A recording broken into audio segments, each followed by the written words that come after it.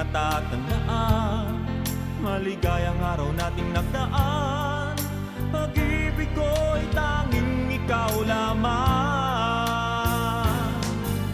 Ikaw lang ang tanging mahal ko sa buong buhay kong ito.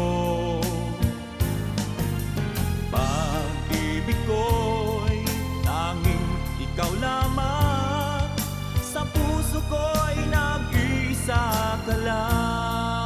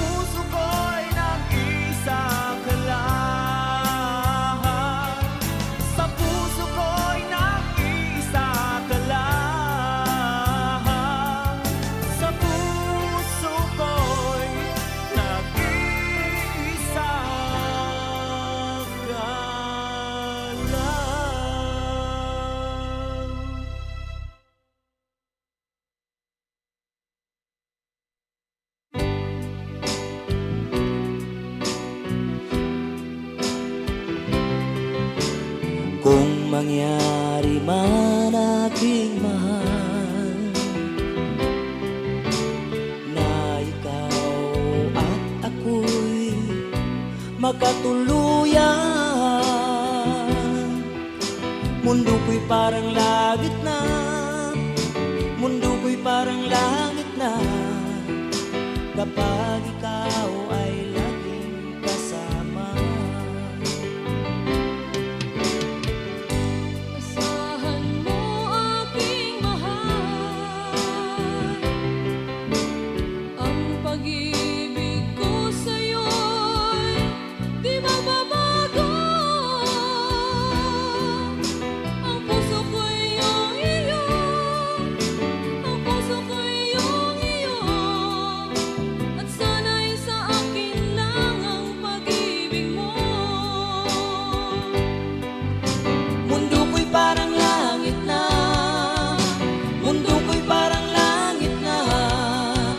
Kapag tayo lang dalawa ang laging magkasama, mundo ko'y parang langit na, mundo ko'y parang langit na. Kapag tayo lang dalawa ang laging magkasama. Kung mangyari man aking mahal na ikaw at ako ay magkawalay, ayoko nang umibig pa, ayoko nang umibig pa. Kapag ikaw sa akin ay mawawala, asahan mo aking mahal, ang pag-ibig ko sa'yo'y di mababago. Ang puso ko'y iyong-iyo, ang puso ko'y iyong-iyo, at sana'y sa akin lang ang pag-ibig mo. Mundo ko'y parang langit na, mundo ko'y parang langit na, kapag tayo lang dalawa ang laging magkasama. Mundo ko'y parang langit na, mundo ko'y parang langit na,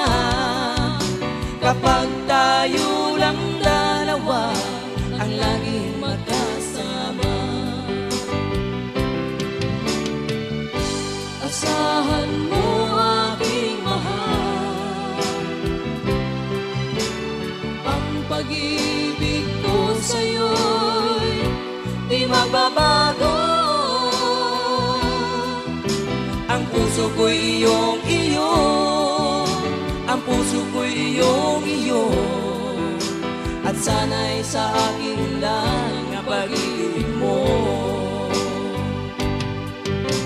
Mundo ko'y parang langit na, mundo ko'y parang langit na, kapag tayo lang dalawa ang laging magkasama. Mundo ko'y parang langit na, mundo ko'y parang langit na, kapag tayo lang dalawa ang laging magkasama. Kapag tayo lang dalawa ang laging magkasama.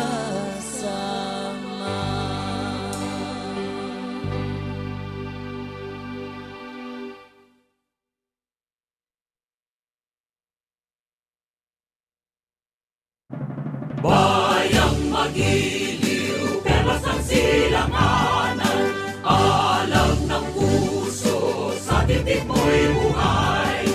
Lupang hinirang, duyan ka ng magiting, sa manlulupi, di ka pasisingil. Sa dagat at bundok, sa simoy at sa langit mong baghaw, may nilang ang tula at awit sa paglayang minamahal. Ang kisap ng watawat mo'y tagumpay na nagdidikit. Ang bituin at araw niya kailan pa may magdidilim. Lupa ng araw ng warangit pagsikta, buhay ay langit sa piling ko. Aming ligaya na pag may mamapit, at mamatay ng dahil sa'yo. Morning is fast approaching. Let us awaken to the dawn of the new day with God as our constant guide. God our Father, may you grant us wisdom in our decision, courage to rise from all our mistakes, devotions to our duties, and gladness to share and cooperate for the good of our families and our community.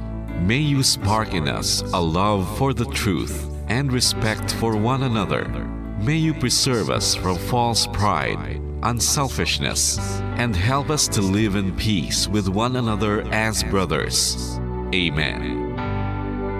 Good morning. This is radio station DYWB, now signing on. DYWB is a commercial radio station owned and operated by the People's Broadcasting Service Incorporated. as authorized by the National Telecommunications Commission. DYWB operates daily from 4 o'clock in the morning to 11 o'clock in the evening on 630 kilohertz with a power of 10,000 watts. DYWB is broadcasting from Bacolod City, Republic of the Philippines. DYWB is maintained and operated by the following personnel, duly licensed by the National Telecommunications Commission. First-class radio telephone operators. Joselito Pagayon, Chief Technician with license number 94-1PVI-12314.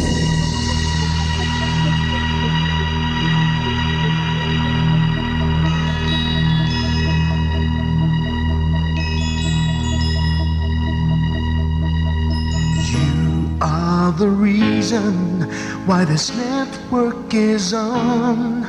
We're standing together, so loud and so clear. And on your radio, we air not just fun. We're here for you with our great big helping hand.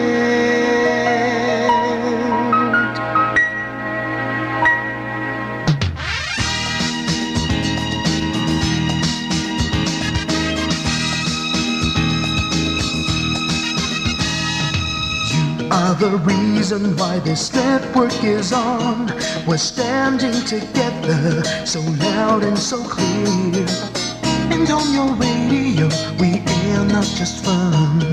We're here for you with our great big helping hand. We have the power to tell the truth without fear, with favor to no one. We stand as one. Turn on your radio and stay where you are. Listen to the Bombo and we'll take you near or far. We are here to speak the truth and let you know we are here for anyone who needs a helping hand. We are here to find the way to freedom and peace, justice for all, make this world a better place. We are the CBS, the NBN, the PBS, Bombo Radio Philippines. Listen to the voices with no acts of arrogance, with candor and politeness. We are pledged to everyone. We dedicate ourselves, our fortunes, our lives. No matter what it takes, no matter what is sacrificed. We are here to speak the truth and let you know we are here for anyone who needs a helping hand.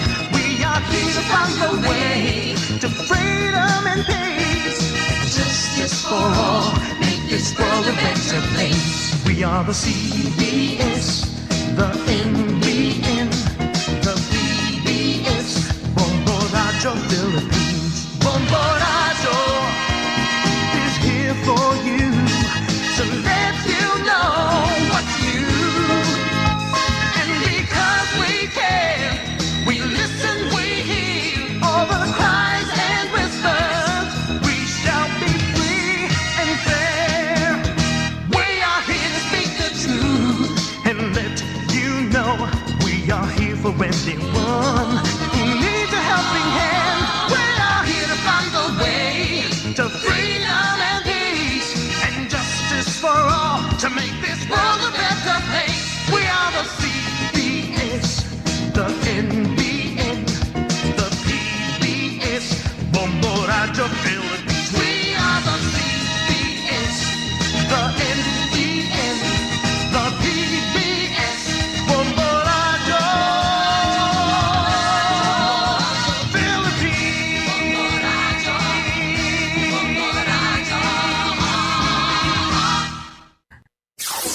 Limang dekada nang nagtataguyod ng katotohanan. 5 dekada nang nagtatanggol sa mga mamamayan. Patuloy na nagsasaliksik at mabilis maghatid ng mga balitang siksik at malaman. Patuloy na nangunguna sa mga issue, drama, promo at serbisyo publiko. Ito ang Bombo Radyo Bacolod, ang pambansang radyo ng Pilipinas. Fast Paradyo Bombo! Bombo Radyo Bacolod. #1 Fast Paradyo Bombo!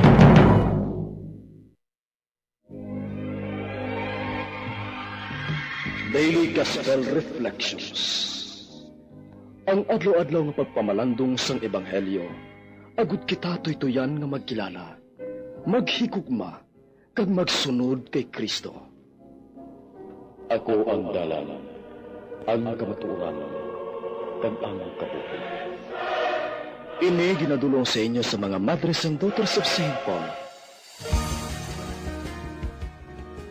Maayong adlaw mga abyan ko sa kahanginan kag sa aton mga tagpalamati. Kabay nga ang paghidait kapag igugma sang Dios magpabilin sa aton sa sining adlaw sang Sabado sa landong sang mahal nga Birhen Maria. Magamba sa Ginoo sang bag-o nga ambahanon, magamba sa Ginoo ubog-os nga duta. Ang kadungganan kag pagkahalangdon yara sa iya at tubangan, ang kusog kag katahom yara sa iya santuaryo. Mga muyo kita.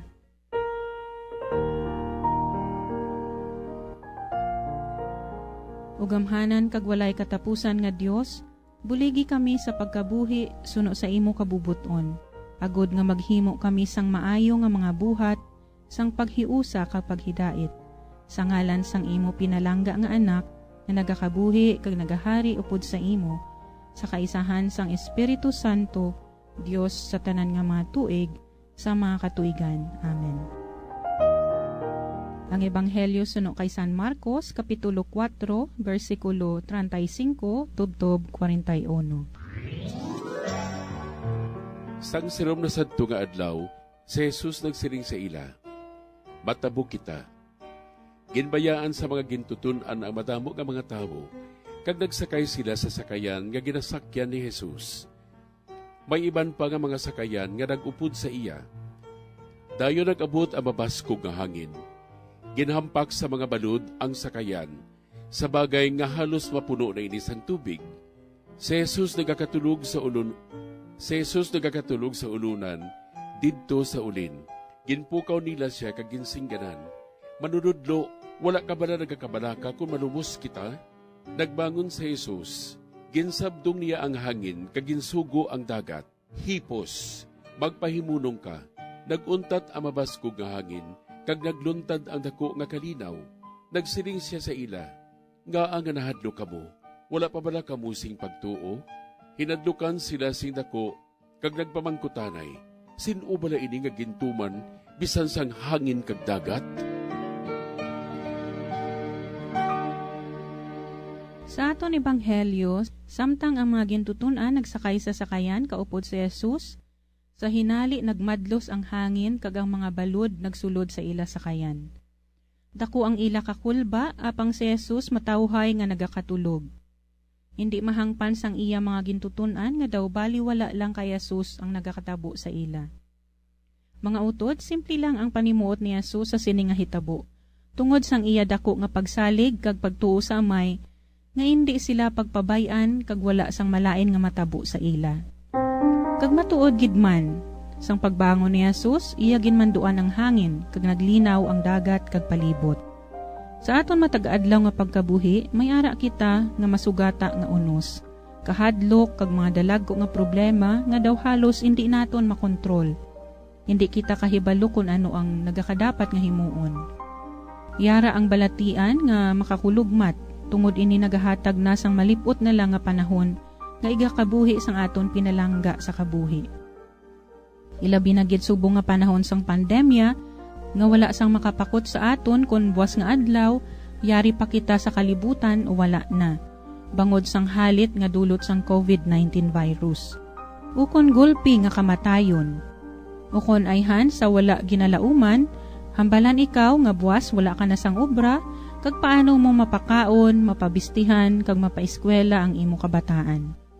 Ukon ang pamilya nagabulagay tungod hindi tampad ang mag-asawa sa ila ginsumpaan sa kasal. Kag madamo pa nga listahan sang unos nga nagahalit sa aton pagkabuhi. Natural nga reaksyon nga kasubong sa mga gintutunan ang aton mangin panimuot. Apang ang siling sa aton ni Jesus, I am with you always until the end of time. Amo nga magsalig kita sa iya nga pulong. Magmangin mabakod kita kag magsalig sa iya. Ang mga problema naton wala ina sa gahom ni Kristo. Ini mga paghangkat lamang agud mapalig-on pagid ang aton pagtuo sa iya kag agud magsalig pagid kita sa iya bugana nga grasya. Sa akon personal nga eksperyensya sa mga oras nga damo man ako problema, instead nga magreklamo ako sa Ginoo kun nga aginhatag niya ang mga ini sa akon pagpanglakaton, akon ginatinguhaan nga mga muyo sulit-sulit sang pangadi nga himaya sa Amay kag sa Anak kag sa Espiritu Santo subong sa ginsuguran karon kag sa gihapon sa mga tuig sa mga katuigan. Amen. Kun akon ini ginapangamuyo sa piyak sa akon mga pagantos kag problema, nagabatsyag ako dayon sang katawhayan sa akon tagipusoon. Pangod lakip sa sini nga pangamuyo, akon ginasurrender ang tanan nga pwede matabo sa akon kag sa akon mga concerns o kon problema nga initanan pagbuot sang Ginoo kag wala sang matabo sa akon nga indi para sa akon kaayuhan. Kabay pa mga utod sa pihak sang mabalod naton nga pagpanakayon sa baruto sang aton pagpanaksi sang aton pagtuo kay Kristo, indi kita madaog sang kahadlok. Busa, magsalig pa kita sa gahom kag paghigugma sang Dios para sa aton. Mga abyan, tub-tub na lang anay kita diri. Akon gid ginapasalamatan ang tanan nga Pauline cooperators, collaborators, benefactors kag tagdumalahan sang sini nga istasyon. Kung gusto ninyo iupod ang inyong mga intensyon sa amon pagpangamuyo, ipadala lang ninyo ini sa Pauline's Media Center, Bacolod, 29 Corner Henares, Hernaez Streets, 6100 Bacolod City. Daughters of St. Paul, Iloilo, E. Lopez Street, 5000, Haro, Iloilo City. Telephone number 320-9487 o mag-text sa 0943-54-10771. Sa ngalan sa mga madres ang Daughters of St. Paul, ini si Sister Nina Lorilla. Kabay nga ang paghidait ni Kristo, nga amo ang dalan, kamatuuran, kagkabuhi, magpabilin sa inyo tanan.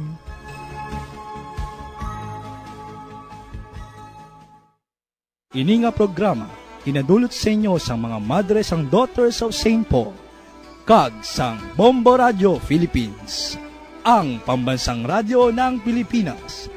Basta Radio, Bombo!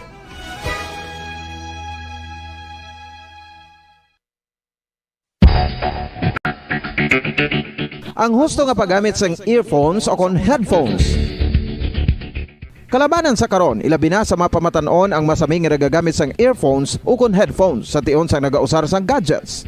Apang, ano bala kalawig ang aton paggamit sang earphones kag headphones? Nakahibalo bala kamo mga kabombo nga ang tuman kalawig nga paggamit sini ang makatugas ang ear noise o kon acoustic trauma?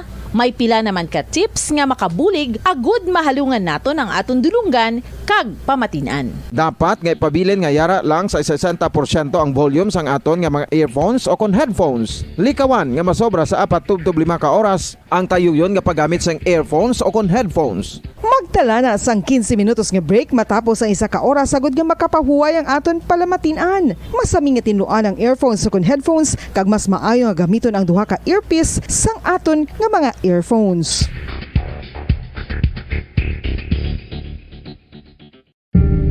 Tips agud malikawan ang insomnia.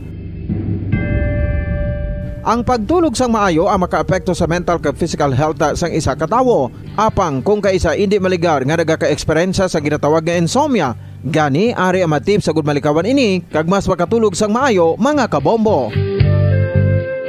Kinahanglan nga pareho ang oras ang imo pagtulog kag pagbangon kada adlaw agud maset ang imo nga body clock. Kun adlaw, mas maayo nga buksan ang mga kortina agud makasulod ang kasanagon, paglakat-lakat kun aga kag pag-ehersisyo. Kun gabi, likawan ang mga masanag nga screen kaangay sa mga gadgets kag TV. Limitahan man ang pagkaon kag mga ilimnon nga may caffeine kag nicotine bagod makatuga ini sang problema sa pagtulog. Likawan man ang pagkaon sang madamo, pag-inom sa alcoholic drinks, pag-inom sang madamo nga tubig kag ang pag-overthink antes magtulog.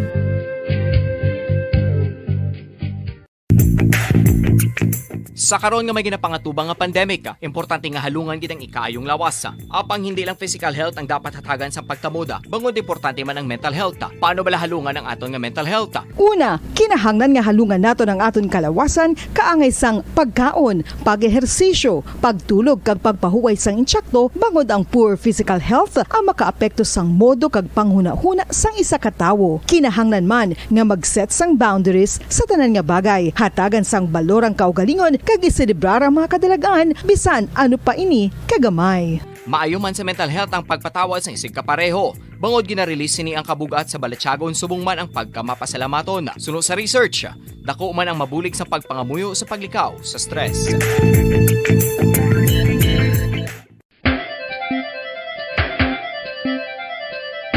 Ang talaba.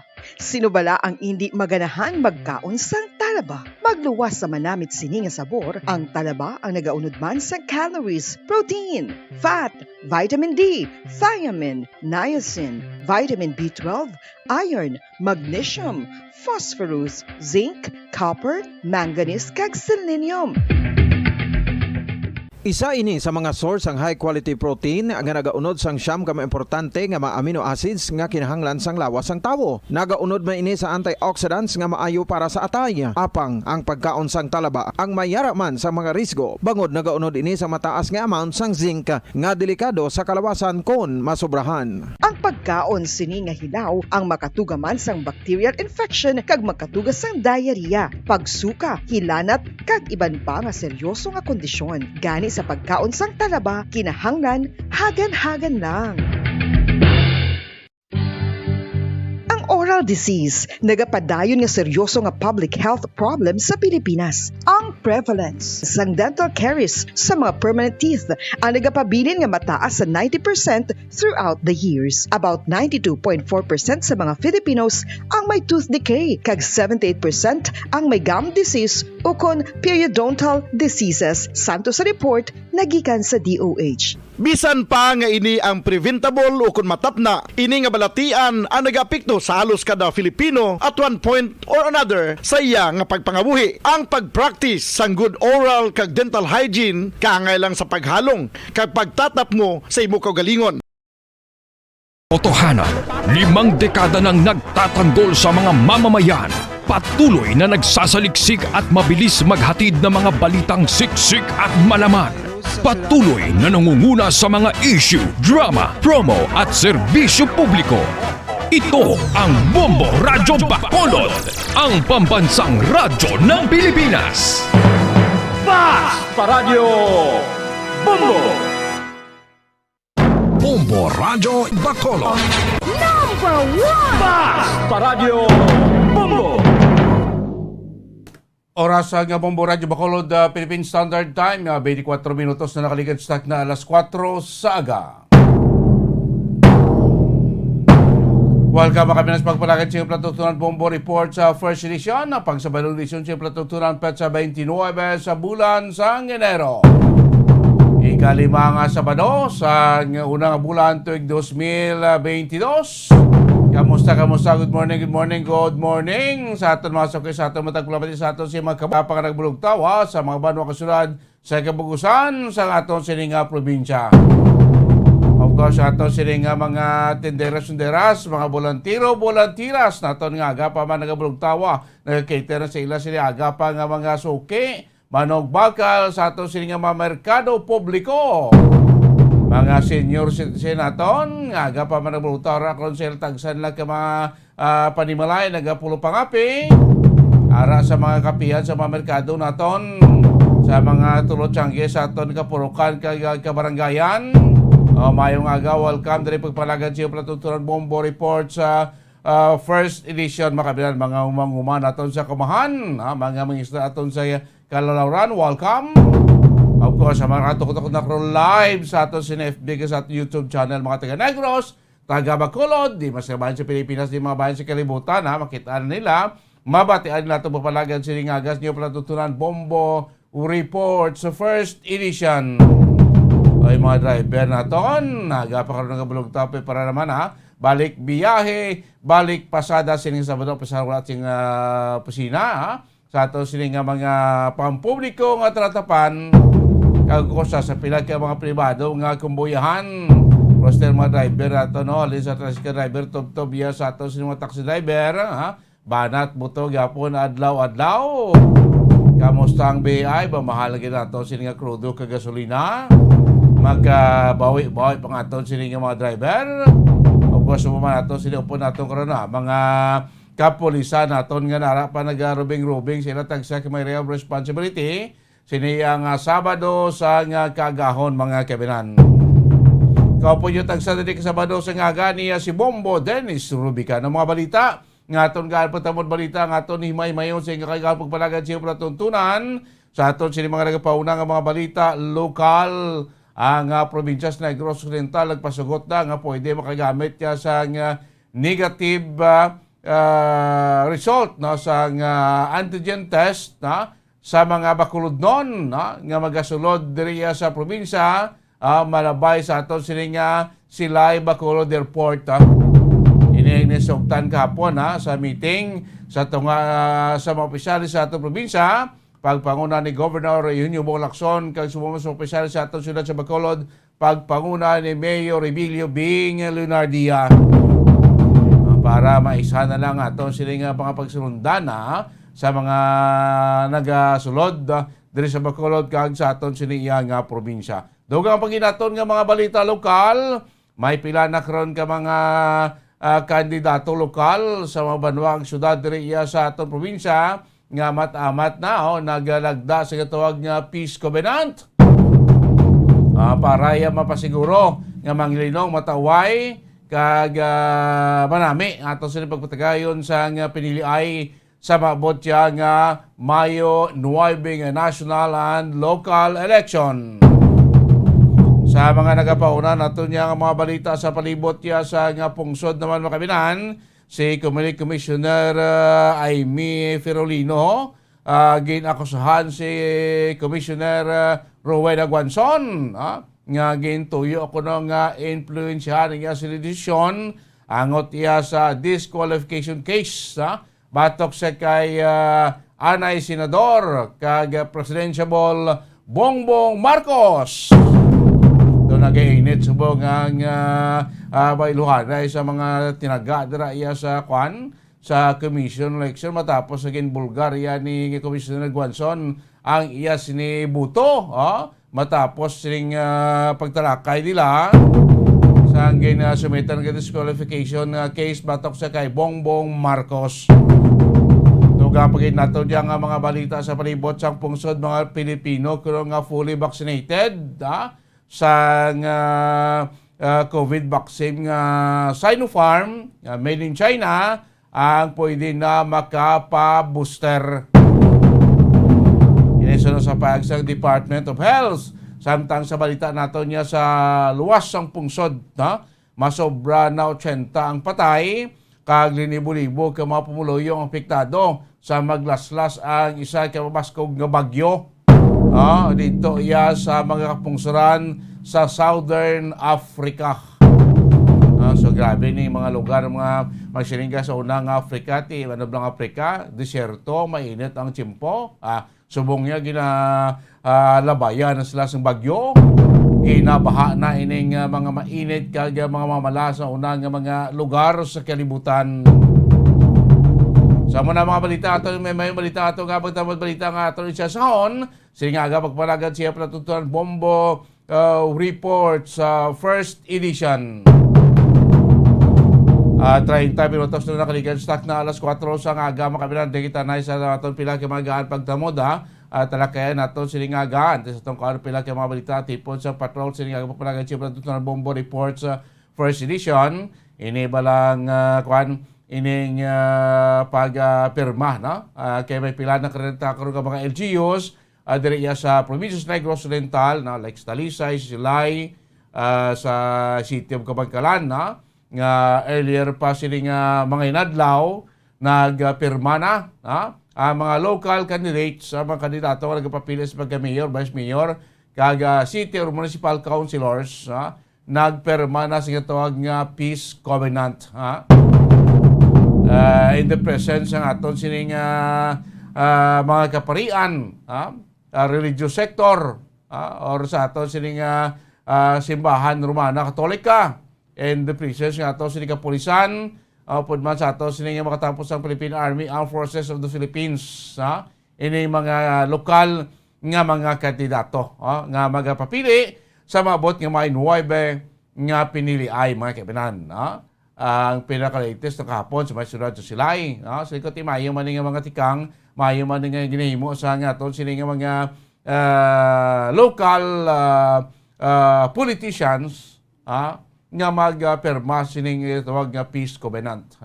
Kay ting purpose man diri nga ma-ensure nga mapasiguro bla nga mangin matawhay tayo yon kag hilway ang atong pagpatagaw niya sa nga eleksyon atong pagpili sa nga mga kakuturan naton nga mo naman tugilan naton sa rinda sa aton paginahom sa panggoberno naton sa masunod nga 3 ka tuig sa lokal nga level kasi sa nasyonal nga level may pili mata sa presidente naton kag vice presidente nga magapungkos sulod sa anom ka tuig kang the rest nga mga membro sa aton sining Senado. Of course, ari man ni ato sining sa lokal ang mga representative naton mga kabinan, mga congressman naton, daran naton mga gobernador, vice-gobernador kag board members mga kabinan. So maayo ning atika karon gidadayaw ta ning temprano pangatikang sa aton sining mga local politicians nga may kaangay sining mga pagpirmahanay signifying sa ila sining intensyon nga mismo sila nga magapapili sa mabot nga May 9 2022 national local election, mas sinita, may ara sila intensyon. Nga ti himuon ta nga mangin fishbowl no ining nasabit nga panilay kasabagay ti kung tanawon ta diri sa Negros, diri sa Bacolod, no? Doy man ta history gidabi, sa nga violente nga mga maragta sa aton pamulitika, magluwas sa pila ka mga instansya sadto, no? Kay pinaka-latest wala naman atong 2019, nga eleksyon naton tong sa Moises Padilla nga may mga silente sa nga mga pagpangambos, silente sa mga pagpinatsanay nga kumali dumanting Moises Padilla ipedalom sa Command Control sa nga 2019 na aton nga eleksyon.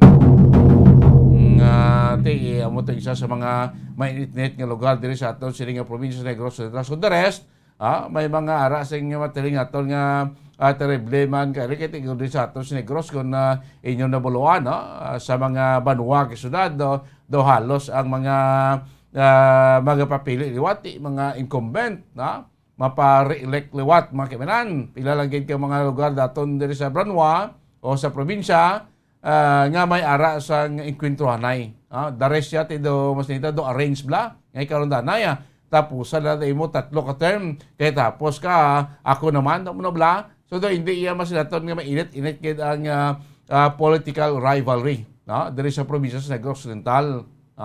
Sa pila lang guro ka lugar ti subong bala naton sa pila ka mga lugar like sa 5th district dira may pila dira ka mga banwa at syudad nga may mga pag-ikwentruhan na gid sa iba niya ti duway naman lang gani kay ti mga nag-enkwentro sa mga incumbent mapa-re-liwat mapa-re-elect liwat ti do hindi man siya gid kilala be kay mabaskog yang kandidato.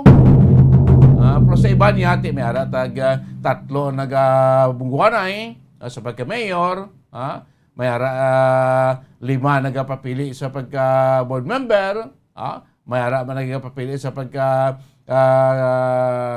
House of Representative member kung congressman, nga ara mga bunguanay may tag 3-4 man ka mga kandidato. So ining signing sang piso kombinasyon negoto ti do pila naman ka eleksyon ginimo ini sa aton nga mga politicians especially sa lokal nga level nga nagapirma nagapatikayon sing kaangay nga matikang of course is naton ti ari diri aton PNP, ari diri aton armed forces, ari diri aton nga religious sectors kag iban pa nga mga sektor sa aton syudad nga may katuyuan nga mangin malinong kag mataway ang aton sili palaboton niya nga election mga kabinan ti diri sa syudad sa Bacolod wala naman ang mabaskog nga mag-ikuntrahan ti duwa ka madalag ka mga personalidad ang incumbent mayor subong si Mayor Bilio Bignordia kag ang Arayto District Congressman Albi Benitez nga mo ning mas netan mabulubaskog nga bungwanay sang duwa ka mga kilala nga mga leaders diri iya sa probinsya sa Negros Occidental tiambot san pa sila mapirma sa ginatawag nga peace covenant para at least isa-isa sila magkahatag man sa assurance sa aton sini nga mga bumuluto sa aton sining mga pumuluyo nga committed sila despite sa mas nato mabulubaskog nga inkwentrohanay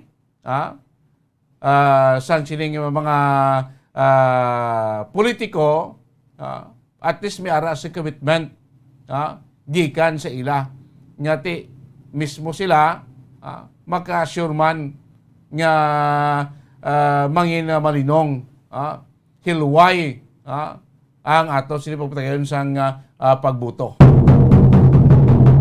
Dasig lang makabila sa Martes, pizza 1 na kita sa Febrero, sa pizza 8, so good na kampanya for the national level. February 8, so good na kampanya for the national level, makibanan. Dasig lang. Pagka March, so good naman aton nga kampanya para sa aton sa lokal nga mga kandidato. Pilahol naman lamang inadlaw makibanan. Para sa ato na maabot nga May 9, national and local election mga kabinan. Mas nito lang ati hindi lang sa lokal nga level pa siguro ito na. Kaya ting politika gilo ni. After sa May 9 nga eleksyon, kung sino di ang mapulsuhan, kung sino di ang mapilian, mayroya sa mga pumuluyo, mo naman siya madala sa rinda sa panggoberno sa ato sini banwa, syudad, probinsya, sa ato sini nga pungsod mga kabanan. Ay bantiti, kung surtihon ti mapilian ni Wat, kung di malason ti pawais ba nga, kasi may mga bago naman ta mga personalidad ang mapilian sa ato sini nga poderoso nga mga bumuluto. Ay ti sige po despite sining kinabuligal or mga kuntuhan ay sa aton nga mga leaders, still kita gyapon nga bumuluto yung mga desisyon kung sino aton luyag nga ibutang dira sa renda sa aton sini nga panggoberno. Na pinaka-importante nga mapasiguro ta lang nga wala iya sing mga maduguon nga mga insidente, mga makahas nga insidente nga magaluntad nga magaula sang dugo sang isak Pilipino sa sining aton na palaabuton nga pinilay mo ganang aton sining gobyerno, aton sining PNP, aton sining AFP, Di mo na gina-insure nila po sa aton sining Comelec, sa DILG, kasi iban pa yung nga sa aton gobyerno nga napasiguro subong pala dahil kita mo yung mga regular na mga joint peace and order council meeting sa in between sa aton mga concerned government agency para ginaplano na ginatanaw kung ano nga mga lugar ang posible makonsidered nga mainit ang politika or mga lugar nga makonsiderar nga areas of concern mga kabinan para matutukan sa aton sini nga EFP kag PNP mga kabinan.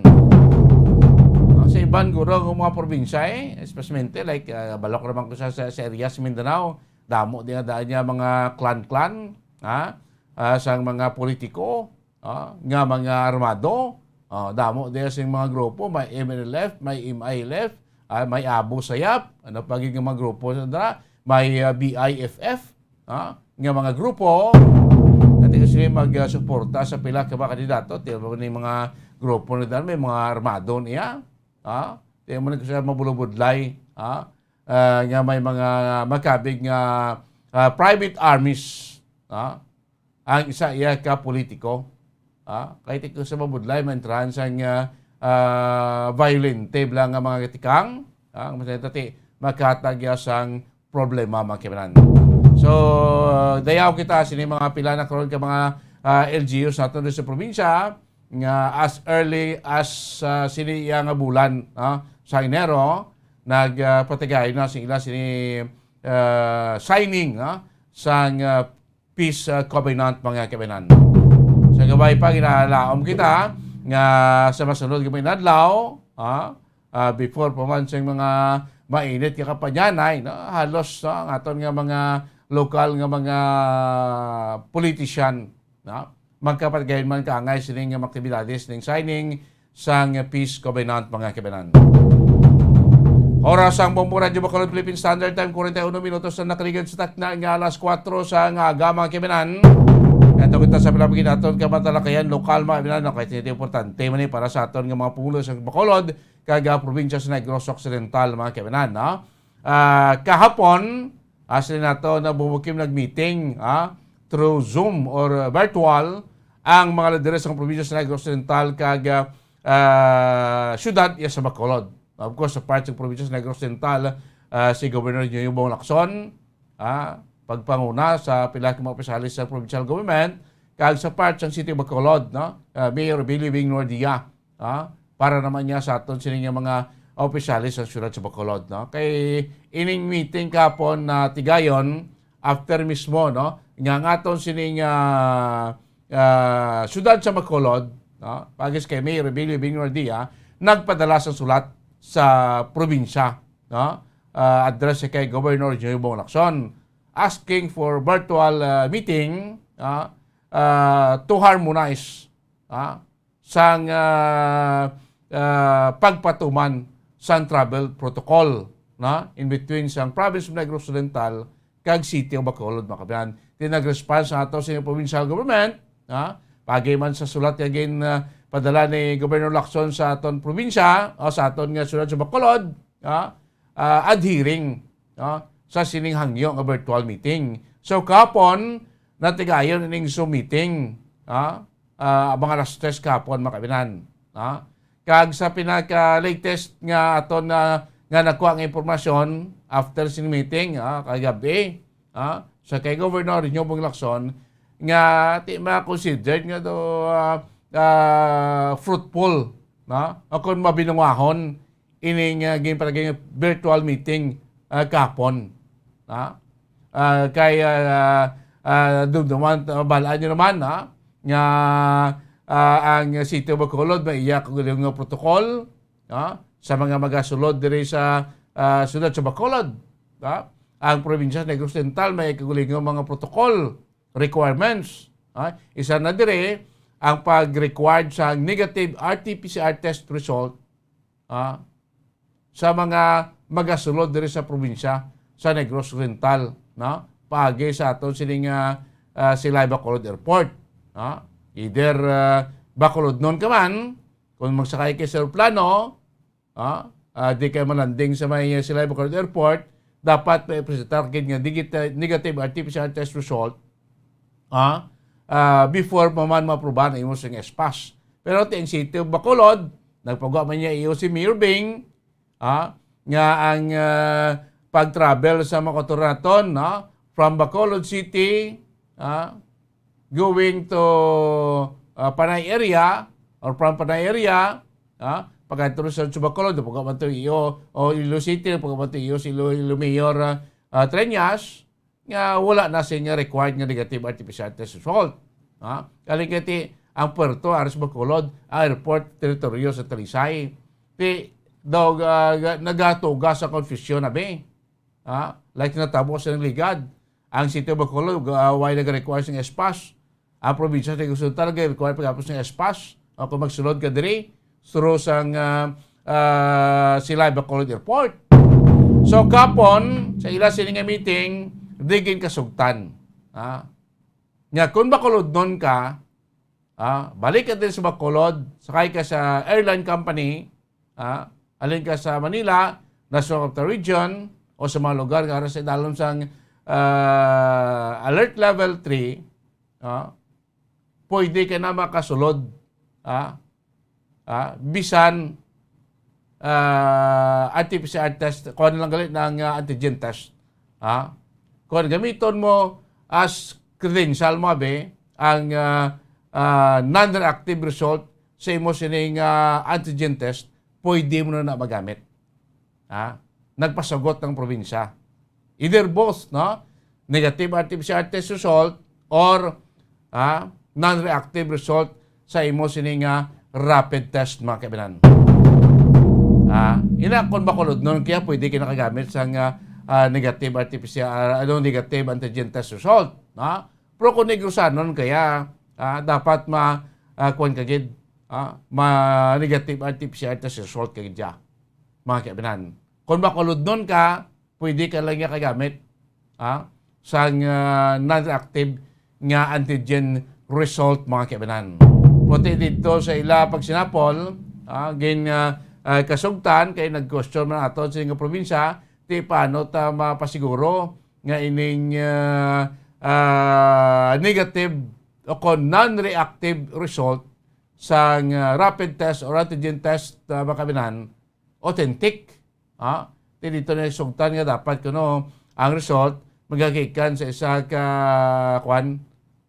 recognized nga laboratory. Amo nang gikasugtan to. Kahapon, tingko timayo man ni at least daw wala na siling tablang konflikto gid. Kung sa'yo nakakaipit aton sining mga travelers mo, nagkakaipit aton mga katuran nga nagabalik diri sa probinsya sa Bacolod. Sa sining daw hindi ta magsanto bilang magkatuway nga travel protocol sa syudad sa Bacolod kag probinsya sa Negros Occidental. Makonsidera siguro nga it's a win-win solusyon in between sang probinsya kag sang syudad ya sa Bacolod, ining na isugtan nila kapon. Kaya ang probinsya, may harap man karon nga offer, nga magalibre man. Sing, abi kung hindi ka makakwan, hindi ka kakwa dito sa imo antigen test result, huwag kayo nagbayad. Pero gusto mo mag-travel ka dire, po sabi, isa ka mong pamilya, walok mo pilog, ti isipa bla, magkuha ka mo antigen test isa, mahal-mahal man mo. Mas mula baratol na yung rapid test, ako na antigen test, sang sa RT-PCR test. Di kung hindi kaya kasarang, aging kasugta mo ito kagapon, nga ang probinsya, amo ang magapatigayon sa imo sang rapid antigen test upon arrival diri sa airport. Ang probinsya magasto. Libre. Mga kaibinan. Pero dapat kuno indicate mo sa imo sin ispas, nga willing ka magpaidalom sa antigen test upon arrival sa Silay Bacolod Airport. Probinsya matest, huwag bayad, libre. Probinsya sa nagkusunta lang sagot sa Malayran. Ito ko namin mga ganito, kung sila nag-aang panay, nag-estoryahanay, ang aton nga mga lideres, dahil hindi kita magsiling ang problema kita. Despite siling pandemya naton karon, mamala ng punto mo. Kung may harmonia, bla, in between sa mga lideres naton, why yung problema? Kung ito ka namin lang, biskan may pandemya kita, biskan may hugot-hugot kita nga protocol sa aton sinipag-biyahe, pero kung maghampanay lang mga lideres na, kung ito mga maslinta, kanami, bla, hindi magtalang-talang ato sining mga kauturan nga nagabalalik diri sa aton probinsya kag syudad iya sa Bacolod. Manang manami nato ng negatibo o kung na positibo nga resulta kung may ara sang pag-inistoryahanay. To solve sa isaya ka problema sa aton sining pagsinalayo makabinan. Ginakonsiderar man ni karon ni Governor Lacson nga is win-win solusyon sa part sang probinsya kag Negros Occidental mga kabinan. Matihan tabla bumukim no ang aton pagpakiangot kagabi sa kay Governor Lacson ang angot no sa ila sini pagsinapol kahapon mga kabinan. So ariwa aton sining porsyon sa pagpakiangot sa kay Governor Eugenio Bong Lacson. Ginto-usap naman kang request ni Mayor Ping na kung pwede, hindi lang RT-PCR, kung pwede man ang another option ang paggamit sa rapid anti-test. At the point of origin. Kasi gano'n, before sila mag-travel, mayaran na sila sa negative result. Whether naman kang request ni Mayor Ping na kung pwede, hindi lang RT-PCR, kung pwede man ang another option ang paggamit sa rapid anti-test. At the point of origin. Kasi gano'n, before sila mag-travel, mayaran na sila sa negative result. Whether RT-PCR or rapid antigen test. No? Yung tamakot namin kung paano natin ma-assure kung tawag sila ng authentic. Or authentic. Kasi habang explain na ito ni Councilor MR na ang test will still be done in a licensed laboratory. No? So may aragapon do dokumento na ipakita na said person nagpa-test ang rapid antigen test kaya amo niya ang resulta. Okay. So ano Japon, recognize Japon sa Bacolod na importante Japon na may negative result no, prior to travel. Susubot silingon still daw sa mga nagasulod diri sa probinsya required po ng negative RT-PCR test result. Ang sa province, yes. Sa province, no? Ang sa Bacolod, pwede RT-PCR, pwede man ang rapid antigen test. Okay. Okay, so final na nasugta na inang aspeto Gov. Effective February 1. Okay, February 1. So sino kayo na ang sa part ng City of Bacolod, sinong nangin ato dito, raman si Mayor Bing? Si Mayor din, si Vice Mayor Familiaran, si Councilor MR, Councilor Cindy Rojas, si Councilor Novero.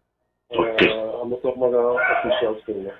Okay, so the rest atong ang part nga bigog nga niya do masulod ang City Bacolod sa one hospital ano sa province anong results tayo do na istoryan. Nastoryahan man pero wala kami nag-commit, no. Although point out ko na ang mga Bacolod doon man nag-a-appeal ng silang service sa isa 911 emergency hotline, no. So gina-entertain man sa province ang mga tiga Bacolod, no. Pero hindi kami ka-commit sa request nila na naka-access sila sa one hospital hospital command system. Kaya may mga Bacolod doon mga nag-admit sa aton hospital sa Pagtiventes sa may provincial hospital sa Silay. Yes. Ever since naman mayroon mga gina-entertain. Except now lang, medyo, because ang latest report is mga 90 na sa mga frontliners natin ang under quarantine. So, medyo affected din na sa kapasidad sa mga pasyente na ating ma-accept, no, sa Teresita. Okay. So, yung nasugtan ta Gov with the City of Government of Bacolod nga still recognizing sa negative RT-PCR test result, no, sa city o sa province sa bigay nga magasulod sa probinsya kag sa city may ati kuan lang na rapid, no. So makabig it is a win-win solution for both ang province and the City of Bacolod. Go Lacson. Yes, because both the province and the city of Bacolod recognizes the need for a negative test, no. So wala either side did not give up on that requirement, no. It's just that na mas dasig ang results ng rapid antigen test kag mas barato, no? So I think ang mga ginareklamo man dito sa mga travelers ato na medyo mahal, hindi lang medyo mahal ang RT-PCR kag subong matugay ang resulta ng gagawa dito sa Manila. Okay. So, pero ko gaba, babot sa ningon ko na lin sa Manila, Bacolod nun siya, masulod siya sa province through airline, pwede siya kagamit na antigen test non-active result, pwede siya? O, siya pa, agigapo na siya sa ESPAS, no? And of course, Bacolod din only access. Kung mayara sila din pakita na negative negative result, no? Whether RT-PCR or both sides recognizes na importante gapo na may negative na ipakita sa traveler. So either RT-PCR test or antigen test negative result pwede na siya magamit sa aton nga airport. Para sa Bacolod na residents, ang province RT-PCR gapo now. Ang sa province is also offering na if you want to save money, i-signify mo lang na you are willing to be tested upon arrival. Okay. So, i-test ang province na pwede man antigens na para mas dasig man ang waiting or mas dasig ang results na magawa na. This is for both, no? Yes. Okay. So last lang ko ba, imulawat nga mensahe after sining meeting natin with the City Government of Bacolod. Go ahead, Gov. Importante nga for travelers is may alagid ka mo ipakita na negative result, no? That you are COVID-free, no? Whether RT-PCR na siya or rapid antigen test. Now, if you cannot afford to have both, no? I-manifest mo lang na upon arrival din sa Bacolod, willing ka to be tested, no? And then the province will test you. Okay, sige. Gabing gabi. Okay, napatian mo kabila, no? Ang aton sinipaping out sa kay Governor Eugenio Bong Lacson. Mo kayo sumatag, ha? Kung makuludnon ka, pwede ka na di ka balik sa Bacolod, agi ka abi sa, hindi lang sa airline, no? Sa airport, kung sa mga pantalan naton, kiti may mga pirma kita sa halin sa Cebu, At si boss mo, di ba, alert level 3 naman gani. Kung bakulod nun ka, pwede kaya present mo lang imo silingan reactive result sa antigen test, pwede na. Saan hindi na RT-PCR, kaya mo nagreklamo, kadugay sa RT-PCR test result, presente ko naling ka sa Metro Manila, baka na mo na nagakuha, kag mahal pa. Pero kung antigen, barato, a matter of tunga sa oras siya, makuha mo ng result mo, pwede mo na magamit kung bakulod nun ka. Kung gusto mo nga di ka lang magpa-swab or di ka lang magpa-rapid, upon arrival, sagot na sa probinsya. No, i-indicate mo na sa imong espas nga di kaya mapa-antigen test or RT-PCR test result or swab test upon arrival sa aton sininga Silay Bacolod Airport. Dito ka namin man mo sininta mag-amon ng solusyon nga madihon ta, both sides agreeable, wising perde, hindi man mabutang sa lalang aton nga mga pumuloy nga nagapuli dire, kaya di man masinita marisgo aton nga health protocol, dito ka okay man lang, pwede man lang kita agree sa isak bagay.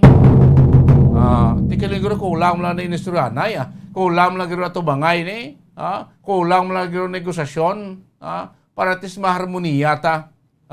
Ang aton sining mapagsalundan, nga sinato hindi makita magka-afekto sa aton sining mga negosanon or bakulod nun, nga magbalik diriya sa aton sining probinsya.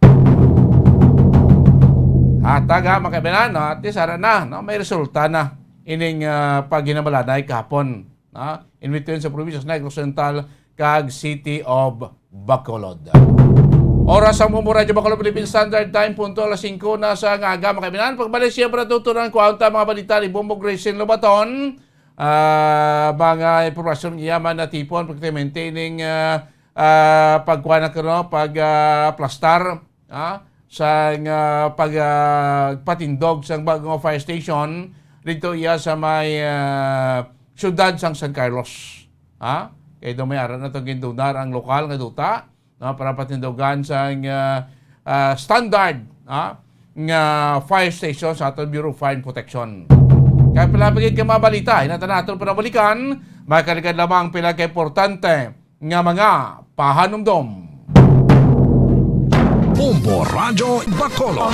Number 1! Basta Radio Bombo! San o ikaw ulihi nga nag-ilis ang sponge nga ginagamit mo sa paghugas sa mga kitchen utensils? Ang kitchen sponge mga kabombo, ang mas mahigko pa sa toilet. In fact, ginpahayag sang microbiologists nga ang mga butang nga ginagamit naton sa pagtino sa mga dishes ang pinakahigko nga bagay sa balay. Sa isa ka pagtuon nga na-publish sa journal nga Scientific Reports, ang spongy bacterial colonies ang mas delikado sa aton ikaayong lawas. Bangod sini, ginarekomendar sa mga researchers nga dapat islan ang sponge kada simana. Ang kitchen ang lugar sa aton balay kung sa diin nagasugod ang mga new bacteria. Bangod sa human traffic kag food preparation. Bangod ang sponge ang masami nga warm, mabasa kag matrace ang old food. Ini ang ideal nga breeding ground para sa bacteria. Suno sa pagtuon, maayong idea nga tinluan ang sponge kada tapos gamit. Apang ginasuggest sa mga researchers nga regular nga islan ang kitchen sponge. Ang kitchen ang lugar sa aton balay kung sa diin nagasugod ang mga new bacteria. Bangod sa human traffic kag food preparation. Bangod ang sponge ang masami nga warm, mabasa, kag may trace ang old food. Ini ang ideal nga breeding ground sa para sa bacteria. Suno sa pagtuon, maayo nga ideya nga tinluan ang sponge kada tapos gamit, apang ginasuggest sa mga researchers nga regular nga islan ang kitchen sponge. Yari na ang isa sa nakapabaylo kag nakabaton sang brand new radio set with AM and FM band kag 1,000 pesos cash. Nagikan sa Bombo Radio Bacolod.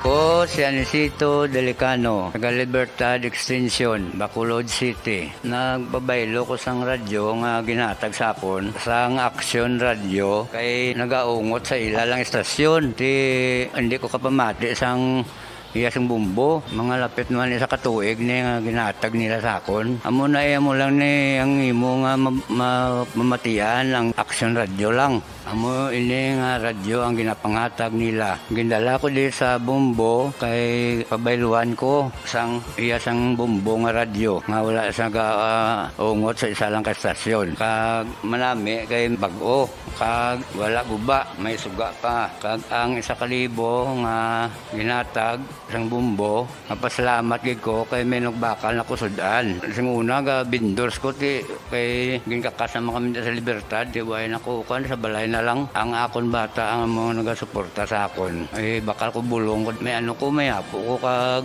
taas akon sugar. Nga pasalamat gid ko sa Bumbo Radio sang ginatag nila nga 1,000 kag ang radyo. Salamat gid. Basta Radio Bumbo number 1.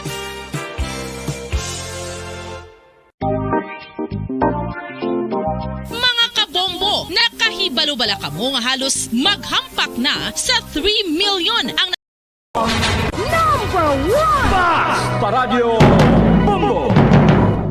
Balik rin pagpalagad siya Platutunan Bombo Report sa first edition. Oras sa Bombo Radio Bacolod Philippine Standard Time. 4 minutos na nakalikan sa na alas 5 sa agad this time. Mga balita naman tipo ni Bombo Grace Lubatan sa Patrol. Kamusta nga ito sininga sa Badaw sang Kagahon. Mabulubog nawang aton sining panahon. Gina daw aga pa may pila ka porso nga nagtupa-tupa ang pagpanaliti mga kabanan. Ang kagipilapagin ka mabalita tipo ni Bombo Grace sining aga. Sa Peklin sa Patrol, Bombo Grace Lobaton. Good morning, Kimin!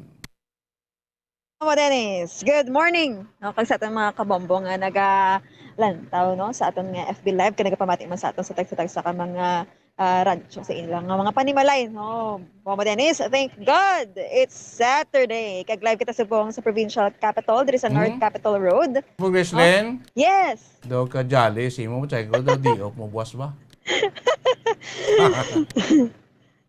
Imo ko mo Dennis. Kamusta kagahon to katugnaw mong no kagahon? Katugnaw gid mo Dennis hindi lang kay daw no kay nagtupa naman ang gamay nga ulan. Makita gid mo Dennis ang mga marka diri mga danaw nga mga gadmay no diri sa atubangan sang Kapitolyo kag sa sulod man mo Dennis no basa gid ang atong diri nga area no sang provincial capital sang Negros Occidental kag subong mo Dennis wala ko tayo makita nga bituon pa no bisan isa diri sa kalangitan no kag may paggalom mo Dennis no posible na gangaton sa mga katuran tigahimos na di wala di mga baligya mo Dennis kay kada gabi may ari na di mo no. Ito mga kauturan, diri ka kaon, diri ka panyapon, diri ka bakal sang ilang mga kalanon kung tupa na ang oras bisang alas 11. Yes, so hagang yung atong mga utod nga nag-obra diri sa isa ka BPO company, ti dira naman mo Dennis ka break bala, no, para nga maka-stretching man, makalakat-lakat pa.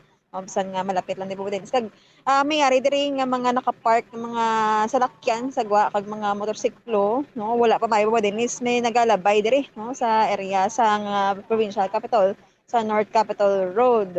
So tama pagid kaga kag Sabado man sa mo Dennis no atong utod nagapahuway.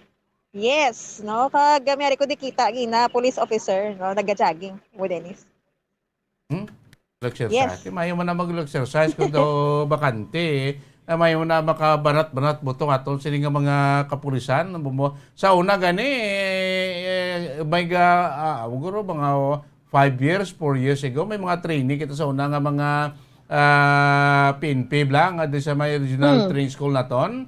Ay sa una, kagahon ka, labay na sa tubangan at stasyon to, jogging, galibot, gurubot, guro sa regional training school malibot na sa Pasig Provincial pabalik dito pila kilometro nga dana ang imong joggingon at part na sa ilang physical conditioning Bombo Graceland. Yes, namin na mo Dennis kay tingob sila bala no ka jogging. Hindi gina isa lang nakita ko isa diri sa mga kapulisan nga na-assign sa Bacolod City no nagahay siya Bombo Dennis kag makita mo na gid nga ang malhas siya, no? Natululo na gid, no? Ang ibang diri nagalakat na naga-walking karon pa ni jogging yung mga Dennis, no? kalabanan diri nga nagalibot kada adlaw yung mga edad na ang iba no pud pa ilang mga bata pero hasta lang sagwa kay madumduman ta bawal di magsulod no ang mga minors no diri sa Lagoon no sa gwa lang sila ang iban wala man dala sang vaccination card sagwa naman nang galibot-libot no sang Lagoon kay gina-check gid sa atong gwardiya ang mga taong gasulod di Bobodenis kung naka proper attire bala no sa pag-jogging kung sa pag-exercise kag kung may vaccination cards nga dala Bobodenis. Okay, do ka namin subong sa aton nga palibot sang syudad no masanag daway kita sing malawig na daw pila na kadlaw daw kita sing power interruption nami kun masanag takag aton nga mga poste bumugresling kun makita andam lang well lighted aton nga mga dalanon gasiliga mga poste naton. Daw di ka man matahap magguwa sa balay mo kag maglakat-lakat lang mag-jogging mo walking kung masanag ang palibot no di ba mo Gracelyn? Yes, Bobodenis check to gina no muna tawag nga isa sa mga crime preventions tawo Bobodenis no. Pudante aton sa nga syudad aton nga mga lugar diri bala no sa Bacolod City dapat nagasiga gid ang mga poste kay naniga daan wala mo nga mga poste ang wala na Bobodenis nagasiga nami ni kay secured ang atong mga kauturan especially sa mga nagaubra bala kag nagapuli na kung gabi Bobodenis. Speaking sa nga poste nagasiga tigaw kuang ko magro attention bumugresling sa nga LGU sa Talisay na kay sa ila sini nga area mismo sa may ning pagwa na bala sa syudad, no? Haling ka sa Talisay, abi pa norte ka, going ka Silay, pagwa mo na paglapaw mo na sa may Bangga 12, kadto ko na to pag-going ka na sa boundaries ng Talisay kang Silay. Ang highway daw ay kasigang poste, but anong rason sila? Linggo ba si pagbagyo, bala may mga nagkala kakas nga mo connection ka, way pa daw makuan, way pa man oni, mapang checkya, so ginatawagan ta, ang lokal nga gobyerno sa Talisay, nga check naman na kati national highway na, Yes. may nagalabay din nga mga commuters naton 24 oras na dapat masanag para ma-avoid ang krimen kag ma-avoid ang aksidente Bumbo Gracelyn.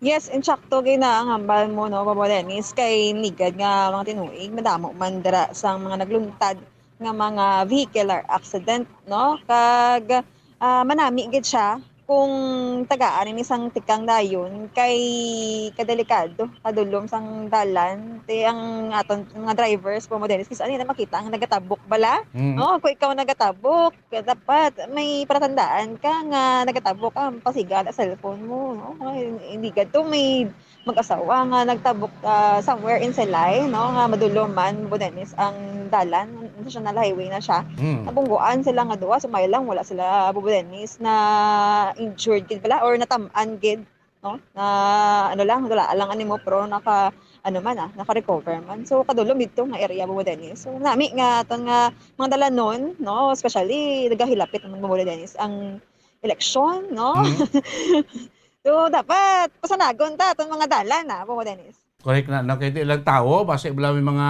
obstacles sa dalan wash out nga tubo or may mga bato or may mga sapat na may mga ido nga aras na lang kag mabungguan o balati kung ga motor lang Bumbo Gracelyn duwa lang roydan na mo ido lang na bungguan mo po matumba ka man sina okay lang na kung apat roydan sa lakyan mo kiti hindi ka maano pero kung ga motor ka bisan ido na correct ko sa tugaplak man mo.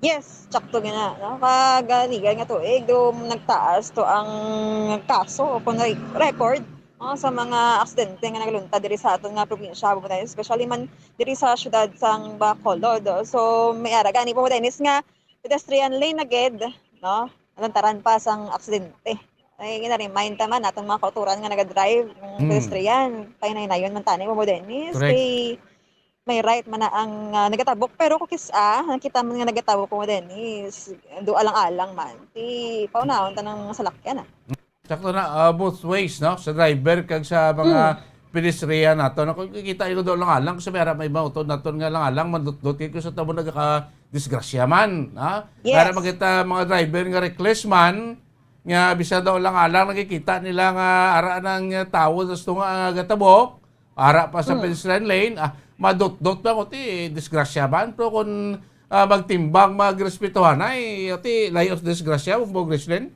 Yes, sakto gina kag sa bulan sang Enero diri sa syudad sa Bacolod, Bobo Dennis, duwa na ka mga tigulang ang nagkalamatay no sa vehicular accident na tabo mismo sa pedestrian lane pa. So amo na no gina-remind ta again nga mag-drive kita safely kag para nga safe man ang mga utod ta nga nagkatabo kag kita nga nag-drive mismo kag kung may mga ambulance wala Bobo Dennis no mga sakop wala nga mga salakyan mga ambulance, mga fire trucks. Hindi gid magpagaso-gaso tabok kay may arap kilala mo Dennis na kalangan siya nagtabok siya nga ang ambulance kay malusot may lang wala siya na salawid.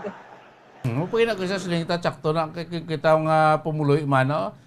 Magrespeto mangita sa mga naglalabay sa lakyan kita mo ang purpose kani kinabutangan na sang wangwang o sirena ang aton nga mga emergency vehicle para layo pa maalerto na kita nga may malabay nga fast-moving vehicle mo na nga may sirena sa gawangwang sa pa-alert sa mga driver paigad ka sa mga pumuluyo no paigad ka gaan priority kay madasig lagad sila kay emergency natin kay kusati bumudi kakto observation Bobo Grislin mo nga iba niya kita laga layo pa gawangwang na gasiga na brinkler sa mga emergency vehicle, fire truck, ambulance, may ngagaw pa yung tabok mo. Tiga sa, dasig dan laga na kung malangalan, nabi ka di ka prino, kung ti, disgrasya ka.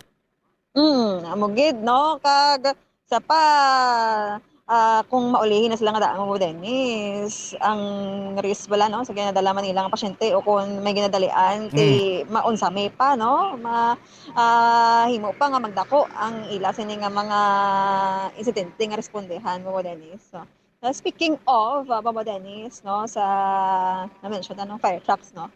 Diri sa syudad sang San Carlos, no, dito sa norte nga bahin, no, sa aton sining nga probinsya, miyari kita nga good news, no, dito sa mga taga San Carlos, especially Bobo Dennis, kung madumduman ka sa nagligad nga mga sa ligad nga tuig no 2021 fresh pa sa aton tatlo ka mga kabataan nagkalamatay tungod sa sunog no Bobo Dennis kag mayara man tong na-record man sa San Carlos City nga dako man ang damage no sa pagkasunog dito sa isang barangay pero wala siya casualty no ang ulihi lang yung tatlo gid nga mga kabataan ang nadlaan sa kabuki no so Bobo Dennis miara no sa nga ginatawag nga donation no sa aton sining Bureau of Fire Protection sa San Carlos City halin sa local government unit. So Bobo Dennis wala pa ni siya construction no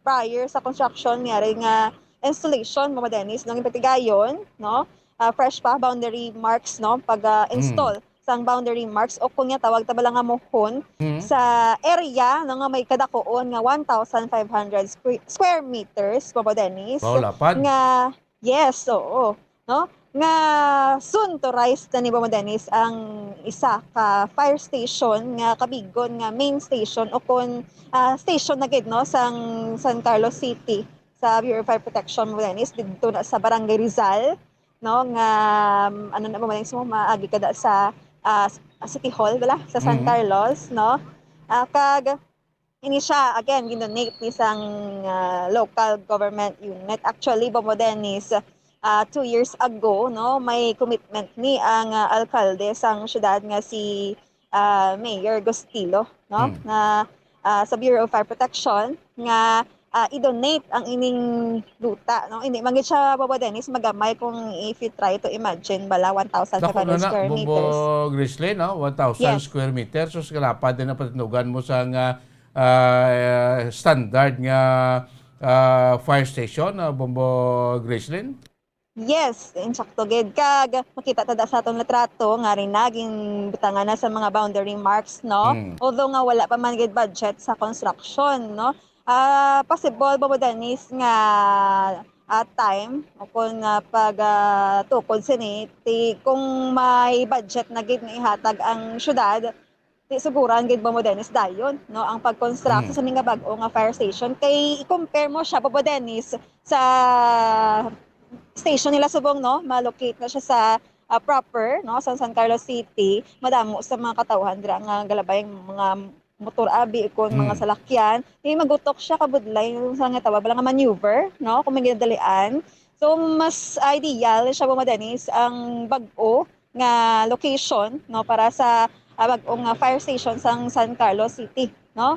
Denis, hopefully no hope man ining si Fire Chief Inspector Vency Jojo Aldiguer Denis nga kabay pa nga matigayon ang budget for construction sini nga tuig kay para nga maka-operate naman sila kag ang daan to o kun ang ining station nila subong no himuon nila Denis nga substation kag tagaan or binlan sang fire truck bisan isa lang Denis. Okay, kaya lapad man ang City of San Carlos, Bumbo Graceland mo siguro. Ining budget, sa atin ng bulaan, ang budget sa pagpatukod sa standard ng fire station, daw mo na yung budget ang Bureau of Fire Protection. Kaya daw mo sa mga procedure mo, sa natin nga PNP, Bureau of Fire Aton, kung may ara lokal nga i-donate ang sa LGU, nga patindugan sa standard nga police station o fire station, ang budget sa pagpatukod sa construction na halin na sa national, no, sa Bureau of Fire o sa Kwadman, sa sa PNP. Sa mayon kung ara na sigurado na duta, siguro hindi magdugay pa nga mabudgetan sa ato na National Bureau of Fire Protection Office, no, nga baka patindog dira sa ginatawag nga standard nga fire station sa may City of San Carlos, Bumbo Graceland. Yes, kag isa ini sa mga requirements man Denis no tanan nga fire stations or tanan nga lugar diri sa pong sa Pilipinas amo giniyang gina-require. So gapati ko nga ini siya madugayan no kag matigayon sa ni nga tuig Denis kay bulan pa natin sa Enero. So pila pa ka bulan na nga pwede na masuguran ang ining construction sang bago nga fire station sa San Carlos City. Denis pamatian ta ang pahayag sang Fire Marshal sang San Carlos City Bureau of Fire Protection nga si Chief Inspector Vency Jojo Aldiguer. Bali, 2 years ago pa nga commitment ni Mayor sa Bureau of Fire kasi dira nga area, yasang LGU na nga area. Nag-commit na siya sa jail at sa fire sa ibutangan sa station natin. So, bali last year, nag-execute sa deed of donation between Mayor kag kay Regional Director namon. Muna nga sigayon siya. Okay. Pero na siya, sir, ang measurement, sir? 1,500. Square meters, no? Square meters. So, malapad na siya, sir? Tapos, subong gina-process namon sa Bureau ang funding for construction of typical fire station. Kung i-compare mo siya, sir, sa inyo, dara nga ginamtangan as inyo nga office, gidya, lapad ni siya? Mas feasible na siya siguro. So, sa kay daw crowded, daw subong kayo may mga damo, damo bala galinabay. So, pagutok na para sa fire truck natin, bisan sa pag-maneuver, parang babudlay na. Sir, saan ni suguran batindog, sir? Na-approve na ang budget niya for construction, suguran din na yun. Tapos, ang daan doon ng fire station, muna mo ang substation ng Japon. Bali, butangan ka na Japon, truck ay ara sa tungagid sa aton nga siyudad, dito yung main na tong station. Ano mo sir, ang distance ang daan sa patindugan nyo ninyo? Pila ka kilometers man, sir? Lapit lang man siya kay accessible da ang City Hall. Isa lang man ka alagyan na da. Dojo tayo naman diferensya niya kung City Hall ang basihan natin nga distansya. Sang subong nga fire station kag sa duta nga lab donated. Sa imo nga pag-estimate, anong mga possible nga bulan or tuig nga mausar yun na siya patindugan nagid siya kag magamit niyo nagid bala, sir? Hopefully, ma'am, this year ma-approve ang budget. Kung ma-approve ang budget, hindi na magdugay nga maka-estasyon na kami. Pero kung wala ka na-approve, wala pa. Kasi makikita na sa DBM mo. Request pa na naman sa DBM. Depende na sila kung paano nila ang process.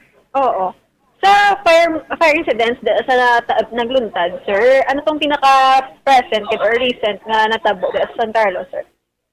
Ang pinaka-last namon nga fire incident atong sa Truso. Oo. May casualty, tatlo. Tong mga bata? Oo, tatlo ko bata. Oo. Pero sir, sa mga...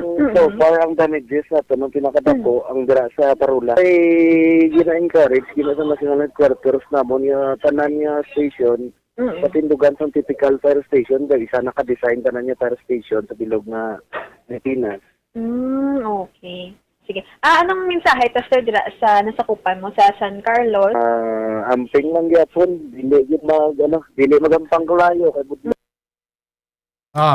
Dennis. Dapat 1,500 square meters. So, kalapad-lapad sa nga area. No, bastante ng himuon nga fire station.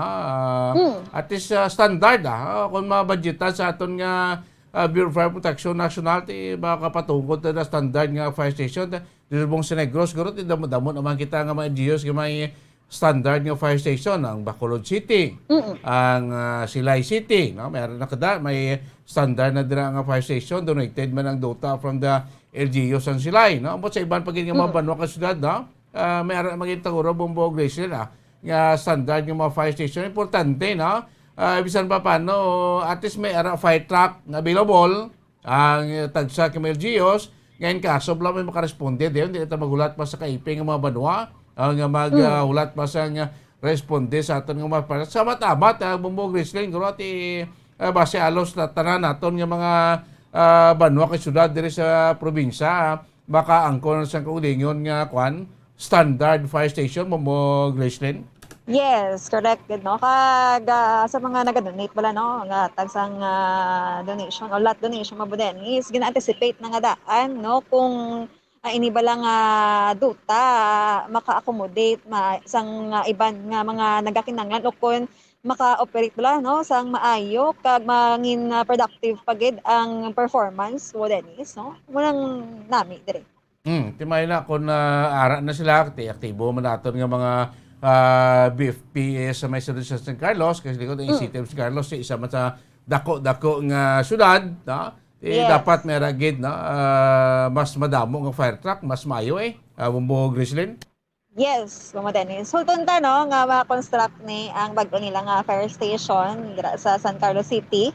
Nga kabay pa no nga this year na gid no. Bombo Dennis kay para nga maganahan ka bala no kag ikaw mismo nga pumuluyo dira ti proud ka man kag mo man gina-dream taman no sa iban nga mga fire stations diri sa kakalaing nga mga syudad kapanhawanan sa Negros Occidental sa Bombo Dennis sa nadik example no Victoria City kag may gid sang ilang location no tupad lang sa police station ilang fire station kag medyo mabudlay pa magagwa kung may mga emerhensya so kabay pa no nga matagaan man sang mga area no kung may mag-donate nga appropriate gid Bombo Dennis. So Bombo Dennis, dugang nga balita sa 18 anyos nga lalaki na dakpan sa gipatagan nga drug bypass operation sa Police Station 1, espesyalmente sa Barangay 16, syudad sang Bacolod. Kag ini siya kilala kay Gabriel Guardario, no? Gabriel Guardario ginakabit nga street level individual kag nakuha sa Bombo Dennis ang 6,800 pesos valor sa suspected shabu kag may apatan ka mga plastic sachets, no? Ini siya nakahunong na sa custody sa Police Station 1. Okay? Yes, Bombo Dennis, ini si Bombo Grace din na ba ito, nag-report para sa Pambansang Radyo ng Pilipinas, consistent overall #1 sa Bacolod. Basta Radyo, Bombo! Damo salamat Bombo Gracelyn Lobaton, mga balita tipon sa patrol sila nga pagpalagad si Pratutunan Bombo report sa first edition. Di mayo man na, no? Kung natagsa naton ka mga local government units, makadunar sang duta, na appropriate nga pagpatakuran, no? Patitugan sa aton sila nga mga standard fire station. Kaya importante man ang aton nga mga fire station sa pagresponde sa mga insidente iya sang sunog. Kaya matrasar ka hindi, dako ning halit sa propiedad or base may mabutang nga problema sa kabuhi sa pag-atrasa sa pag-responde sa ato sining mga Bureau of Fire and Protection sa ato sining mga fire trucks bagay subuti ato nga mga LGUs may mga bag-o naman, no, ng mga fire trucks, no, either isa, or duwa, no. May ara niya mga branded kag bag-o nga mga fire trucks mga unan, no, personnel taguro, bisan pa paano, may mga kulang-kulang pagkikita kiti hindi man matalalapod sa Pilipinas, ha, nga sinta ti kwantagid daw butangan tigid sing kailangan number of fire personnel ay isa ka fire station kay actually sa pagkabatuod sa isa ka fire truck, dapat 5 ka personnel da maupod mo, driver, kag the rest nati operator si fire truck in kaso may sunog. Thank you sa may iban banwagan na iyang kulang-kulang man na personnel sa Bureau of Fire Protection. Tiyan mo na kasi may mga volunteer sila na gina-hire nga magbulig. Mas maayo kung may damo fire truck, damo sang personnel, kagwapo pag ang fire station, standard na, mas maayo pag ang pagservisyo. Sa aton sining nga makaturan, man sa mga basta-basta aton nga membro sa Bureau of Fire Protection mo, no? Standardized naman sa Rasbong, baka lagko na sa ilang mga sweldo. Every year may mga gina-hire, nga mga membro sa Bureau of Fire Protection. Tapos mga kung nakitanta, no? Mga bataon pa na, mga FO1, no? Fire Officer 1, mga bagong graduate, sa Bureau of Fire Protection, no? May nakitis malawig ang serbisyo nila sa atong Bureau of Fire Protection. Kasi ko mga lamaron pa ya. Pag-roast pa na magiho. Madasig pa na iya maghimo sa ilang sining nga bloton, no? Yung mga medyo mga edad na, mga old pagis na be, pangwan lang ya. Pang office work na lang, mga pang paperwork na niya, mga alamharon mo ng pangwan na to, pang deploy na to sa field, para at least madasig kag madasig mag-responde, no, sa mga insidente iya sa sunog mga kabinan. Di sa Banwa dili sa probinsya sa Negros Occidental pila pa ka mga Banwa, nga wala pa sa kagulingon nga fire station, di mostly dara lang na nagatapik, sa kilid sa munisipyo or sa tupad sang sa police station naton. Ato mo naman pinaka-common mo kundi itong munisipyo, rada sa likod or sa kilid, ang police station, the police station, ara man sa tupad ang Bureau of Fire Protection. Pati kung may standard na sila, may kulingon duta, separado, at least mas manami, kasi sinita, mas maayo man magiho, no? Sa aton nga mga, katapos sa Bureau of Fire Protection, kung may kulingon sila, malapad, nga duta, no? Para sa ila siniyang fire station, mga kabanan. Oras ang Bombo Radio Bacolod Philippine Standard Time, 30 minutos na nakaligid sa na alas 5 sa agas. Dan pahin na kamo ha. Kaya doon takbo kita sa aton sining flagship station, Bombo Radio Lilo, kag aton pa pila ka mga stasyon ha. Diya sa mga Western Visayas. Balon ta naman ha, mga balita sa palibot sa Western Visayas. Mga kanabo dito ya sa aton sining Rion, sining Kagahon mga kabinan, no? Balanta man ng Iloilo, pila pa ka part sa isla sang Panay, no? Sila ti ara makita gyapon, nagapabilin sa mataas-taas nga kaso sa COVID-19, ara kita gyapon nagapabilin sa alert level 3. Timot after sining bulan sang Enero, sa bulan sang Pebrero, bulan sang paghigugma, ayan ma-trim down or mapanubo, makabalik kita sa alert level 2, ang aton nga probinsya, aton nga syudad sa Bacolod, or pila ka mga lugar diri iya sa Western Visayas, banataman to so until now, kataas pagyapon mo, sa aton kaso sang COVID-19, diri sa Bacolod, sa Negros, sa Western Visayas, nagapanubo subong niya ang descending nga data sa National Capital Region, kag sa kaiping sila nga mga probinsya kasi bakit una man sila nagtimbuok mo, una man sila sumpit pasaka ang kaso nila, late naman kita daw almost 2 weeks dito sa mga probinsya, nga nagsaka man kita, actually ganang National Capital Region daw low risk na lang, ang ilang status as of today, para mo sa ligad, nga pala sa high risk, no? Bukod man sing terrible nga kaso iya sang COVID-19, no? Namunta nag-alert level 3 man sila. Posible guro pa si bulan sa Pebrero, may mga lugar sa National Capital Region, Metro Manila, nga mapabalik sa alert level number 3 mga kaibigan. Takboy tanaya sa ato sining mga flagship station, Bomboy Lilo, Western Visayas, Bombo Doni, good morning. Welcome gid kag good morning, Bombo Radio Bacolod, Bombo Dennis. Kamusta kamo da ng mga balita tada? Mga mainit, mga kadalago namon ng mga balita dito sa Negros Occidental Kansuran sa Bacolod. Kahapon tayo naging madalagon ang pagsinapol ang virtual meeting. Nego daw una ni after sing pandemya nga nag-igo diri sa Bilog Pilipinas, no? Ang amon sini mo opisyalis ang probinsya sa Negros Occidental pagpuna ni Governor Eugenio Bong Lacson kag subong man opisyalis ang City of Bacolod pagpuna ni Mayor Emilio Bing Nordia kahapon nagpatigayon sang virtual meeting after nga si Mayor Bing naghangyo sa probinsya nga magpatigayon sining virtual meeting abe kay ti istoryan dire ang ginatawag pag-harmonize ang travel protocol, no? Kaya mabalaan taman na Bombo Doni, Bombo Western Visayas nga ang probinsya sa Negros Occidental yati naga-required sang negative RT-PCR test result, no? Kung magsulod ka sa probinsya, while the City of Bacolod tigindula na ning requirements, no? Especially kung magsulod ka sa Bacolod, kabi halin si Lilo. O ting Lilo das mok na may iyo man da si Mayor Tiniaso da nga why naman nga required kung halin si Bacolod, no?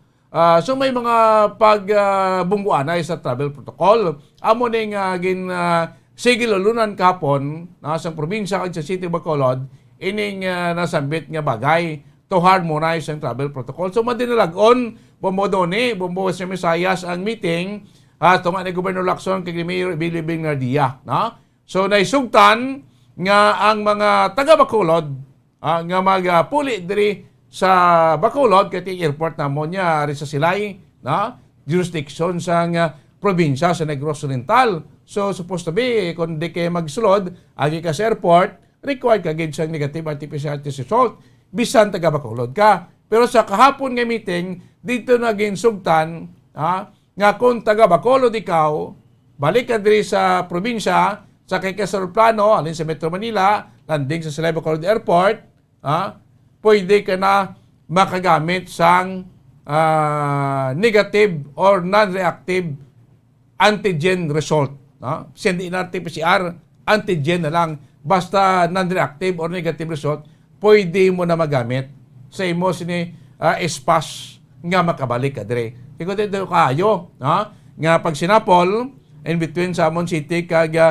syudad sa Bacolod, kag magluwasin ang probinsya, nag-offer man gyapon, no? Kung hindi ikaw makasarang magpa-antigen test bayad dito ang kakabin sa Metro Manila, kadto ko dito sa Bacolod, puli ka dito sa Negros, pwede ka lang gyapon makapa-antigen test or maka-subtest upon arrival diri sa probinsya sa Negros Occidental, sagot sang probinsya ang expense sa rapid test, no? Ti mayo ni, no? Kasi ko mag-amon siguro ti mga taga-Negros na mo taga Bacolod, di na mabulubadayan pa, di na magtalang-talang pa sa pag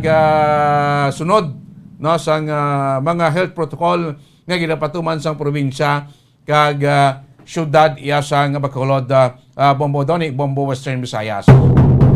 Daw kanami malagali ko nag-seryanay, daw kanami malagali ko nag-insidyanay aton sini mga lideres, na at least hindi bala mabutang sila ko sa problema ang aton sini nga mga pumuluyo nga maluyag na magbalik ya sa aton tagsa kay Mabanwa or syudad Bombo Doni. Kaya pila paginamon ka mga nagapaunang mga balita lokal kahapon may pila na ko sa Maniligan nga adlaw until kahapon may pila na ka mga lokal nga mga kandidato sa mga banwa namang kasyudad dire ang nagperma na sa ginatawag nga Peace Covenant.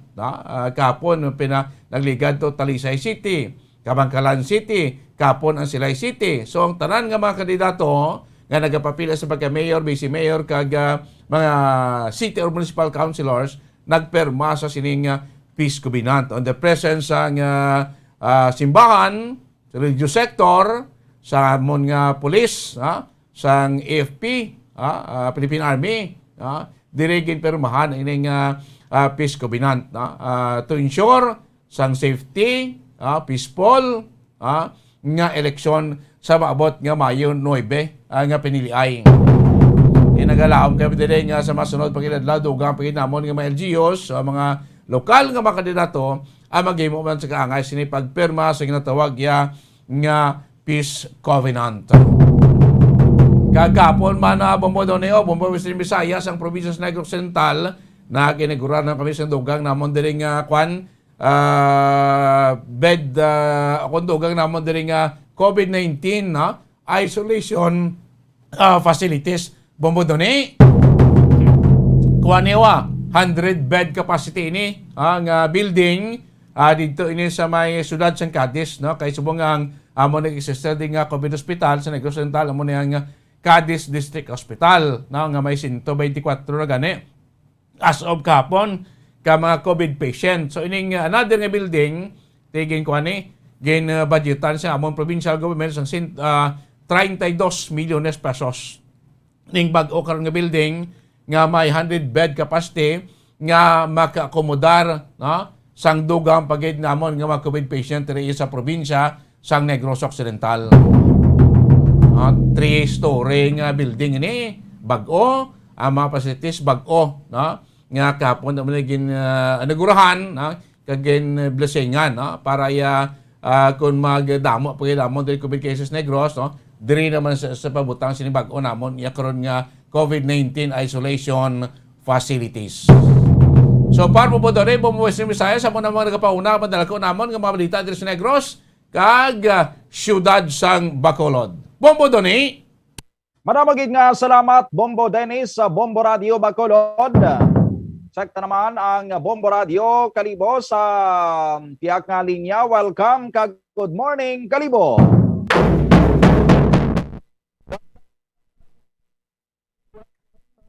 Visayas Bombo Doni ang mga nagapauna namon diri man nga mga balita sa Banwasang Kalibo kag bilog nga probinsya sa Aklan te arestado ang isa ka 36 anyos man nga lalaki kagapon dito sa may Barangay Magallanes Banwasang Nabas. Ini matapos king kasang anti-illegal logging operation sa aton nga otoridad nga kung sa din nakilala ang suspect nga 31 anyos bali nagkuha na ini nagpaabot sa aton nga hindi na lang kuno pagpahingadlan pero iniresidente sang barangay Buena Fortuna kag sa ginpetigayon nga anti-illegal logging operation sa otoridad naktuhan gid nga nagaputol sang kahoy sang mahogani mahogani tree gamit ang iyang chinso. So on kangid kot on daak gid sa aton nga otoridad tigin usoyan to ginpangitaan to sang mga dokumento sang iyang kun otorisar gid siya sang muna nga bagay ti way man sang ginapakita tumutong indakop siya sa aton nga mga otoridad. Ginbitbit siya padto sa aton nga Nabas PNP ang muna nga lalaki muna 36 anyos nga lalaki kag impormaran si iya nga nangin violation kag laban naman siyempre mga pangatubang sa kaso nga violation sa RA 9175 ang Chainsaw Act Bombo Radio Western Visayas. Ang iyang chainsaw man speaking ginkompiskar man sa otoridad kag sa karon nakatalana nga turnover ang muna nga mismo nga 36 anyos nga lalaki pagapailan nga sang kaso siguro subong depende pa na sa amon nga Nabas PNP kon iga-inquest ang ina nga personalidad. Kag sa dugang pagid namon diri nga mga balita diri sa amon sa Banwasang Kalibo kag bilog nga probinsya sang Aklan ang may kantanan naman bala to sa may ang natabo to nga pagkasapwan sang Kalansay dito sa may barangay Napatag sa Banwasang Tangalan. Tinakitaan ini Webes sang aga te kagapon gin-identify na gid ang amo tong Kalansay kung sa diin based man to kagabi sa interview naton kay Police Staff Sergeant Jan Miares sa Tangalan PNP nga nagkadto na si ilang talatapan ang isa ka lalaki itago na lang nato sa pangalan niya si Mr. Antonio nga kung sa diin ang ina nga lalaki, no, at taga-banwasang Ibahay, kung sa din ginaimpormaran ng otoridad nga asawa niya, no, ang amoto nga natagpo kumana na nakitaan nga kalansay sa naligad nga adlaw sa nga Huwebes. Ang ginapatihan nila nga Disyembre pa, no, ginasugid nga nadula ang ina nga lola sa iya nga kanto gin pa istorya sa otoridad.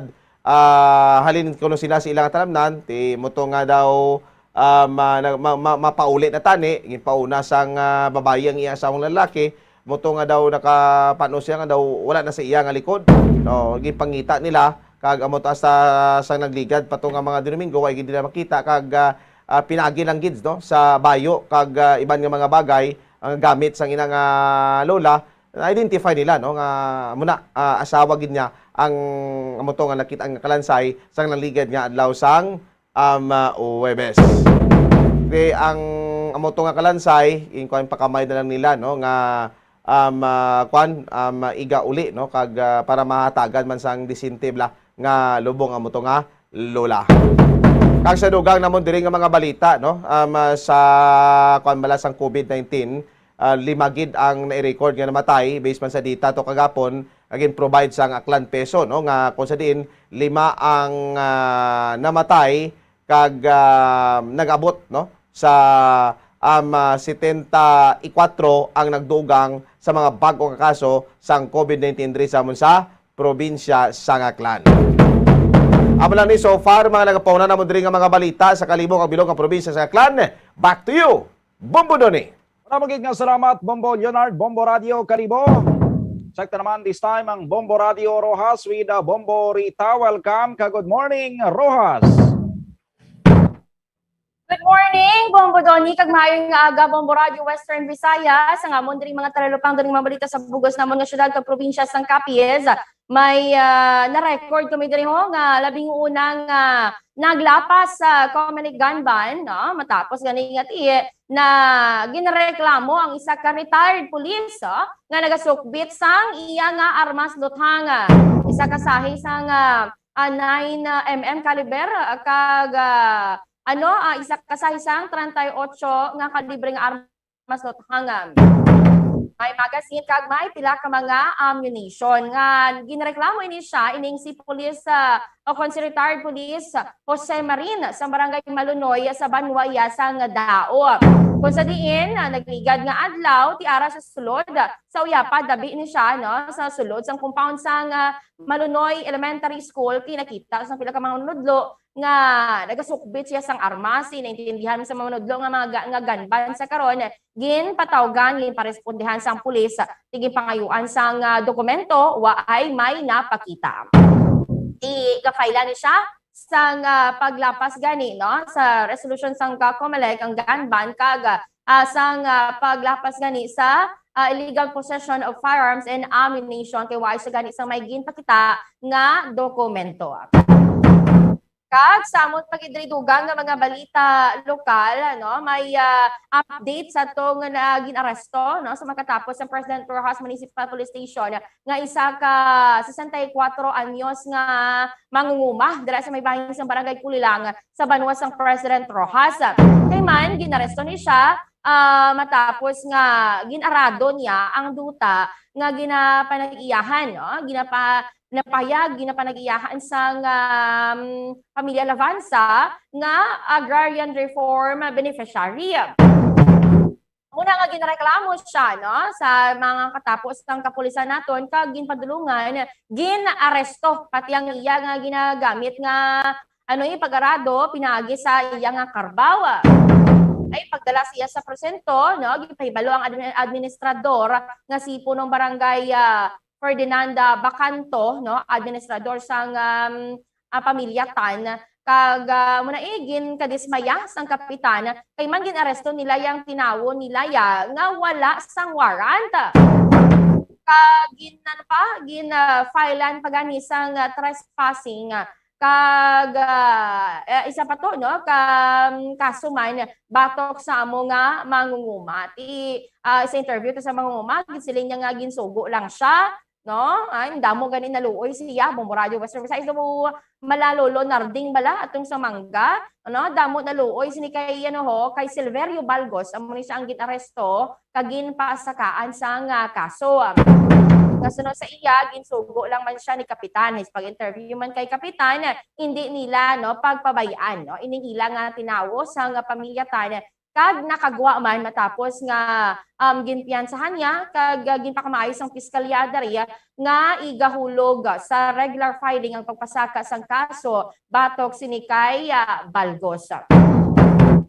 Kag sa dugang paginamon diri nga balita ti diri sa Capiz, Bombo Radio Western Visayas kung sa antike to ginaulan sang isda diri ginaulan kami diri sang reklamo may kang tanan sa sining releasing na naga-release na diri mo sa ining 5,000 pesos nga financial assistance sa nabiktima ni Bagyong Odetta.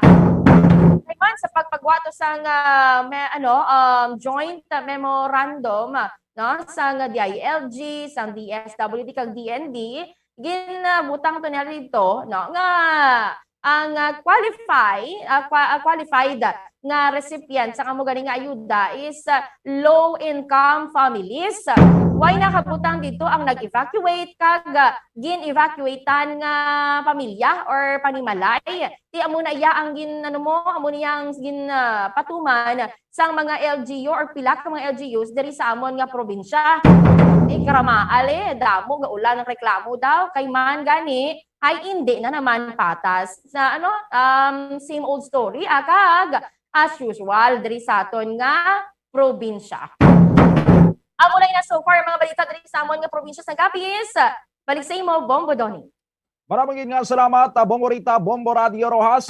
Sa mga balita naman sa amon diri sa may syudad kag probinsya sa Iloilo, ginatutukan man karon sa mga local government units namon diri sa probinsya ang ining pagsinaka sa mga kaso sang balatian sining dengue as of January 26, 2022.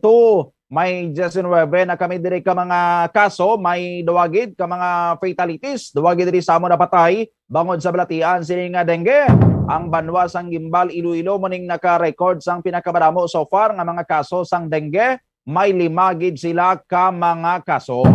By the way, kahapon eksklusibo namon sining na interview diri sa Bombo Radio si no other than COMELEC Commissioner Rowena Guanzon, ang presiding commissioner sang First Division sang COMELEC nga nagahawid sining mga disqualification cases batok sa kay former senator, now presidential aspirant Bongbong Marcos, kundi ang General Counsel to sang Partido Federal ng Pilipinas, ang partido ni Marcos, nga si Attorney George Briones, naghambal nga ipa-disbar nila si Commissioner Guanzon kag may pila pa to siya ka mga ginpangbuyan nga mga pahayag, gintawag niya nga narcissistic or narcissist si Commissioner Guanzon, gintawag niya sining yellow si Commissioner Guanzon.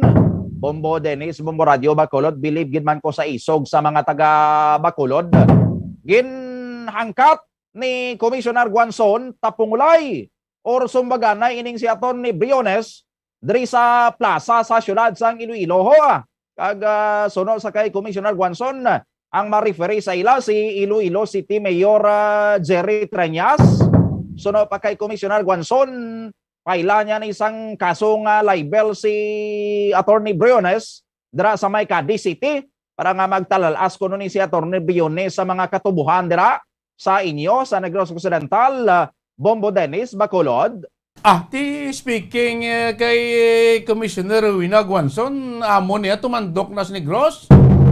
May isog niya, kabla ko basta Ilonggo, may isog, basta sa husto lang. Kumagkatana sila tapungulay da si Mayor Treñas ang marepere, laon tawon tayo, kaya nag-init Bombo Done, Bombo Western Visayas, subong ang kinaburigal dira sa Commission election. Di ba kahapon to si Commissioner Amy Ferolino nagabulgar mga nga dogin toyo sang influensyahan sa ni Commissioner Guanzon sa desisyon sa disqualification case against kay Bongbong Marcos. Likod ako kadamo na sing nagakontra subong kay Commissioner Guanzon now, Bombo Done. Amo paginang masadya Bombo Dennis, Bombo Radio Bacolod, Western Visayas kay kon si Attorney Briones pagkabalo niya nga sister niya gali sa frat si Commissioner Guanzon daw naglaylo siya. Ang daw maguramusay naman niya karon ng duwa ka mga lady commissioner sang COMELEC sa First Division si Commissioner Guanzon kag si Commissioner Ferolino. Bango din sa pagpanguna ni Commissioner Guanzon sang pag-divulge na niya kadaan sa iya sining boto sa DQ cases or disqualification cases batog sa kay former Senator Marcos while damo sa mga nagadayaw matuod sa kaisog nga ginapakita yan ni Commissioner Guanzon nga hindi siya magpa-impluwensya sa kampo sa mga Marcos sa sining disqualification cases sa batok sini sa anay senador, pero may mga nagapati adiri may serious implication ang ining ginhimo ni Commissioner Guanzon no nga pagpanguna sa desisyon niya sa ilang sining division. Suno gani isa kay Commissioner Ferolino basi na-violate ni Commissioner Guanzon balang sub-judice role nila sa bahay niya sang COMELEC. Bombo Radio Kalibo, Bombo Leonard.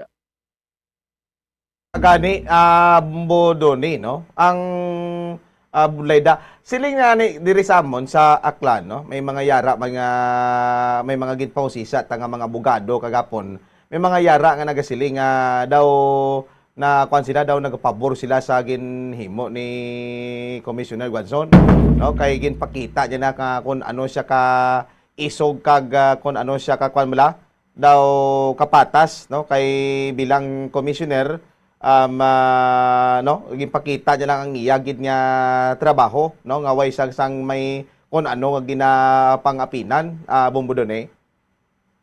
Amo na gani Bombo Leonard man ang ambal gani kapo ni Commissioner Guanzon kita mo naga-trending sa subong may mga hashtag I stand with Commissioner Guanzon iti ginpakita niya ang women power Bombo Rita Rojas. Sakto gid no. Muna ito kaangay man siya nadumduman naton Bombo Doni gani no ang nagtariwan bala nga si Anay Senator Miriam Defensor Santiago no do amo kaiso kay man ti naibaluan naton nga daw idol niya manigali siya Bombo Doni kag ti amo na ay hindi naman madayon ang ila gani nga pagsumbagan ay Bombo Doni matapos nga nabalaan nga isa lang gali sila ka fraternity man Bombo Doni. Ang masunod guro sining away ni Commissioner Guanzon base bala sa korte na kay ang pangabay ito ni Commissioner Ferolino sa kay COMELEC Chairman Sheriff Abbas sa iya sining letter dito amo nga imbisigaran ang ining mga aktwasyon sa karon ni Commissioner Guanzon kag kun dayonon pagito sang kampo sa mga barko sang pag-file nila sang disbarment case against sa kay Guanzon, daw ayaw-ayawan kaaway ni si Commissioner Guanzon. Ang iba nga daan din ng mga abogado nagapati pagid nga pwede pagid ma-charge or makasuhan si Commissioner Guanzon sa paglapas sa Republic Act number 3019 ukon ang Anti-Graft and Corrupt Practices Act. Bangod din sa iya sini nga pagbuyag ukon pag-disclose sang supposedly confidential ya sini nga informasyon ang iya sini nga boto sa disqualification case against sa kay Marcos nga waay paya sang ginpagawa nga resolusyon ang COMELEC Division. Hindi ko na mabalik tra sa inyo. Madamoy kasalamat sa aton sining mga sister season sa Bombo Radio West. Damang salamat Bombo Doni, Bombo Sir Visayas. Di may na bantayan tani mga development sining kinaburigal dagran no sa pila ka COMELEC Commissioner kag sa kay COMELEC Commissioner Rowena Guanzon. Lada pa round rin pagpalagad si Platutunan Bombo Reports First Edition. Sabay na kamo sa mga balita ng tipon niya sa Bombo Radio Bacolod. Inyo lagad, Bombo Dennis Rubica para sa Pambansang Radyo ng Pilipinas. Consistent overall, number 1 sa Bacolod. Basta Radio Bombo! Bombo Radio Bacolod. Number 1! Basta Radio Bombo! Ang husto nga paggamit sang earphones o kon headphones. Kalabanan sa karon, ilabi na sa mga pamatanon ang masaming nga nagagamit sang earphones o kon headphones sa tion sang nagausar sang gadgets. Apang ano bala kalawig ang aton paggamit sang earphones kag headphones. Nakahibalo bala kamo mga kabombo nga ang tuman kalawig nga paggamit sini ang makatugas ang ear noise o kon acoustic trauma? May pila naman ka tips nga makabulig agud mahalungan naton ang aton dulunggan kag pamatinan. Dapat nga ipabilin nga yara lang sa 60% ang volume sang aton nga mga earphones o kon headphones. Likawan nga masobra sa 4-5 ka oras ang tayuyon nga paggamit sang earphones o kon headphones. Magtala na sang 15 minutos nga break matapos ang 1 ka oras sagod nga makapahuway ang aton palamatinan. Masami nga tinluan ang earphones o kon headphones kag mas maayo nga gamiton ang duha ka earpiece sang aton nga mga earphones.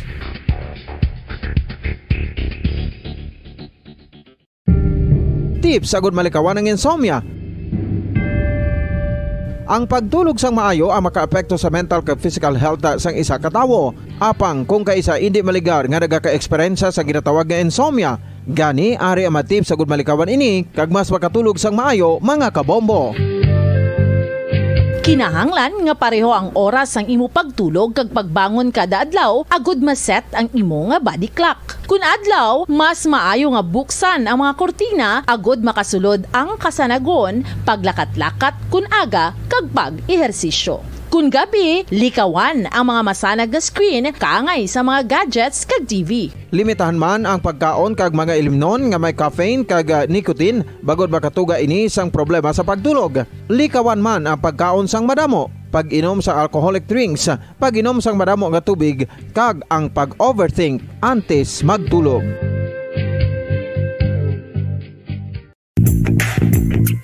Sa karon nga may ginapangatubang nga pandemic, importante nga halungan gid ang ikaayong lawas. Apang hindi lang physical health ang dapat hatagan sa pagtamuda, bangod importante man ang mental health. Paano bala halungan ang aton nga mental health? Una, kinahanglan nga halungan naton ang aton kalawasan kaangay sang pagkaon, pag-ehersisyo, pagtulog kag pagpahuway sang insyakto bangod ang poor physical health ang makaapekto sang modo kag panghuna-huna sang isa ka tawo. Kinahanglan man nga mag-set sang boundaries sa tanan nga bagay, hatagan sang balorang kaugalingon kag iselebrar ang mga kadalagaan bisan ano pa ini kagamay.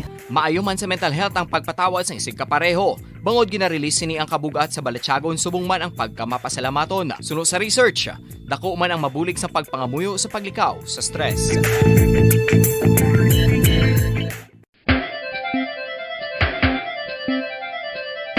Ang talaba. Sino bala ang hindi maganahan magkaon sang talaba? Magluwas sa manamit sini nga sabor, ang talaba ang nagaunod man sa calories, protein, fat, vitamin D, thiamine, niacin, vitamin B12, iron, magnesium, phosphorus, zinc, copper, manganese kag selenium. Isa ini sa mga source ang high quality protein nga nagaunod sang siyam ka importante nga mga amino acids nga kinahanglan sang lawas sang tawo. Nagaunod man ini sa antioxidants nga maayo para sa atay. Apang ang pagkaon sang talaba ang mayara man sa mga risgo. Bangod nagaunod ini sa mataas nga amount sang zinc nga delikado sa kalawasan kon masobrahan. Ang pagkaon sini nga hilaw ang makatugaman sang bacterial infection kag makatugas sang diarrhea, pagsuka, hilanat kag iban pa nga seryoso nga kondisyon. Gani sa pagkaon sang talaba, kinahanglan hagan-hagan lang. Oral disease, nagapadayon nga seryoso nga public health problem sa Pilipinas. Ang prevalence sang dental caries sa mga permanent teeth ang nagapabilin nga mataas sa 90% throughout the years. About 92.4% sa mga Filipinos ang may tooth decay, kag 78% ang may gum disease o kon periodontal diseases, santo sa report nagikan sa DOH. Bisan pa nga ini ang preventable o kung matapna, ini nga balatian ang nagapikto sa halos kada Filipino at one point or another sa iya nga pagpangabuhi. Ang pagpractice sang good oral kag dental hygiene kaangay lang sa paghalong kag pagtatap mo sa imo kaugalingon. Nagatap na ini sang bad breath, tooth decay, gum disease, resulta ang healthy nga baba. Ang healthy nga baba o kon mouth, maayo nga indicator nga maayo man ang imo lawas. Gani halungan gid ang aton nga dental health. San Saan o ikaw ulihi nga nag-ilis ang sponge nga ginagamit mo sa paghugas sa mga kitchen utensils? Ang kitchen sponge mga kabombo, ang mas mahigko pa sa toilet. In fact, ginpahayag sang microbiologists nga ang mga butang nga ginagamit naton sa pagtilo sa mga dishes ang pinakahigko nga bagay sa balay. Sa isa ka pagtuon nga na-publish sa journal nga Scientific Reports, ang spongy bacterial colonies ang mas delikado sa aton ikaayong lawas. Bangod sini, ginarekomendar sa mga researchers nga dapat islan ang sponge kada simana. Ang kitchen ang lugar sa aton balay kung sa diin nagasugod ang mga new bacteria. Bangod sa human traffic kag food preparation. Bangod ang sponge ang masami nga warm, mabasa kag matrace ang old food. Ini ang ideal nga breeding ground para sa bacteria. Suno sa pagtuon, maayong idea nga tinluan ang sponge kada tapos gamit. Apang ginasuggest sa mga researchers nga regular nga islan ang kitchen sponge. Ang kitchen ang lugar sa aton balay kung sa diin nagasugod ang mga new bacteria. Bangod sa human traffic kag food preparation. Bangod ang sponge ang masami nga warm, mabasa, kag may trace ang old food. Ini ang ideal nga breeding ground sa para sa bacteria. Suno sa pagtuon, maayong nga idea nga tinluan ang sponge kada tapos gamit. Apang ginasuggest sa mga researchers nga regular nga islan ang kitchen sponge. Yari na ang isa sa nakapabaylo kag nakabaton sang brand new radio set with AM and FM band kag 1,000 pesos cash. Nagikan sa Bombo Radio Bacolod. Ko si Anisito Delicano, taga Libertad Extension, Bacolod City. Nagpabaylo ko sang radyo nga ginatag sapon sang Action Radio kay nagaungot sa ilalang estasyon. Hindi ko kapamati sang iyasang bumbo, mga lapit naman sa katuig ni nga ginatag nila sakon. Amo na mo lang ni ang imo nga mamatian ang Action Radio lang. Amo ini nga radyo ang ginapangatag nila. Gindala ko di sa bumbo kay pabayluan ko sang iyasang bumbo nga radyo nga wala sa ungot sa isa lang ka estasyon. Kag manami kay bag-o, kag wala guba, may suga pa. Kag ang 1,000 nga ginatag sang bumbo, mapasalamat gid ko kay may nagbakal na kusudan. Sing una ga vendors ko ti kay ginkakasama kami sa Libertad, di way nakukuan sa balay na lang ang akon bata ang mga nagasuporta sa akon. Ay bakal ko bulong may ano ko may apo ko kag taas akon sugar. Nga pasalamat gid ko sa Bombo Radio sang ginatag nila nga 1,000 kag ang radyo. Salamat gid. Basta Radio Bombo number 1.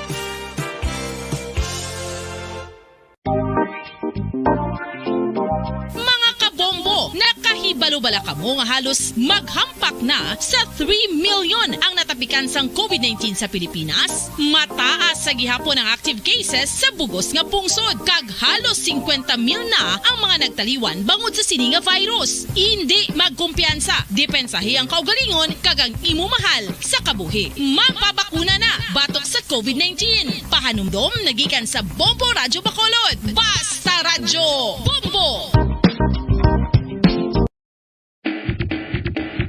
Mga kabombo, madamo gid ang pagkaon apang ano bala ang dapat himuon kung may matabo sang suspected foodborne illnesses. Kung may matabo nga suspected foodborne illnesses, dapat i-preserve ang mga ebidensya. Kung may bahin sang suspected food nga nabilin, taguon ini. Putson sang maayo kag ibutang sa freezer. Magpabulong sa gilayon. Kung ang sintomas nagapadayon o kung nagalala, gilayon nga magkadto sa doktor agod magpakonsulta. Hindi man magkalipat nga i-report ang insidente sa lokal. 5 dekada nang nagtataguyod ng katotohanan.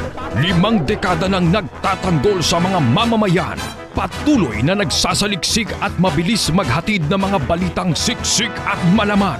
Patuloy na nangunguna sa mga issue, drama, promo at serbisyo publiko. Ito ang Bombo Radyo Bacolod, ang pambansang radyo ng Pilipinas. Basta Radio Bombo! Oras sa Bombo Radio Philippine Standard Time, 6 minutos ang nakaligad sa takna ng Saga. Bombo Radio Bacolod. Number 1! Basta Radio Bombo! Pilipinas, maayong aga! Welcome sa Bombo News and Views Morning Edition sang DYWB Bombo Radio Bacolod adlaw sang Sabado, Enero 29, tuig 2022. Kagkaron sa ato nga mga pangulong dinalan sa mga nagapanguna nga mga balita ukon sa top story of the day. Comelec Commissioners Rowena Guanzon kag Amy Ferolino nagsabtanay na matapos ang pagbuyagyag ni Guanzon sang iya boto sa disqualification case ni Bongbong Marcos. Commissioner Guanzon, mahimo nga masanksyon sa iya pa desisyon nga unahan ang First Division sa pagbuyagyag sang iya nga boto. Sa mga nagapanguna nga balita lokal, mga opisyalis sa Bacolod kag Negros Occidental nagkasugot na angot sa travel protocol sa mga biyahero. Kapitolyo, nagpasalig sa suporta sa mga department heads nga ginkasuhan angot sa pag-hire sa job order casual sa taga Bacolod. Militar nagpanawagan sa rebelde nga ginikanan sa mga kabataan nga ginabandonar sa Banwasang Calatrava. Minor de edad nga backrider sa tricycle patay matapos matumbahan sa kahoy sa Barangay Minian, Banwasang Murcia. Sa mga nagapanguna nga balita, national mandatory nga facility-based quarantine requirement para sa mga international nga biyahero kag returning overseas Filipinos nga fully vaccinated ginkakas na sa gobyerno sang Pilipinas. Kontrata para sa pagbakal sang shore-based anti-ship missile system acquisition na project sa Philippine Navy. Permado na. Anay party list lawmaker Nery Colmenares ginlakip na sang isang bayan sa ilang senatorial slate. Sa mga nagapanguna nga balita international, US Defense Secretary Lloyd Austin nagapati nga malikawan ang conflict batok sa Russia may kaangtanan sa Ukraine. Chairman sang Joint Chiefs of Staff sang Estados Unidos nagpanawagan sa Russia nga magkalma na angot sa ila plano sa Ukraine. US President Joe Biden nagpasalig sa presidente sang Ukraine nga may baluan sini ang ilang nga desisyon. Balita sa negosyo, bayad sa antigen kag RT-PCR test panubuan sang gobyerno. Balita sa inampang women's football team sang Pilipinas daog batok sa Indonesia sa AFC Women's Asian Cup. Balita sa entertainment, Bea Alonzo may sweet message sa iya kagugma si Dominic Roque kadungan sang ila anniversary. Kag sa balitang espesyal, negosyante nga babae sa Pilipinas naghimo sang habon nga human sa Italiano Gold Bar nga ginbati-bati nga yara sa possession sang pamilya Marcos. Oras sa Bombo Radio Philippine Standard Time, 8 minutos na nakaligad sa takna ang alas 6 sa aga. Nga mo na nga pag-abi-abi sa inyo, din man ka mga bahin sa syudad sang Bacolod, probinsya sang Negros Occidental, nga nakatutok na nagapamati diri sa DYWB Bombo Radio Bacolod 630 kHz sa lilisuan sang inyo mga radyo kag subong man sa mga nagapamati kag nagatanaw worldwide pagi sa Facebook Live, sa Facebook fanpage kag sa YouTube channel sang Bombo Radio Bacolod.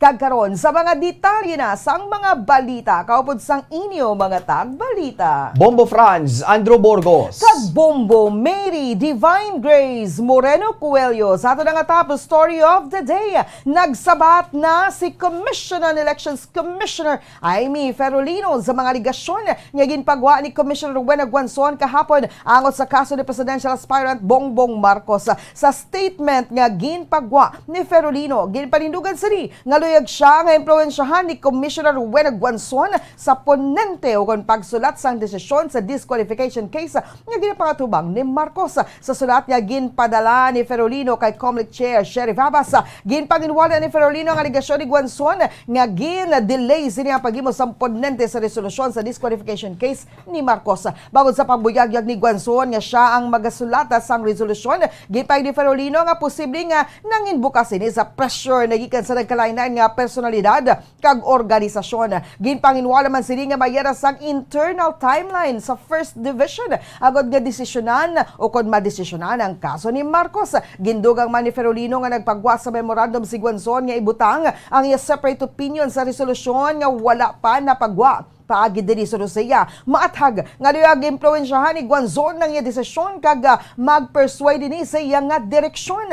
Apang sa Russia, hindi ni kangay ni Guanzon kag wala sini ginbasang iya separate opinion pagod hindi siya luyag nga maimpluwensyahan ng iya judgment sa opinion sa iban nga tawo. Sa ipamangkot naman si Guanzon kung ano ang iya reaksyon sa payag ni Ferolino, ginpayag sini nga dapat pagwaon na sini ang resolusyon sa disqualification case ni Marcos. Sa Twitter, ginpayag ni Guanzon nga mayara ni sang tion nga magpadala sang sulat sa chair apang wala para sa resolusyon o kon desisyon. Sa kangot nga balita, ginalantaw sang abogado kag political analyst sa syudad sa Bacolod nga mahimo nga masanksyon si Comelec First Division Head Commissioner Rowena Guanzon matapos ang pagpahayag sinisang iya boto sa disqualification case ni presidential aspirant Ferdinand Bongbong Marcos Jr. Sa interview sang Bombo Radio Bacolod kay Attorney Joe Max Ortiz, ginpahayag sini nga bisan ang Comelec ang nagapagwa sang gag order sa mga abogado nga nagamando nga hindi mahimo nga madiskusyonan ang merito sang kaso samtang nga yara pa ini sa Comelec.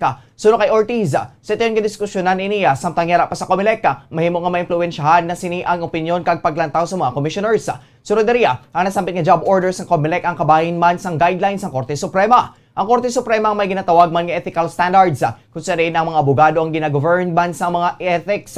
Gani kung maglapaw ka sa mga demarcation line, ethical o kung unethical, may mga maining nga ma-admonished sa nga Supreme Court kung hindi man ang abogado ang mahimo nga masuspenda. Ang pinakamalala mahimo nga ma-disbarred ini kung sa rin hindi na makapraktis ang profesyon bilang abogado. Apang ginpahig ni Ortiz nga sabay naman din sa isyu ni Commissioner Guanzon, ang pihak nga partido mahimo magpasakas ng kaso nga disbarment case o kung ano pa nga kaso batok sa commissioner. Sunod sa abogado ang ginapanagunupan na sini ang kundi ini si Attorney Briones ang mapasakas ang kaso wangod mahimo nga broad sila nga commissioner mahimo nga iban mapasaka siniya. Ginantaw nga sa Lunes o Martes magwa ng desisyon sa disqualification case ni presidential aspirant Ferdinand Bongbong Marcos Jr. Bisan ang Comelec dyan, issue na ang gag order. Gag order for lawyer. Hindi nyo na ma-discuss ang merito sang kaso kung narapas Comelec. Vice, if you will discuss that publicly, you will already be influencing sang opinion o perception dira sang commissioners. That's why, as much as possible, lawyers are not allowed to discuss publicly, especially kung lagting kang abogado, because kung pamatian sa commissioner na wala pa siya makagawa sa desisyon, maka-influence na siya. So part ina niya sa mga guidelines ng Korte Suprema. Nabati na pahayag ni Attorney Joe Max Ortiz.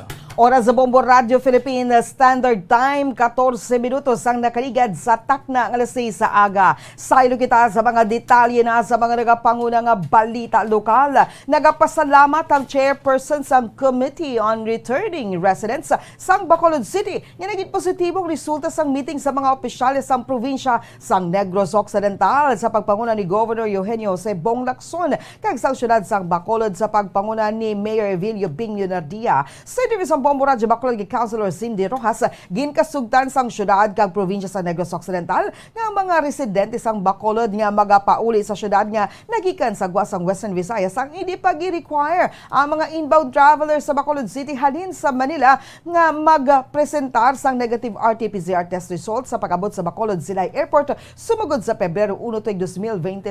Sa baylo, ang mga magapresentar lamang sang negative nga rapid antigen test o kung rata nga ginkuha kag gin-certify sang accredited gid lamang nga klinik o kung laboratorio sang Department of Health sa sulod sang 48 oras atin sang ila flight schedule. Suno kay Rojas, ginakalipay sini ang naging desisyon sa provincial government pangud dako ini nga bulig sa mga pumuloy bangod ang rata ang katungalang sang presyo sang RT-PCR swab test.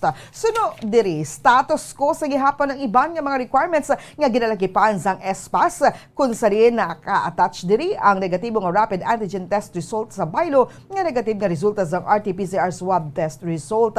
Nagpanumdum naman si Rojas nga i-obserbar sa gihapon ang minimum health standards. Nebloan niya lakip sa nagtambong sa among virtual meeting ang mga katapos sa Provincial Incident Management Team sa idalom ni Provincial Administrator Attorney Refrando Diaz kagang Bacolod Emergency Operations Center sa pagpamuno naman sa Executive Director nga si Anay Councilor M. Legaspe ang other requirement will send amo man gyapon status quo, we still will require FAS for all our travelers. So instead of attaching RT-PCR, may attach sila sang ilang rapid antigen test result. Ang ilang backtrack ang ilang kung may vaccination card sila, i-attach man nila ang ilang vaccination card and ilang government IDs. No? They have to specify man kung diin sila nga kung ano ang ilang barangay of destination. I think may ara na nakasulat mo. Si Councilor Cindy Rojas ang chairman sa Committee on Returning Residents sa Bacolod City. Samtang ginpaigma ni Governor Eugenio Jose Bong Lacson nga liog zini masigurado nga ang resulta sang rata ang ginpatigayon kag ang gin-certify sa Department of Health kon DOH accredited laboratories kag hindi mahimo magpatigayon sang self-test kun ang mga returning residents ang mayara sang test. Ginatagman nga ang ratang para lamang sa mga residente sa syudad sa Bacolod, pagod ang mga residente sa probinsya ang dapat nga magpresentar sa gihapon sa negatibo nga resulta sa RT-PCR test. So, may aragyapon do dokumento na ipakita na set person nagpa-test ang rapid antigen test kaya ammonia ang resulta. Okay. So, ano gyapon, recognize gyapon sa Bacolod na importante gyapon na may negative result prior to travel.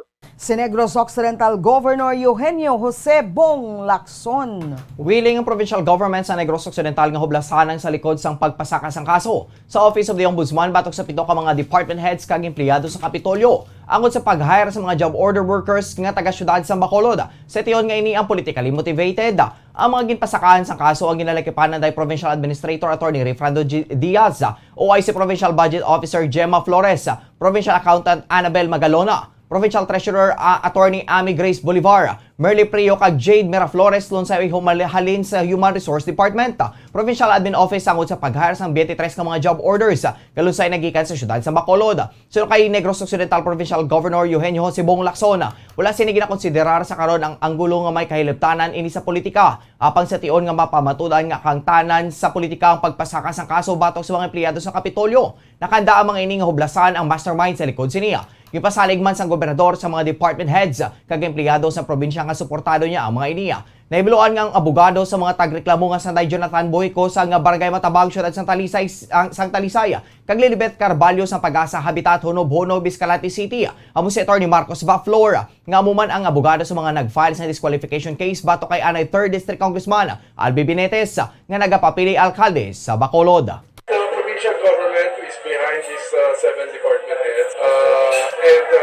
If we can point it that this is politically motivated, we will uncover the mastermind behind this. We're just assuring our department heads involved that the Nabatian ang pahayag ni Negros Occidental Governor Eugenio Jose Bong Lacson. Nakahanda na ang miyembro ng Zeneco Union of Rational Employees sa concure sa pagpatigayon sang strike.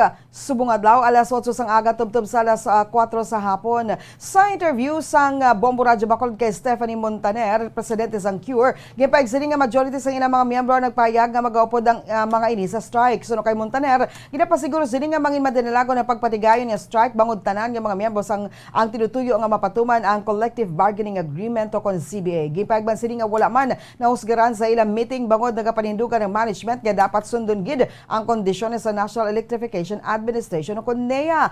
Pag panindugan man sa mga ini nga sang pag-meeting nila sa NEA sa adtong Enero 6, wala nalakip sa ginistoryahan ang collection efficiency nga 95% santo sa layi. Kung mangin madinalago ng ila strike o kung mayara sang 7 days nga calling period antes patigayon ng strike. Suno kay Montaner, naga-communicate man sila sa NEA apang wala man sila sang nabaton nga sabat kag sang Enero 21 nagpadala na lang ang mga ini sang sulat nga kinahanglan ng 95% nga collection efficiency sa tion nga mapatuman ang CBA sang mga ini. Nagalaw man ini nga kun makadangat man ini sa dole mayara sila sang maistoryahan kag mayara sang kagasugtanan bangod sila mismo nga sa union ang hindi maluyag nga magpatigayon sang strike. Guro pupupon sutal may cooling period pa man nga 7 days, may sige pa man nga mo niya meeting sa NCMB. Kung magpatunga magid ang labor, ang dole, pasidirae makabay pa bumpupons na may mastoryahan kami, kag may makasugtanan kami. Kay kami mismo sa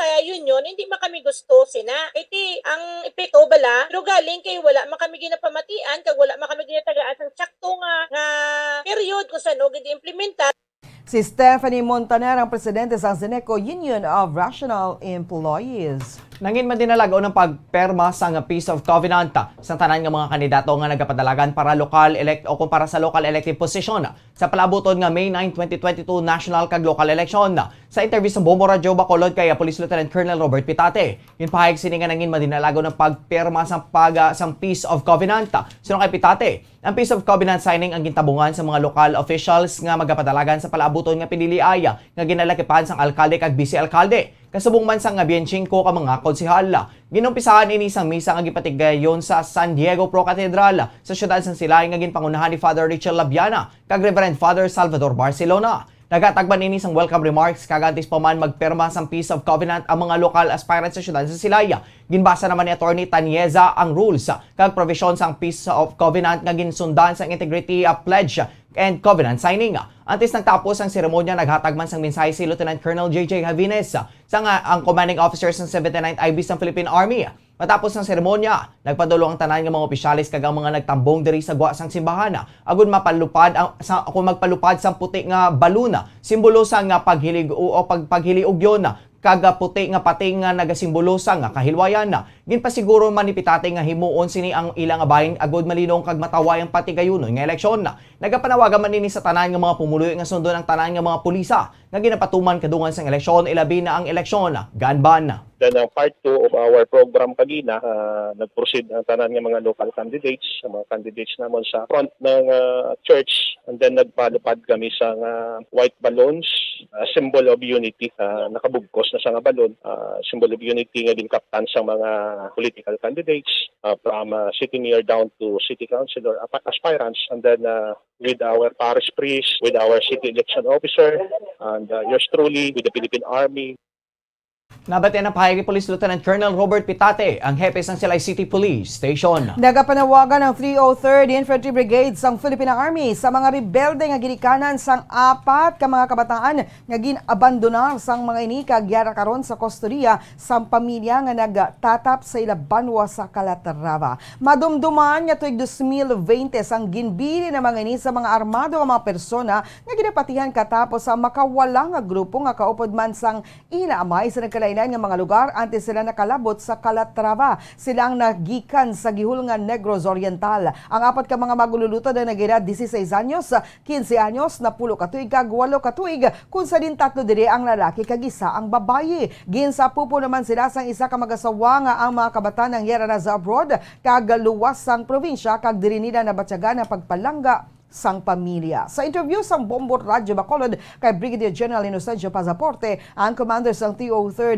IB, mismo ang subang nga bata nga lalaki nagahinyo sa iya mga ginikanan nga magbalik na sa sabak sang gobyerno agud sila makapanugod liwat kag makaagom na sang kompleto nga pamilya. Suno kay Pasaporte, ginapangita sa mga kabataan ang ilang mga ginikanan gani nagabulig sila sa pag-facilitate agud nga pakaupdanay ang mga ini liwata. Sunod diri, luyag nila nga mahatagan sang tsansa mga ginikanan nga makabalik sa insyakto nga pangabuhi kag buligan nga makapanugod liwat kaupod ang ila mga kabataan. Nagapadayon sa karon ang ila effort agud nga ma-facilitate ang pagkitanay sang magpamilya. Ila man ginalaygayan ang kamagulangan nga bata nga lalaki nga hindi gid magsulod sa makawala nga grupo. Nagpanugyan ang commander nga balikan gid ang pamilya bangod sila lamang ang makabulig sa aton kag makahatag sang kusog kag paglaom sa kabuhi. Amo lang na pangabay ko sa mga membro sa NPA.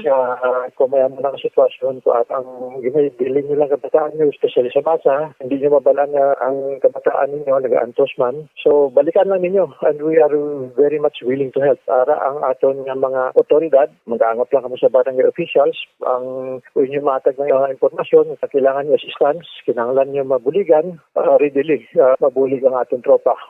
Si Brigadier General Inocencio Pasaporte ang commander sang 303rd IB.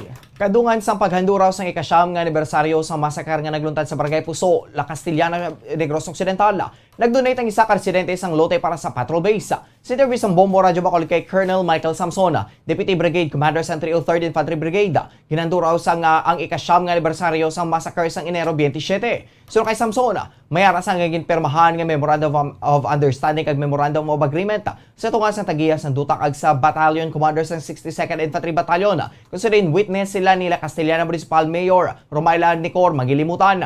Nagpatigayan man sila sang seremonya bilang pahanumdom sang natabo kag agod ipabutyag sa mga pumuloy nga ang natabo ang isa ka leksyon nagikan sa nakaligad. Madumduman nga ang insidente ang nagluntad sang January 27, 2013 kung saan 8 ka mga sibilyan kag isa ka police officer ang napatay samtang 12 ka iban pa ang napilasan. Ang mga biktimang nagikan sa piyesta sa kaingod nga baryo sang ang mga ini ang ginambush sa mga rebelde nga grupong NPA kag soli nagako man nga sila ang responsable sa kamatayan sa mga biktima. Kag sa karon mayara na sang warrant of arrest nga natalana nga iga-service sa mga responsable. Tapos ang kahoy, may upod ni siya nga 6 ka tao. Oras sa Bombo Radio Philippine Standard Time, 26 minutos na nakaligad sa takdang alas 6 sa aga. Sa iban pa nga balita lokal, patay ang minor de edad ginakasakay sa backride sang tricycle matapos natumbahan sang kahoy sang paho sa Purok 2, Barangay Minoyan, Murcia, Negros Occidental. Sa interview sa Bombo Radio Bacolod kay Police Lieutenant Frankie Paciente, ang Deputy Chief of Police sa Murcia Municipal Police Station, 3 kabilog ang mga pasahero sang tricycle kung salin duha ang nagasakay sa tubang samtang yan naman sa backride ang 15 anyos nga bata nga lalaki. So kay pasyente ang magnugtapas sang kahoy nga si Rudy Alba ang may upod nga 6 katawo nga amo ang nagawit sang kalata agud butungon ang kahoy nga hindi matumba. Sunod sa iya naginhambalan ang driver sa mga residente nga hindi magdiretso bangod may ginatapas nga kahoy gani nagpondo ini apang sa iya ginponduhan di naman natumba ang kahoy sang paho ang gintapas kag nagtupa sa backride sang tricycle. Bango diri ang 15 anyos nga bata nga lalaki ang natam-an kag giningagaw pa dala sa ospital apang wala na nakasalbar. So sa Deputy Chief of Police nakaistoryahanay ng pamilya sang biktima kag si Alba kung sari nakasugtan sa initial settlement nga pagkasabton sini ang burial kon paglubong sa minor di edad. Tapos ang kahoy, may upod ni siya nga 6 ka tao nga nagawit sang kalat nga butungon nila. Ang kahoy parang ito hindi matumba sa pader sang Don Bosco. Ang naring biktima taya, baliga sa tricycle, nag-agi ni sila. So, kinasinggitan ni sang mga tao, hindi mag-agi kaya may magatapas kahoy. Instead nga, diretso sila, nagpundos na dito mismo sa dito sang kahoy. Ipundos ng driver ang tricycle. Si Police Lieutenant Frankie Paciente, ang Deputy Chief of Police sa Murcia Municipal Police Station. Nagalaw ang Bacolod Police Station to nga ma-enhance ang footage sang CCTV camera nga nakaka-capture sa mga suspisado nga nagpatay sa miyembro sa Aki Quadra Robbery Group sa Purok Sigay Barangay 2 sang Miyerkules sang gabi. So kay Police Lieutenant Junito Pastrana, Deputy Station Commander sa Bacolod Police Station 2, wala sang witness sa krimen nga nagpangisog nga maghatag sang impormasyon. Si investigador angon sa iyang nga nasaksihan sang ginpatay si Donald Joseph Casiano, nga residente sang Glendale Homes, Barangay Granada. Sa karon, mula pa na pagwa sang scene of the crime, operative ang ilang report. Angot sa igo ni Casiano apang base sa numero sang basiyo sang caliber 45 pistol nga na-recover sa crime scene. Ginalang tao nga 5 ang igo sinisalawas. Suno kay Pastrana, wala si Casiano sa balay nga ginarentahan ng Day Arnold o kon Aki Quadra sa Villa Homes. Barangay Vista Alegre sang nagsulod ang mga lalaki nga nag-abduct sa maini sang Enero 8. Apang Toyota Wigo nga nadala ni Casiano sang nagkanto ini sa Purok Sigay. Sa Miyerkules ang gabi ang nasiplataman sa lugar kung sino sa puan ng bangkay ni Aki Quadra. Sa Barangay Villamonte kag sa nakatubuhan sa Sitio Langoba, Barangay Blumentritt, Murcia kung sino sa puan ng bangkay sa magpakaisa nga sanday Jundel kag Lionel Raffles. Bali ongoing pa, focus kita subong sa sa pag-enhance so sang CCTV. Kita naton sa mga informant naton dira sa sulod. Adlokin magsambalang kundi damo sang nakakita so galing kay wala isang magka-isog na maghambal. Sa crime scene sang nakita na dito sa crime scene nakakita na tong yang salakyan na pasan. Nabatian ang pahayag ni Police Lieutenant Junito Pastrana, ang Deputy Station Commander sa Bacolod Police Station 2. Kag sa katapusan na nga balita lokal, wala na sang kabuhi ang 30 anyos nga lalaki sa nakita nga nagabitay sa sulod sang iya ginaparentahan nga balay sa Purok Baybayon, Barangay Banago, Bacolod City. Suno kay alias Zuena, kaingod sang biktima nga ginalantaw sini nga depresyon ang ginunan sang pagutas sang biktima sang kaugalingon sini nga kabuhi. Ginapahayag man nga nagagamit ini sa illegal nga droga kag makita man ini nga madalom ang paminsaron. Sulod diri sa nakaligad nga gabi, nagmaoy pang biktima kag may ginpang buka nga mga botelya samtang siya ang nagahibi. Kag gabi gin kakibot sa mga kaingod sini nga nakita na lang nila ini nga nagakabit sa iya balay gamit ang habol. Dalon pa kunta ni sa ospital ang biktima apang wala na sang senyalis nga buhi pa ini matapos patigayunan sang first aid. Wala naman ini sang iban nga pamilya kaupod sa pagpangabuhi magluwas sa iya nga utod. paigda sa nagtawag sa nagtawag sila bulig, ang ito nagsinulod kami kaging padwa sa ginano kay dalon sa hospital. Di kaso wala na sa kabuhay yung CPR ko pa nakakagina kasi doging naging first aid sa namo. Di wala nagsasang bala life ya. Si Alia Zuena ang kaingod sang biktima. Oras sa Bombo Radio Philippine Standard Time, 30 minutos sa nakaligad sa tak ng alas 6 aga, bantayan sa pagpanumbalik sang Bombo News and Views Morning Edition. Mga detalye na sa mga nagapanguna nga balita national, international, kagiban pa, diri sa gihapon sa DYWB Bombo Radio Bacolod. Bombo Radio Bacolod. Number 1 Fast Paradyo Bombo. Ang husto nga paggamit sang earphones o kon headphones. Kalabanan sa karon, ilabi na sa mga pamatanon ang masaming nga nagagamit sang earphones o kon headphones sa tion sang nagausar sang gadgets. Apang, ano bala kalawig ang aton paggamit sang earphones kag headphones? Nakahibalo bala kamo mga kabombo nga ang tuman kalawig nga paggamit sini ang makatugas ang ear noise o kon acoustic trauma? May pila naman ka tips nga makabulig agud mahalungan nato ng aton dulunggan kag pamatinan. Dapat nga ipabilin nga yara lang sa 60% ang volume sang aton nga mga earphones o kon headphones. Likawan nga masobra sa 4-5 ka oras ang tayuyon nga paggamit sang earphones o kon headphones. Magtala na sang 15 minutos nga break matapos ang 1 ka oras sagod nga makapahuway ang aton palamatinan. Masami nga tinuan ang earphones o kon headphones kag mas maayo nga gamiton ang duha ka earpiece sang aton nga mga earphones.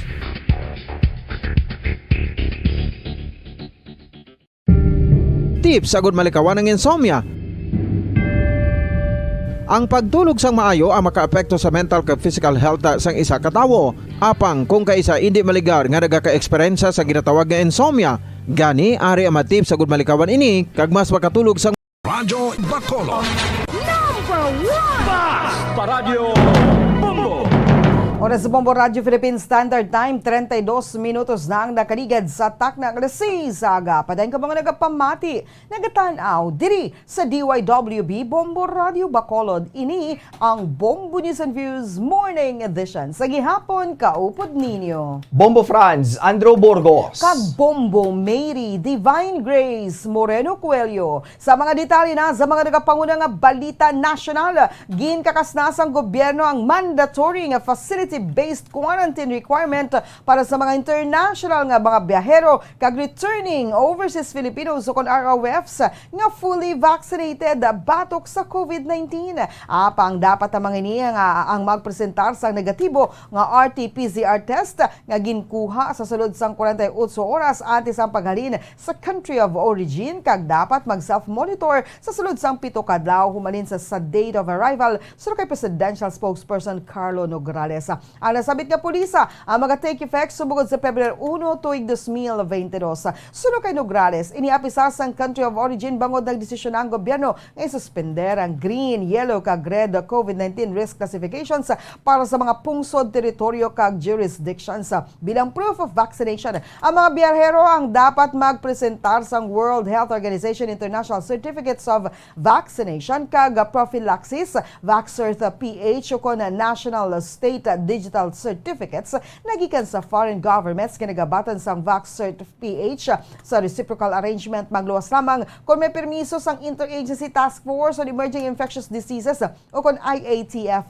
So kay Nograles, ang mga unvaccinated, partially vaccinated o kung mga individual nga hindi ma-validate ang vaccination status ang dapat nga magpresentar sa negatibo nga RT-PCR test result nga ginkuha 48 oras antes maghalin sa country of origin. Kinahanglan man ang mga ini nga magpaidalam sa facility-based quarantine tub-tub nga mag-release ang ila negative RT-PCR test na ginkuha sa ikalimang adlaw. Pagkatapos ini dapat magpaidalam sila sa home quarantine tub-tub sa ika-14 adlaw kung sali ng first day among date of arrival. Ginmando naman ang mga local government units kag ila tagsa-tagsa ka mga barangay health emergency response teams nga imonitor ang mga bagaabot nga biyahero nga nagapaidalom sa home quarantine. Effective February 1, 2022, the entry, testing, and quarantine protocols for international arriving Filipinos and foreign nationals allowed entry into the country shall be as follows, regardless of country of origin. Una, fully vaccinated international arriving passengers shall be required to present a negative RT-PCR test taken within 48 hours prior to departure from the country of origin. Upon arrival, they shall no longer be required to observe mandatory facility-based quarantine, but instead shall self-monitor for any sign or symptom for 7 days, with the first day being the date of arrival. They shall also be required to report to the local government unit of destination upon manifestation of symptoms, if any. Inuulit ko po, ito ay para sa mga fully vaccinated international arriving passengers. Si Acting Presidential Spokesperson Carlo Nograles. Ginpermahan na ang kontrata para sa pagbakal sa shore-based anti-ship missile system acquisition project sa Philippine Navy nga nagabalor sa 18.9 billion pesos. Nagikan sa Brahmos Aerospace. Ang seremonyang contract signing ang ginpangunahan ni Sanday Defense Secretary Delfin Lorenzana sa DND, Director General Mr. Atul Dinkarane, sa Brahmos Aerospace kag Indian Ambassador to the Philippines Shambu Kumarana. Una na gipahayag ni Secretary Lorenzana ang nasambit nga proyekto ang conceptualize ang 2017. Ang Pilipinas sa magabakal sa tatlo ka mga batteries. Kina-highlight man sa Secretary ang nasambit nga shore-based anti-ship missile system, ang isa ka world's fastest supersonic cruise missiles.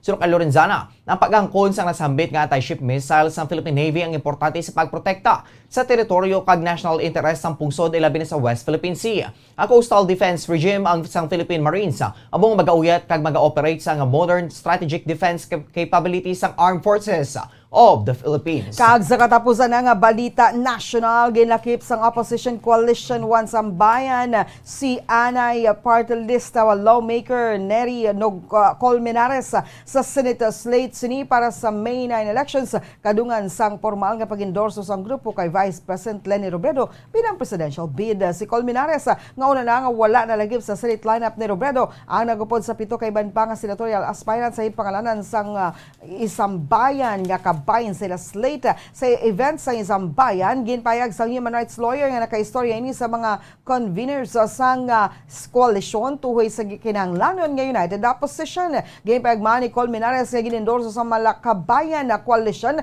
ang tandem ni Robredo kag Pangilinan bangod sa ila panindugan tuhoy sa human rights, pandemic response kag mga isyu sa mga mamumugon. Nalakip man sa mga senatorial aspirants nga pagasuportahan sa koalisyon para sa 2022 elections amo sa Alex Lacson, Chel Jokno, Jose Sonny Matula, Laila Dilima, Risa Ontiveros, Sonny Trillanes, kag Teddy Bagilata. Suno kay Isambayan convener, retired Supreme Court Associate Justice Antonio Carpio, sarang sila nga pakadugang pa sa mga kandidato kung makabato ng mga inisang public declaration sang suporta para sa tandem ni Robredo kag Pangilinan, nagikan sa iban pa nga mga senatorial candidates nga galakip sa mga ini sa ilang listahan. Oras sa Bombo Radio Philippine Standard Time, 38 minutos sa nakaligad sa takna nga nasaysaga. Saylo kita sa mga detalye na sa mga nagapanguna nga balita international. Kadto kita sa Estados Unidos. Nagapati sa US Defense Secretary Lloyd Austin nga ang conflict sa Russia may kagtana sa Ukraine ang sarang nga malikawan. Sa isa ka briefing, ginpayag ni Austin nga mayara pa sang tion kag lugar para sa diplomacy. Sunod diri, ang Estados Unidos nga nagapakig-angot sa ilang mga kaalyansa kag partners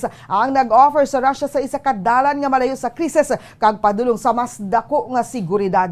So kay Austin, ang Department of Defense sa mga padayon sa pagsuporta sa nasabit ka diplomatic efforts gindugang man ni sini nga magasuporta nga meron sa Ukraine paagi sa security assistance material kag magatindog kaupod ang NATO allies. So let me be clear on where things stand today. First, conflict is not inevitable. There is still time and space for diplomacy. The United States, in lockstep with our allies and partners, has offered Russia a path away from crisis and toward greater security. And the Department of Defense will continue to support those diplomatic efforts. The United States remains committed to helping Ukraine defend itself through security assistance material.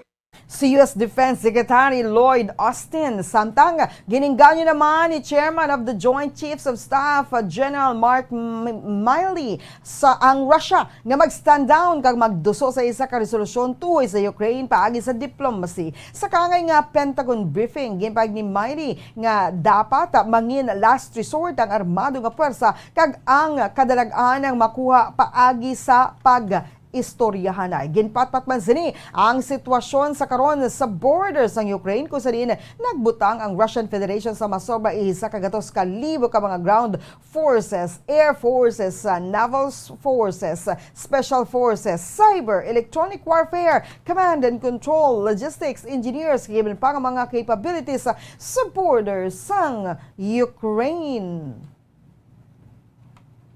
It's the policy of the United States government to continue to support an independent Ukraine in their goals, and we are continuing our effort to enhance their ability to protect themselves. We strongly encourage Russia to stand down and to pursue a resolution through diplomacy. Armed force should always be the last resort. Success here is through dialogue.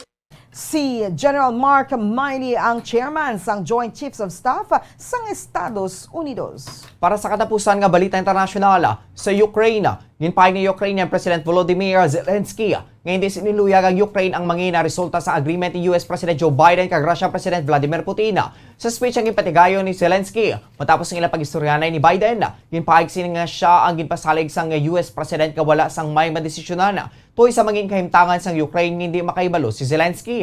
Ginakabing naman sining nga respetado nga posisyon ang ginpahayag ni Biden kag nagapati ini nga ini matuman. Ginpahayag man sa pinuno sang Ukraine nga handa ini nga makikita kay Putin kag ang ila pag-istoryanay ang mangin seryoso. Nagpanawagan si Zelensky sa mga pinuno sang Western nations nga hindi maghambal nga magasugod ang gyera sa tunga sang Russia kag Ukraine. Mangod nagatuga ini sang panik kag kahalitan sang ekonomiya sang pungsod.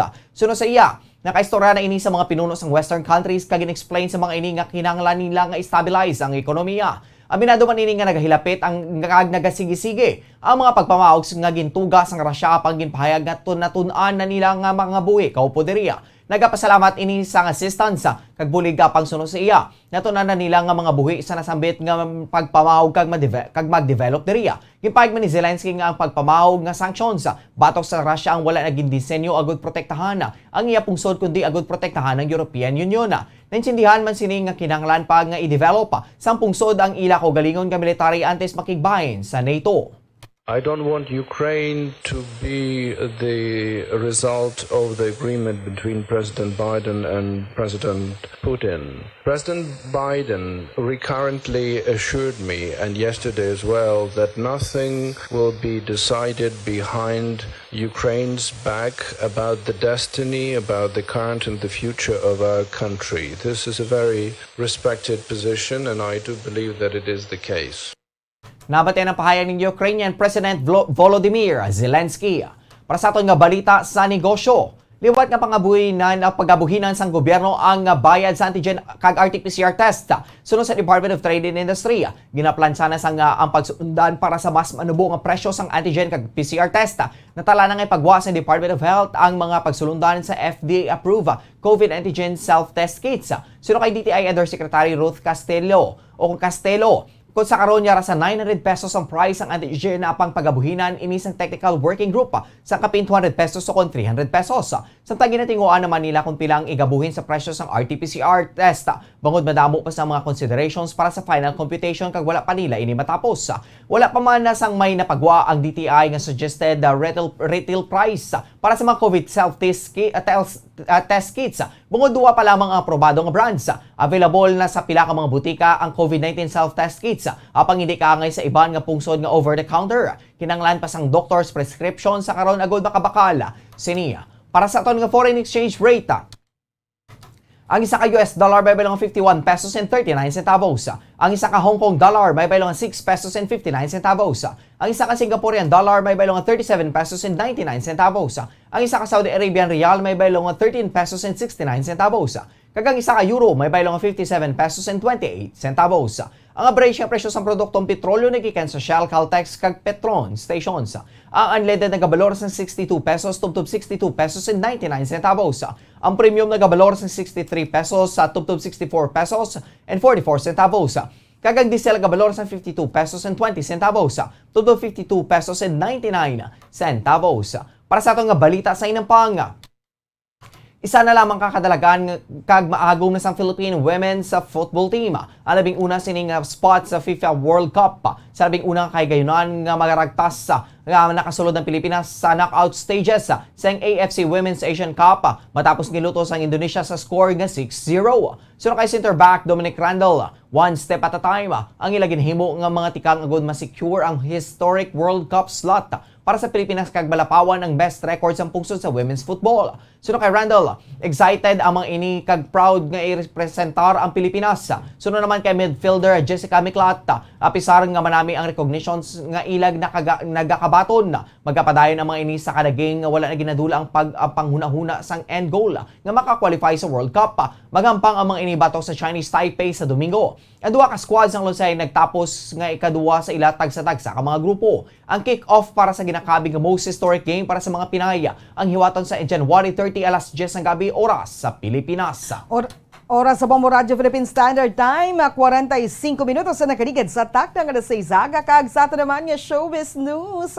May malipot apang tuman ka sweet nga mensahe si Bea Alonso kay Dominic Roque para sa ilang nga anibersaryo. Sa Instagram, nagpost si Bea sang litrato nila ni Dominic samtang nagakupanay. Sa caption sini, iyagin pahayag nga nangin malawig ang pasensya kag pagulat sang aktor kag sa karon yari na sila. Sunod diri ang pagpakigrelasyon kay Dominic ang isa sa mga pinakamaayo nga desisyon nga iyan nahimo. Gin-greet man sini ang nobyo nga ginatawag sini nga hon sang happy anniversary kag my heart emoji. Padumduman nga ginkumpirmar ni Bea ang relasyon nila ni Dominic sang Agosto sang tinalikdan lamang nga tuig. So sa aktres madugay na sila nga mag-abyan sang aktor kag hindi nanginpilit ang amat-amat nila nga pagkaluyag sa isa kag isa. Ginaragoy man sila nga husband material si Dominic.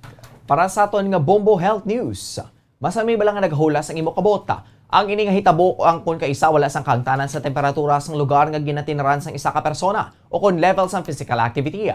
May mga tawo nga ginapawalaan lang ang excessive nga paghulas sang kamot apang nakahibalo bala kamo nga kun kaisa. Sintomas ini sang isa ka underlying condition. Kangay na lamang sa diabetes, menopause or hot flushes, manumbo nga blood sugar, overactive thyroid, heart attack, problema sa nervous system kag infections. Yari naman ang mga sarang nga mahimo kung masami nga naghulas ng kamota. Sarang nga magamit sa mga antiperspirants, kangay sang ginagamit sa ilok, subong man ang pagpahid sang baking soda, apple cider vinegar kag dahon sang sage. Oras sa Bombo Radio Philippine Standard Time, 47 minutos na nakaligad sa takda nga sa isaga. Sa ito na nga balita nga espesyal, ang Taliano Gold Bar ang masabing nga nagakapatian sa mga alamat. Tagan isa ka manugbaligi ang tuman nga nahook sa sininga istorya nga nagimo inisang kaugalingon nga gold bar sa forma sang whitening soap. Ang Taliano Gold Bar ang madugay na nga istorya sa Pilipinas kung saan kinapatihan nga may mga gold bars nga nakatago sa pungsod. Isa ka online user nakigbahin sa isa ka online forum sang litrato sang habon kagin pahayag nga manggarano na ini bangod mayera siya sang Taliano. Siya ang nagimuhimo sa iya kaugalingon nga certificate of authenticity. Sa Facebook page siya sang nasabit nga balarigyaan ang Taliano Gold Soap ang isa sa ila mga bestsellers kag may nagkalain-lain man niya kadakoon duag kag kahamuton agod bangin patok sa mga manugbakal ila ini ginpangalanan nga Taliano Gold Soup 24K. Magluwas sa waiting idea manginang product description na makangirit man ng nagabasa pangud sunod diri. Ini ang panghugas sang kamot kag pampanas sang dark spots sa maragtas sang Pilipinas. Ang kada bar ang nagabugat sang 250 grams kag ginabaligya sa balor nga 500 pesos. Oras sa Bombo Radio Philippine Standard Time, 49 minutos na nakaligad sa takda nga sa isaga. Sa ito na nga weather update, ang shear line namang nag-apekto sa Northern Luzon, ang Ilocos Region, Cordillera Administrative Region, Batanes kag Cagayan. Ang maka-eksperyensya sa magalumon ni kalangitan nga may lapta-lapta nga pag-ulan tugas sang shear line. Ang Metro Manila kag nabilin nga bahin sang pungsod maka-eksperyensya sang magalumon ni kalangitan nga may pagulan tugas sa Eastern Luzon Shear Line. Ang extreme Northern Luzon maka-eksperyensya sang kasarangan tubtob mabaskog nga paghuyop sang hangin sa naminhan na sidlangan. Ang Visayas kag nabilin nga bahin sang Luzon maka-eksperyensya sang mahinay tubtob kasarangan nga paghuyop sang hangin sa nabagatnan na sidlangan tubtob na bagatnan na katungdan. Ang Mindanao maka-eksperyensya sang mahinay tubtob kasarangan nga paghuyop sang hangin sa nasidlangan tubtob na aminhan na sidlangan. Ang Baybayon ang may mahinay tubtob kasarangan nga pagbalod. Sa ato naman antad sang temperatura sa Metro Manila 25 to 33 degrees Celsius. 4% ang tsansa sang pagulan. Ang hangin ay may kapasugon nga 2 kilometros kada oras, partly cloudy. Sa Naga, 23 to 31 degrees Celsius ang antad sa temperatura. May 6% ka tsansa sa pagulan. Ang hangin may kabasgon nga 0 km per hour, partly cloudy. Sa Cebu, 24 to 30 degrees Celsius ang antad sang temperatura. 62% ang tsansa sang pagulan. Ang hangin ay may kabasgon nga 3 km kada oras, partly cloudy. Sa Coronadal, 22 to 33 degrees Celsius ang antad sa temperatura. May 7% ka tsansa sang pagulan. Ang hangin may kabasgon nga 0 km per hour, partly cloudy. Kag diri sa syudad sang Bacolod, 24 to 31 degrees Celsius ang antad sang temperatura. 55% ang tsansa sang pagulan. Ang hangin may kapasugon nga 3 km kada oras with light rain showers. Ang adlaw na butlak na 6:12 kay na konsumong gid lamang nga aga kag bagaturod na 5:51 karon sa Kasisidmon. Oras sa Bombo Radio Philippine Standard Time 50 minutos sa nakaligid sa tak ng alas 6 sa aga. Inyo nabatian ang mga balita nga gindulong sa inyo sang Bombo News Team sang DYWB Bombo Radio Bacolod sa subong adlaw sang Sabado, Enero 29 tuig 2022. Ini ang Bombo News and Views Morning Edition. Kag kami ang inyo nangintag balita. Bombo Franz, Andrew Burgos. Kag Bombo Mary Divine Grace Moreno Coelho para sa Pambansang Radyo ng Pilipinas, consistent overall number 1 sa Bacolod. Basta Radio! Bombo! Kag sa ato nga Bombo News Analysis, ang ginpadala sa isa ka maukod nga tagpalamati sa Bombo Radio Bacolod, inang ginbasa ni Bombo Daniel Ixones, kag ini ang may tikulo, wala sang kasulbaran. Adlaw-adlaw naman nga may nagatuhaw, balita sa TV kag radyo sa imo nga pagbugtaw. Kriminalidad sa aton nga lugar ang wala nagatahaw, nangin kaupod na ini sa aton nga pagpamahaw. Druga padayon sa giyapon sa pagdagsa, patay nga hinali na lamang makita. Amo sinipirmi ang mabatian nimo nga balita, daw wala na sila natakan nga magpakasala. Pagpaindis-indis sa politika, isa pa ini sa nagadugang sa balita, nagaabot sa punto nga may nagaguba tungod sa mga matalom nga dila. Ang pandemya nga nagapadayon, rason kung nga apadayon ang kapigaduhon. Pasyente nga may COVID nagtugas ang depresyon, nagdesisyon nga ang iya kabuhi utason.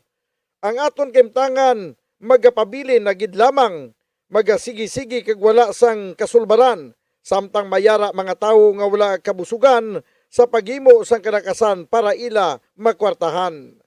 Ang inyong panguna-una pananawan ng ipadala ni Jeffrey Pilayo sa Libertad Extension, Bacolod City.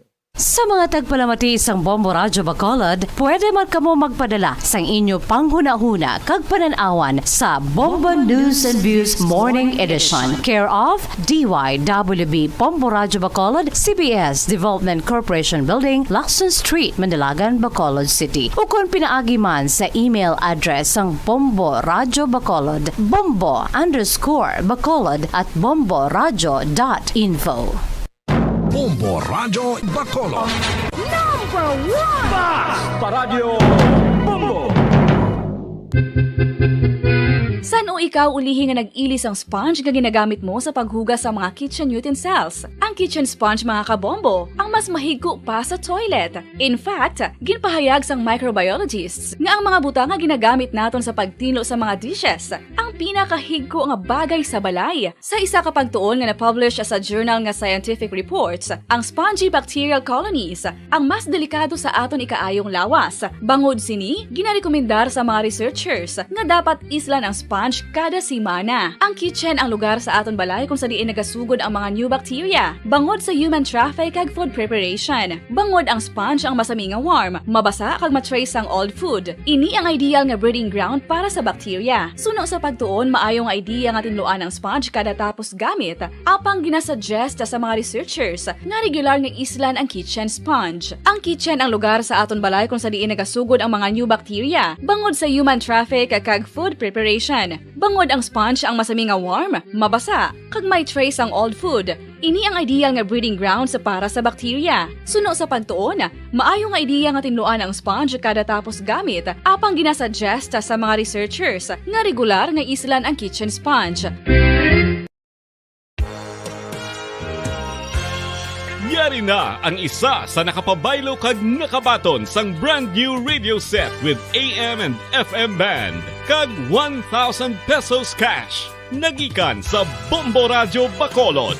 Ko si Anisito Delicano, taga Libertad Extension, Bacolod City. Nagbabaylo ko sang radyo nga ginatag sapon sang Action Radio kay nagaungot sa ilalang estasyon. Hindi ko kapamati sang iyasang bumbo, mga lapit naman sa katuig ni nga ginatag nila sakon. Amo na mo lang ni ang imo nga mamatian ang Action Radio lang. Amo ini nga radyo ang ginapangatag nila. Gindala ko di sa bumbo kay pabayluan ko sang iyasang bumbo nga radyo nga wala sa ungot sa isa lang ka estasyon. Kag manami kay bag-o, kag wala guba, may suga pa. Kag ang 1,000 nga ginatag sang bumbo, mapasalamat gid ko kay may nagbakal na kusudan. Sing una ga bindors ko ti. 5 dekada nang nagtataguyod ng katotohanan. 5 dekada nang nagtatanggol sa mga mamamayan.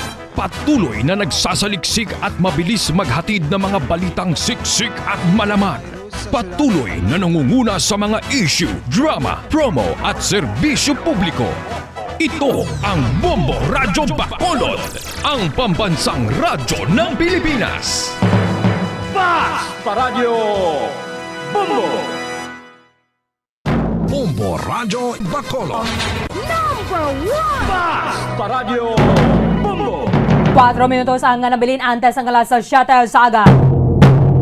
Welcome madali sa pagpangalaga daw sa Bombo Report Second Edition adlaw sang Sabado, petsa 29 sa bulan sang Enero sa mga tig 2022. Katapusan ng adlaw sang Sabado sa unang bulan sa mga year 2022. Sa mga aga mangin kaupon ang inyong walagad si Bombo Erdin Bayonita.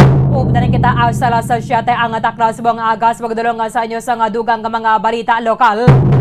Ang nabalhaga sa aton ng mga police station sa diri sa Maya Syudad sa Bacolod Calaquipan na sa Maya Probinsya sa Negros Occidental.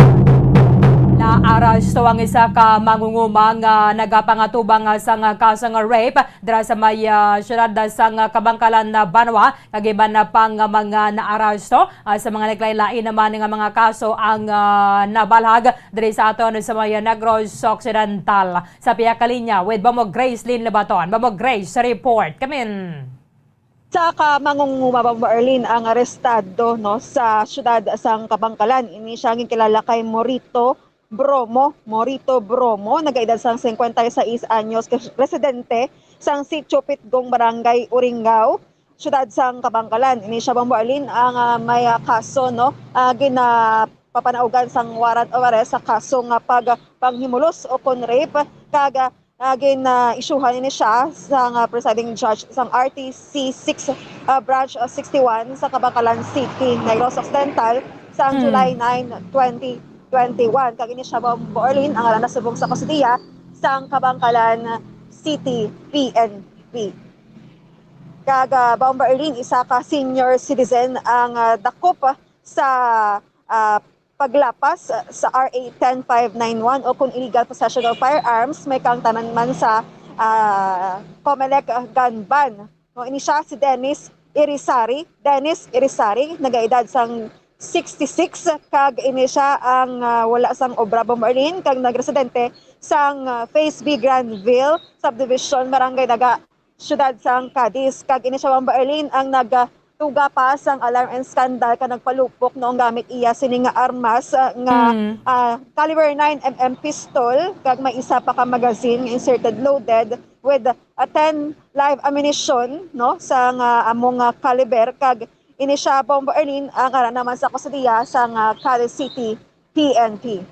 Subong nga dan ginapatuman na pa ang election na gun ban na Bamo Grace.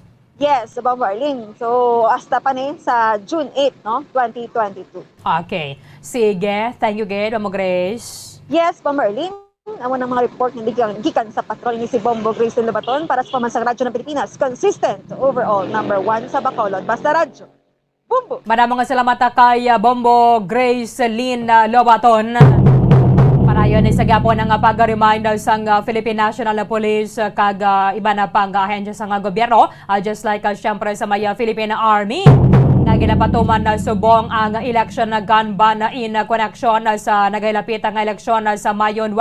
So asa pa ni sa Hunyo 8 kag nagasugod sa Enero 9. Sa latest sa nga data nga ginapagwa sa Negros Occidental Police Provincial Office, mayroon na sa 11 ka mga nagakaladakpan sa sining pagbayolar sa election na gun ban sa nagakalain-lain nga bahin sa ato ng probinsya kon sa din ang mga violators diri ang nakuhaan sang bladed weapon kon or ang ining armas sa lutang. So, nahitso naman sa mga kapolisan ang kaso nga gapasaka bato kadiri sa mga violators. Impunto alas sa siyatan na, yaren na ang Bombo Network News. KBP Golden Dome for Best Radio Newscast Metro Manila goes to Bombo News DWSM Star FM Bombo Radio. At ngayon, ang inyong tagapagbalita. Magandang umaga Pilipinas sa anumang oras sa buong mundo. Narito ng Bombo Network News Morning Edition. Araw ngayon ng Sabado, Enero 29, 2022. Sa ulo ng ating mga balita, ang Bombo Radio mangunguna po kasama ang 300 mga himpilan ng radyo at telebisyon sa ilalim po ng KBP sa gaganaping The 2022 Presidential Candidates Forum sa Pebrero 4. Sa international news, ang Ukraine handa raw na makipag-usap sa bansang Russia. Itong si COMELEC Commissioner Amy Ferolino po nagsalita na at bineltahan ang kapwa commissioner na si Rowena Guanzon. Sinubukan umano siyang impluensyahan sa disqualification case laban pa rin kay presidential aspirant Bongbong Marcos. Ang Manila Police District naman patuloy ang pag-iimbestiga sa 2 insidente ng paghagis ng granada sa mga sabungan. Sa ating police report, 3 notorious na tirador ng kalabaw patay sa operasyon sa Camarines Sur. At sa ating sports, balita itong numero 1 sa tennis na si Rafael Nadal at itong world's number 2 na si Daniil Medvedev magkaharap sa finals ng Australian Open habang ay ang China po binalaan ng Estados Unidos na tigilan daw itong pangingialam sa Winter Olympics. At sa entertainment news naman, si 2010 Miss Universe 4th runner-up Venus Ra umalmas sa mga batikos kasunod ng revelasyon sa kanyang first sexual experience noong siya 16 anyos pa lamang. At live nationwide via satellite mula sa Bombo News Center Makati, kami ang inyong mga tagapaghatid balita. Si Bombo Everly Rico. At ako naman, si Bombo Gerald B. Ulep. At ngayon, sa detalye ng ating mga balita. International News. Nananawagan si Ukraine President Volodymyr Zelensky sa mga bansa na huwag ipalutang na agad na aatake ang Russia sa kanila. Ang nasabing mensahe anya ay nagdudulot ng pagkabahala sa kanilang bansa bukod pa sa naapektuhan ang ekonomiya nila. Dagdag pa nito na sanay na sila sa banta ng Russia kaya hindi na dapat sila balaan ng iba pang mga bansa. Nagpahayag din ito ng kahandaan na makipagpulong kay Russian President Vladimir Vladimir Putin. Sinabi nito na kahit anumang uri ng mga pagpupulong, basta dapat ito ay seryoso. Maggugunitang naging mataas ang tensyon sa dalawang bansa matapos ang paglalagay ng Russia na mahigit 100,000 na mga sundalo sa border ng Ukraine. Sa panig naman ng Amerika, itinuturing nilang seryoso ang pagdaragdag ng Russia ng mga sundalo sa border ng Ukraine. Ayon kay Defense Secretary Lloyd Austin na anumang oras ay nakahanda silang umalalay sa Ukraine kapag itinuloy ng Russia ang pag-atake. Isa rin anyang banta sa kapayapaan at seguridad sa Europa ang pagbaliwala ng Russia sa pakiusap ng Estados Unidos at ng 3 pang mga bansa na miyembro ng NATO. Narito pa ang pahayag ni Defense Secretary Lloyd Austin. So let me be clear on where things stand today. First, conflict is not inevitable. There is still time and space for diplomacy.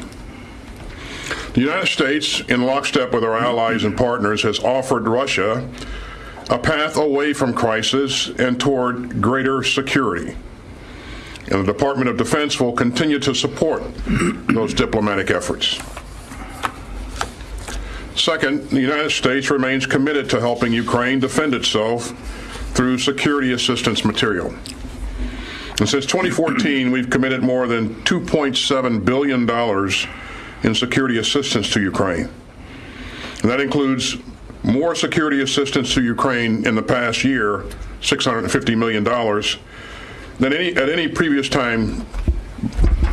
And so in December, President Biden authorized $200 million in assistance, which included additional javelins and other anti-armor weapons, grenade launchers, large quantities of artillery and small arms ammunition, and other equipment.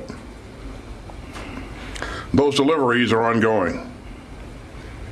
Indeed, another shipment just arrived today. And third, the United States will stand shoulder to shoulder with our NATO allies. And that includes reinforcing security on NATO's eastern flank. And as you know, we placed thousands of U.S. troops on prepare to deploy orders earlier this week. If NATO activates its response forces, these troops will be ready to go.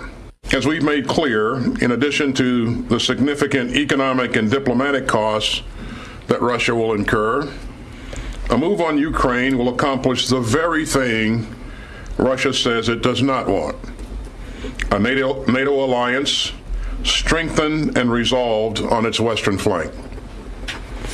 The United States will contribute to NATO's response forces, and we will coordinate with our NATO allies.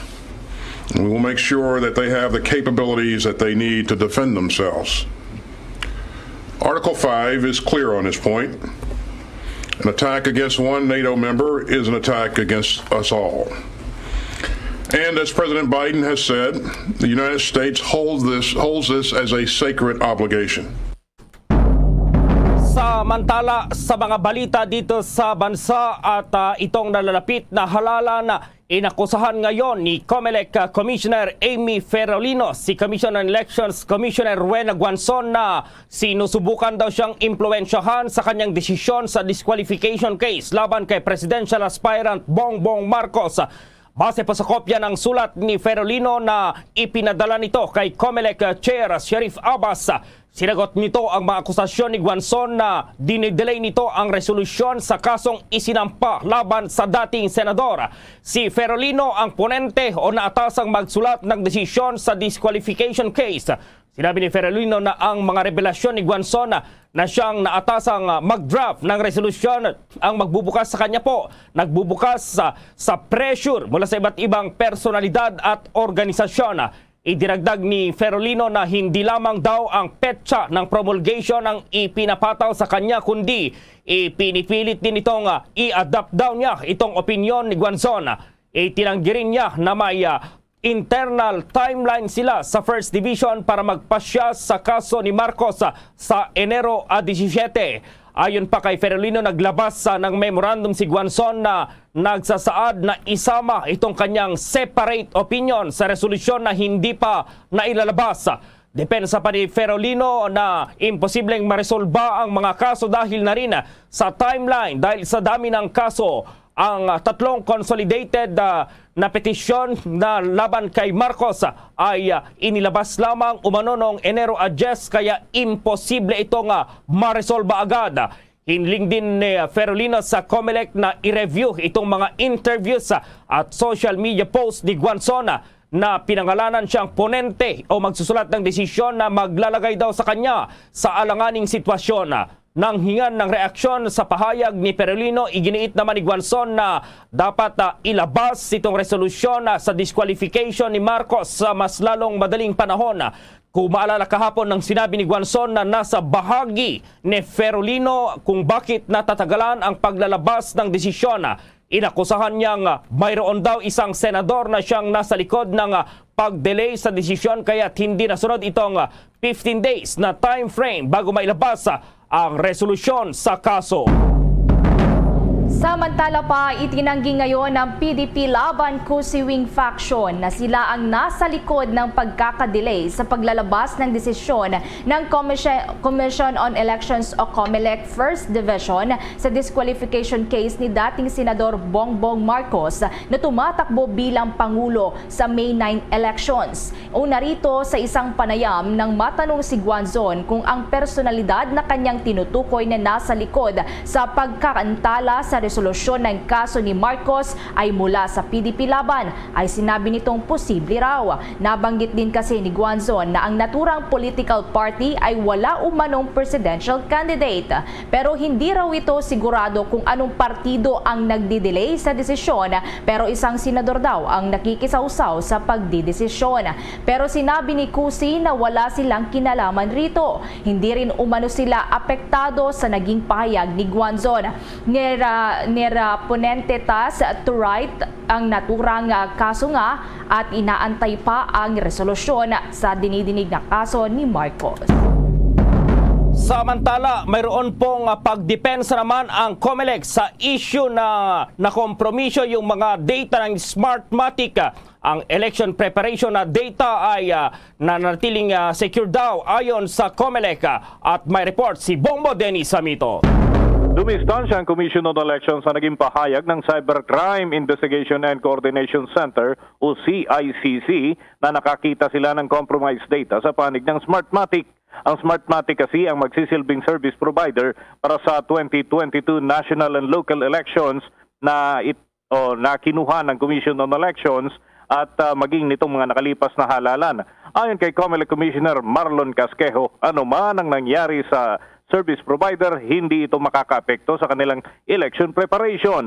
Naninindigan ng COMELEC na malabong maging biktima ng hacking ang data na kanilang hawak para sa nalalapit na halalan. Git nito, kahit ang Smartmatic o sino mang outsider ay wala naman talagang direktang access sa pinaglalagyan ng mahalagang impormasyon ng kanilang tanggapan. Bukod dito, offline data o kaya naman ay nasa hardware lamang umano ito, kaya walang hacker na makakapasok kundi direktang pupuntahan ito mula sa kanilang tanggapan. Pero hindi na nito tinukoy kung saang bahagi ng Palacio del Gobernador matatagpuan ang secured area na sinasabi niya.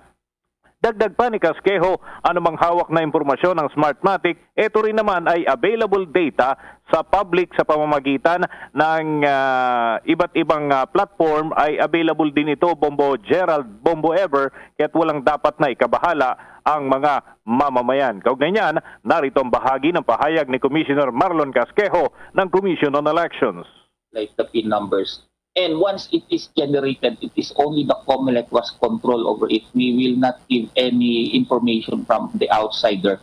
So that is what our practice is. And it is offline, Mr. Chair, and it is located in a very secure memory configuration room where the only way you can hack it is not through cyber attack, but you have to enter into that room and then input the 2 passwords by our supervisors, and you have to pass all those securities before you can enter that room. So we use the old BCM, so it needs a software to run the system. So that is why we do a bidding process and they won the bid. So prior to that submission of this final software, maybe they will conduct as what the provider must do, conduct some their tests on their own. But we do not provide them informations. We do not provide them relevant informations, but only those informations available to the public, just like the voter, the project of precincts, the voting center, which is available to the public.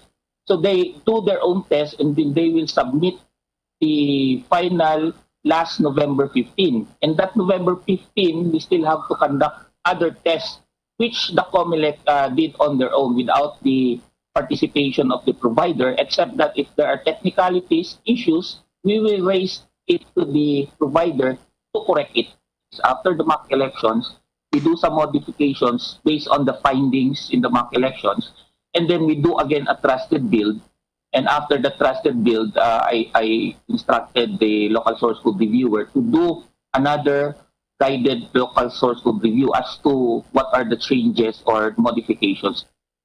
Ginang pahayag ni COMELEC Commissioner Marlon Casquejo sa naging pagharap nito sa kapulungan ng Kongreso, partikular na sa joint hearing ng Kamara at Senado kaugnay pa rin sa mga paghahanda para sa 2022 national and local elections. Bombo Dennis. Yes, Bombo Gerald. Oo, yung Department of Information and Communications Technology sinabi ng isang araw na walang imposibleng magkaroon ng breach. Pero yung sinasabi naman ng Cybercrime Investigation and Coordinating Center na mayroon silang nakita na data breach, parang hindi sila tugma ng pahayag, Bombo Dennis, kaugnay rito.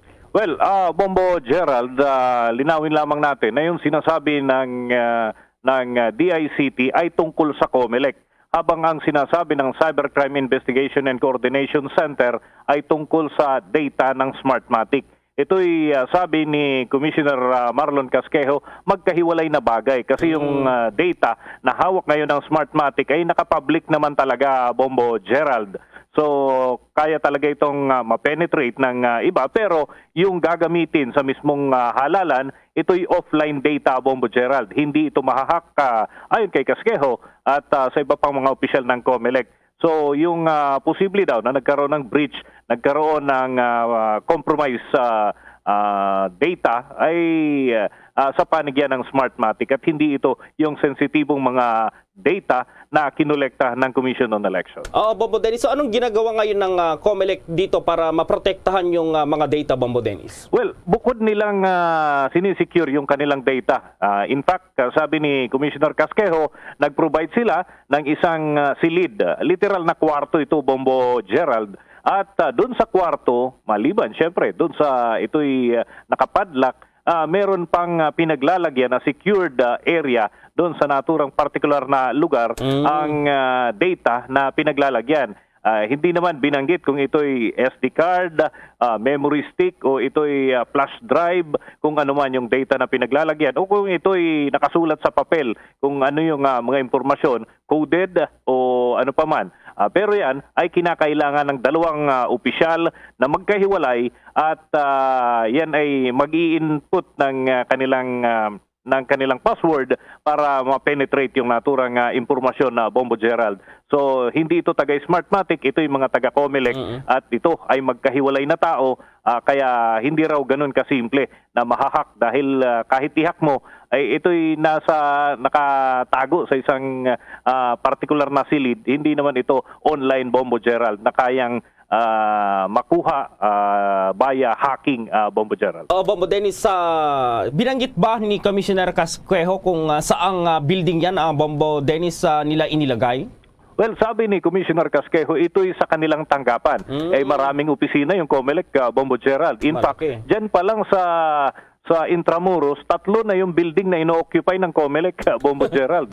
Oo, meron pa silang tanggapan sa Laguna at meron pa silang mga remote offices na kanila din ginagamit. Very active din yung dyan sa ibang area ng lungsod ng Maynila. Meron pa silang mga tanggapan dyan, Bombo Gerald. So, mahirap manghula, pero sabi naman ni Commissioner Casquejo, secured yung area, Bombo Gerald. May, kung baga, duplicate ba sila dyan, Bombo Dennis, para sakaling hindi naman natin ipinagdarasal, magkaroon ng aberya, magkaroon ng sunog, yung mga documents na yan, ay mayroon pa silang reserba na kanilang mga data, Bombo Dennis? Usually, may kopyang iniiwan ito sa Bangko Sentral ng Pilipinas sa Bombo Gerald, lalo na yung ginagamit na nire-review para dito sa yung source code na ginagamit.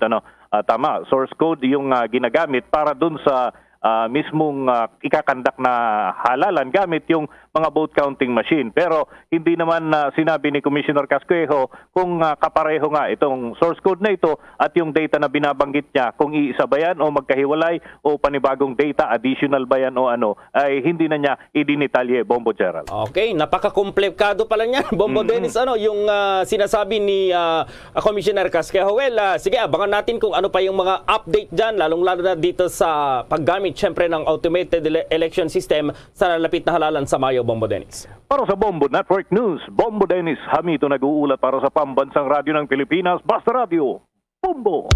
Bombo Sports News. Samantala sa mga nag-aabang po ng sports, lalong-lalo na itong tennis, dahil kakaiba ngayong taon, inaabangan itong talagang paghaharap ng numero 1 po, world's number 1, itong si Rafael Nadal at itong world's number 2 na si Daniil Medvedev. Bukas nga magsasagupa ang dalawa para sa kampyonato. Una rito, tagumpay na nairaos ni Daniil Medvedev ang kanyang match sa Greek 4th seed na si Stefanos Tsitsipas sa semifinals na ginanap kahapon. Tinapos ng Russian world number 2 na itong si Tsitsipas sa score na 7-6, 4-6, 6-4 at 6-1. Kapag natalo po ni Medvedev ang Spanish great na si Rafa Nadal, siya itong magiging first man sa Open era na mananalo ng kanyang first 2 Grand Slam titles matapos ang kanyang panalo sa New York noong Setyembre. Tinalo noon nitong Russian ang dating world number 1, itong controversial na si Novak Djokovic. Tatangkain ngayon ng 25 years old na pigilan naman ang magiging all-time men's record ng 21 Grand Slam titles po yan kapag natalo itong 35 anyos na si Rafa Nadal. Sa iba pang mga balita, todo ngayon ang panawagan ng mga petitioners sa isang disqualification case ni Presidential Aspirant Bongbong Marcos na ilabas na ang desisyon. Kasunod na rin ito ng naging pagbubunyag ni COMELEC Commissioner Rowena Guanzon sa kaniyang boto na pumapabor sa disqualification case laban sa anak ng dating diktador si Ferdinand Marcos. Sa virtual press briefing ng campaign against the return of the Marcoses and martial law, nagpahayag ng pagkadismaya si Howard Calleja, ang main counsel ng mga petitioners sa kaso laban kay Marcos Jr. Sabi ng Karma Director Bonifacio Ilagan na hindi nakakagulat na may nangyayaring machination umano sa sistema ng COMELEC. Pinuri naman ni dating Gabriela Women's Party List Representative Liza Maza ang aksyon ni Guanzon sa maagang pagsasapubliko nito ng kanyang boto sa kaso laban kay Marcos Jr. Umapila rin si Maza sa Partido Federal ng Pilipinas na tigilan na ang harassment kay Guanzon. Sabi pa ni Maza, sana ay matanggalan na rin ng maskara kung sino ang mga individual o grupo na umano'y nakikialam sa kaso laban kay Marcos Jr. Samantala, aminado naman si Calleja na sa matagal na niyang karanasan bilang isang election lawyer, hindi pangkaraniwan ang ginawa ni Guanzon na isa publiko nito ang kanyang boto sa isang pending na kaso. Sa iba munang mga balita, itong susunod na alert level dito sa National Capital Region at iba pang lugar sa bansa para sa Pebrero. Kailan kaya ia-anunsyo to? At nasa linya si Bombo Raymond Tinasa.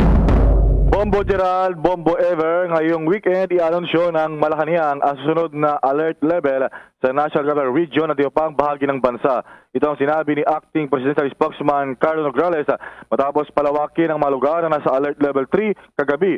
Kabilang ang Palawan, Camiguin, Davao Occidental, Dinagat Islands, Tawi-Tawi at Sulu. Ayon kay Nograles, gusto kasi nilang malapit talaga sa unang araw ng Pebrero ang pag-anunsyo para hindi malito ang publiko sa petsa ng pagpapatupad nito. Antabayan na lamang daw ang kanilang pag-anunsyo ngayong araw o kaya ay bukas. Samantala, yun yung abang natin anytime today, Bombo Gerald, kaugnay sa mga bagong alert level simula sa Pebrero 1 ngayong taon. Para sa Bombo Network News, Bombo Raymond Tinasa naggulat Para sa pambansang radyo ng Pilipinas, basta radyo, Bombo! Samantalang Bombo Radio Philippines po mangunguna kasama itong 300 mga himpilan ng radyo at telebisyon dito pa rin sa ilalim ng KBP sa gaganapin na 2022 Presidential Candidates Forum sa Pebrero 4. Itong Presidential Forum ay public service po yan ng Bombo Radio, Star FM at KBP. At kaugnay niyan may dagdag pang impormasyon si Bombo Elmar Acol. That's right, Bombo Gerald, Bombo Everly, talaga namang masusubok itong galing at talino ng mga presidential candidates sa darating yan na Biyernes na yan, Pebrero 4, simula alas 9 ng umaga. Kaugnay pa rin itong Panata ng Bayan, KBP Presidential Candidates Forum, sa pong public service ng Bombo Radio Philippines, kasama ang Star FM at Bombo Radio stations nationwide at kapisanan ng mga broadcaster ng Pilipinas. Dito, simula alas 9 ng umaga, ay hindi lamang yung Bombo Radio Philippines ang makakasama natin dyan. Sama-sama yung pwersa na may 300 mga radio at TV stations nationwide upang bigyan ng pagkakataon itong mga presidential candidates na ilatag yung kanilang mga plataforma di gobyerno, yung kanilang mga plano, at hindi lamang yan para doon sa ating mga botante, yung ating publiko, ay pa mabigyan ng pagkakataon sila kung wala pa napipili, ay wala pang napipisel, ay para may pagkataon sila na marinig yung mga saloobin, mga plano, at gina rin yung kanilang mga balakin sakaling sila ay mahalalal sa darating naman na Mayo ng eleksyon ng taong kasalukuyan. Kaugnay niyan, Bombo Gerald at Bombo Everly, pakinggan nga natin yung ating sasagawa nating plugging, o kaya naman pagiging aware yung ating mga kababayan sa malaking event nito sa pangunahan ng Bombo Radio Philippines kasama ang mga nasa ilalim ng kapisanan ng broadcaster ng Pilipinas bilang bago pa rin ng serbisyo publiko. Kinakailangan marinig ang boses ng mga manggagawa. Kailangan mabuo ang kapangyarihan dahil ang gobyernong ito ay atin. Ang bukas ay kailangan natin ang leader ng tama ay paglalaban at ang mali ay lalaban. Hangad kong ibalik ang mapagkaisang paglilingkod ng magbubuklod sa ating bansa. I do not run in promises. I run on sa ating pamahalaan na patuloy na nagsasamantala at nagnanakaw sa kaban ng bayan. Malapit na kayong magsama-sama. Ipaglalaban ko kayo hanggang dulo. Itataya ko ang lahat. Ibubuhos ko ang lahat na kayang ibuhos. Haharapin na ang tanong at isyu ng bayan. Ilalahad ang kani-kanilang plataforma at programa para sa taong bayan. Sama-sama nating kilatisin ang mga kandidatong tumatakbo sa pagkapangulo. Inimbitahan ang 6 sa kanila. Sino nga ba ang karapat-dapat na mamuno sa bansa? Panata sa Bayan, the Presidential Candidates Forum. Hatid sa inyo ng buong puwersa ng kapisanan ng mga broadcaster ng Pilipinas. Moderated by Karen Davila from ABS-CBN and Rico Hizon from CNN Philippines. At mga panelists na magtatanong at bubusisi sa ating mga kandidato mula sa iba-ibang broadcast at digital news networks. Bombo Elmar mula sa Bombo Radio, Robbie Alampay mula sa One News, Dan Andrew Cura mula sa Far East Broadcasting Company at Ed Lingao mula sa TV5. Makakasama rin natin ang iba-ibang miyembro ng kapisanan ng mga broadcaster ng Pilipinas mula Luzon, Visayas at Mindanao. Panata sa Bayan, the Presidential Candidates Forum, ngayong February 4, alas 9 ng umaga. Mapapanood simulcast sa higit 300 miyembrong istasyon. Star Nation, so exciting, Bombo Gerald, Ang nakaka-exciting din dito, sino kaya ang sisipot at sino ang higing sisipot ang mga kabombo ka Star Nation na Bombo Gerald? Sino yung nag-confirm na dyan na Bombo Elmar dito sa mga inimbitahan syempre na tatakbo sa pagka-presidente sa buwan ng Mayo, Bombo Elmar? Actually, Bombo Gerald, as per KBP National President Sir Herman Pasbaño, meron na nagkumpirma. Pero syempre, dapat abangan ng ating mga kababayan. Sabi ko nga, sino ang sisipot at sino ang hindi sisipot?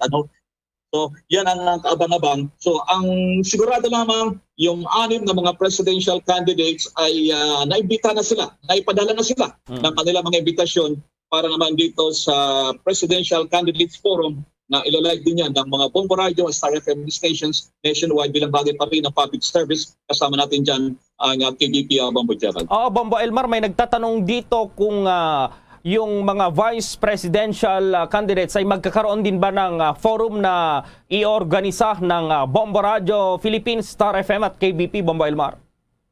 Actually, nasa plano na yan, pero kailangan din lamang, Bombo Gerald, na yung schedule din ng mga kandidato ay dapat mailatag din. Dahil sa sila din naman daw ay abala din ngayon sa pag-ikot sa ito lamang na gagawing event na to. Ay napakahirap na.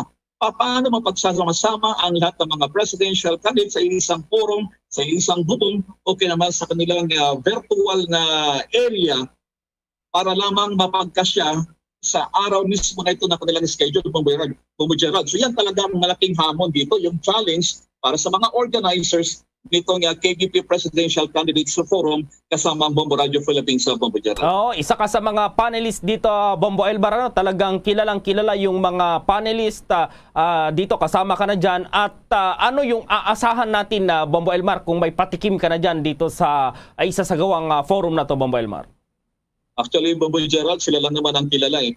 Hindi naman tayo kilala. Pero tayo naman, Bombo Gerald, yung itatanong lang naman natin siguro, yung gusto ring tanong ng ating taong bayan. Gusto nilang malaman, yung mga balakin, kung ano yung mga napapanong mga issue. Siyempre, itong mga kandidatong ito, ay maharap sila sa napakatinding mga problema ng ating bansa. Nasa gitna tayo ng pandemic crisis, hindi lamang yung ekonomiya, yung tinatawag din natin na kanilang mga trabaho. Wala ng trabaho ha. So napakahirap ng panahon ngayon. So ano magiging solusyon dito ng ating mga kandidato? So very crucial para sa ating mga presidential candidates this coming 6 years. Punta na tayo going to the year 1929, 1930. So itong dekadang ito, napakahirap, Bombo Gerald. So kailangan ay maging talagang matalino ang ating mga taong bayan, ang ating mga botante sa pagpili na napakahalaga, very crucial, ito May 2022 presidential election sa Bombo Gerald. Mahalagang makinig dito yung ating mga kababayan sa isasagawang forum dahil halos lahat naman ng presidential sa inimbitan, Bombo Elmar. Pero ilang oras daw? May nagtatanong na naman dito kung ilang oras itong isasagawang forum na to, Bombo Elmar? Initially, yung ating nakalap na impormasyon hanggang alas 11 ng umaga, so alas 9. So medyo napakahaba yan. At hindi lamang naman yan dahil hindi lamang naman isa kandidato ang sasagot sapagkat iba't ibang mga aspirante sa pagkapresidente ang sasagot. So hindi rin lamang sa mga himpilan ng Bombo Radio, pati yung mga platform natin, yung YouTube at yung Facebook channel ng Bombo Radio Philippines ay maaari din nilang mapanood at mapakinggan itong mahalagang event na ito sa darating na Biyernes. Simula alas 9 yan ng umaga, Bombo Gerald, Bombo Everly. Oo, isang personal na lang nakatanungan, Bombo Elmar, paano naman yung paghahanda mo ngayon na haharap ka dito sa mga, syempre, malalaking personalidad na kagaya mo rin, Bombo Elmar? Hindi naman tayo malaking personalidad, pero hindi naman bago sa atin, Bombo Gerald, ito kasi through the years din naman, marami naman siguro sa pagyayabang natin, mga presidente na ating nakapanayam, at sa ngalan ng Bombo Radio Philippines, yung mga nakopo. So, hindi namin bago para sa atin na sumalang at makaharap. Yung mga nakapanayam natin, mga presidente na. Ito aspiring, ibig sabihin, ay nag-apply pa lamang sila dito, Bombo Gerald, sa pagka-presidente ng Pilipinas, Bombo Gerald. So, it's not an ordinary thing for us, Bombo Gerald, katulad sa ginagawa mo, mga panayam na sa araw-araw. So, ganun lang naman, Bombo Gerald. At yung tatanong din naman natin, yung gusto rin marinig ng ating mga botante para sa lapit na manahala ng Bombo Gerald. Okay, Bombo Elmar, maliban na lamang kung mayroon ka pang mga ipapahabol dyan, Bombo Elmar, kaugnay pa rin dito nga sa forum na syempre itong presidential forum na to ay public service ng Bombo Radio, Star FM at KBP, Bombo Elmar. So yan na lang mga Bombo Gerald. So tandaan po sa kalendaryo ng ating mga listeners, mga viewers ng Bombo Radio Philippines Nation at worldwide, kasama yung Star FM. Abangan po yan, sa Biyernes na po yan, Pebrero 4, alas 9 po ng umaga, itong ating KBP Presidential Candidates Forum. Public service po yan ng Bombo Radio at Star FM, kasama ang KBP. Para sa Bombo Network News, Bombo Elmar ako nag-uulat para sa Pambansang Radyo ng Pilipinas, Basta Radio, Bombo! Dumako Dumako pa tayo sa ibang mga balita. Handa na raw ang Bureau of Immigration na ipatupad ang direktiba ng Interagency Task Force na pagbubukas sa mga border ng bansa para sa mga banyagang turista simula sa Pebrero a 10. Sa isang advisory, sinabi ni BI Commissioner Jaime Morente, ito ay bilang pagsunod na rin sa resolution ng Interagency Task Force for the Management of Emerging Infectious Diseases o IATF. Pero dapat daw ay fully vaccinated nationals lamang ang papapasukin at galing sa mga non-visa required countries.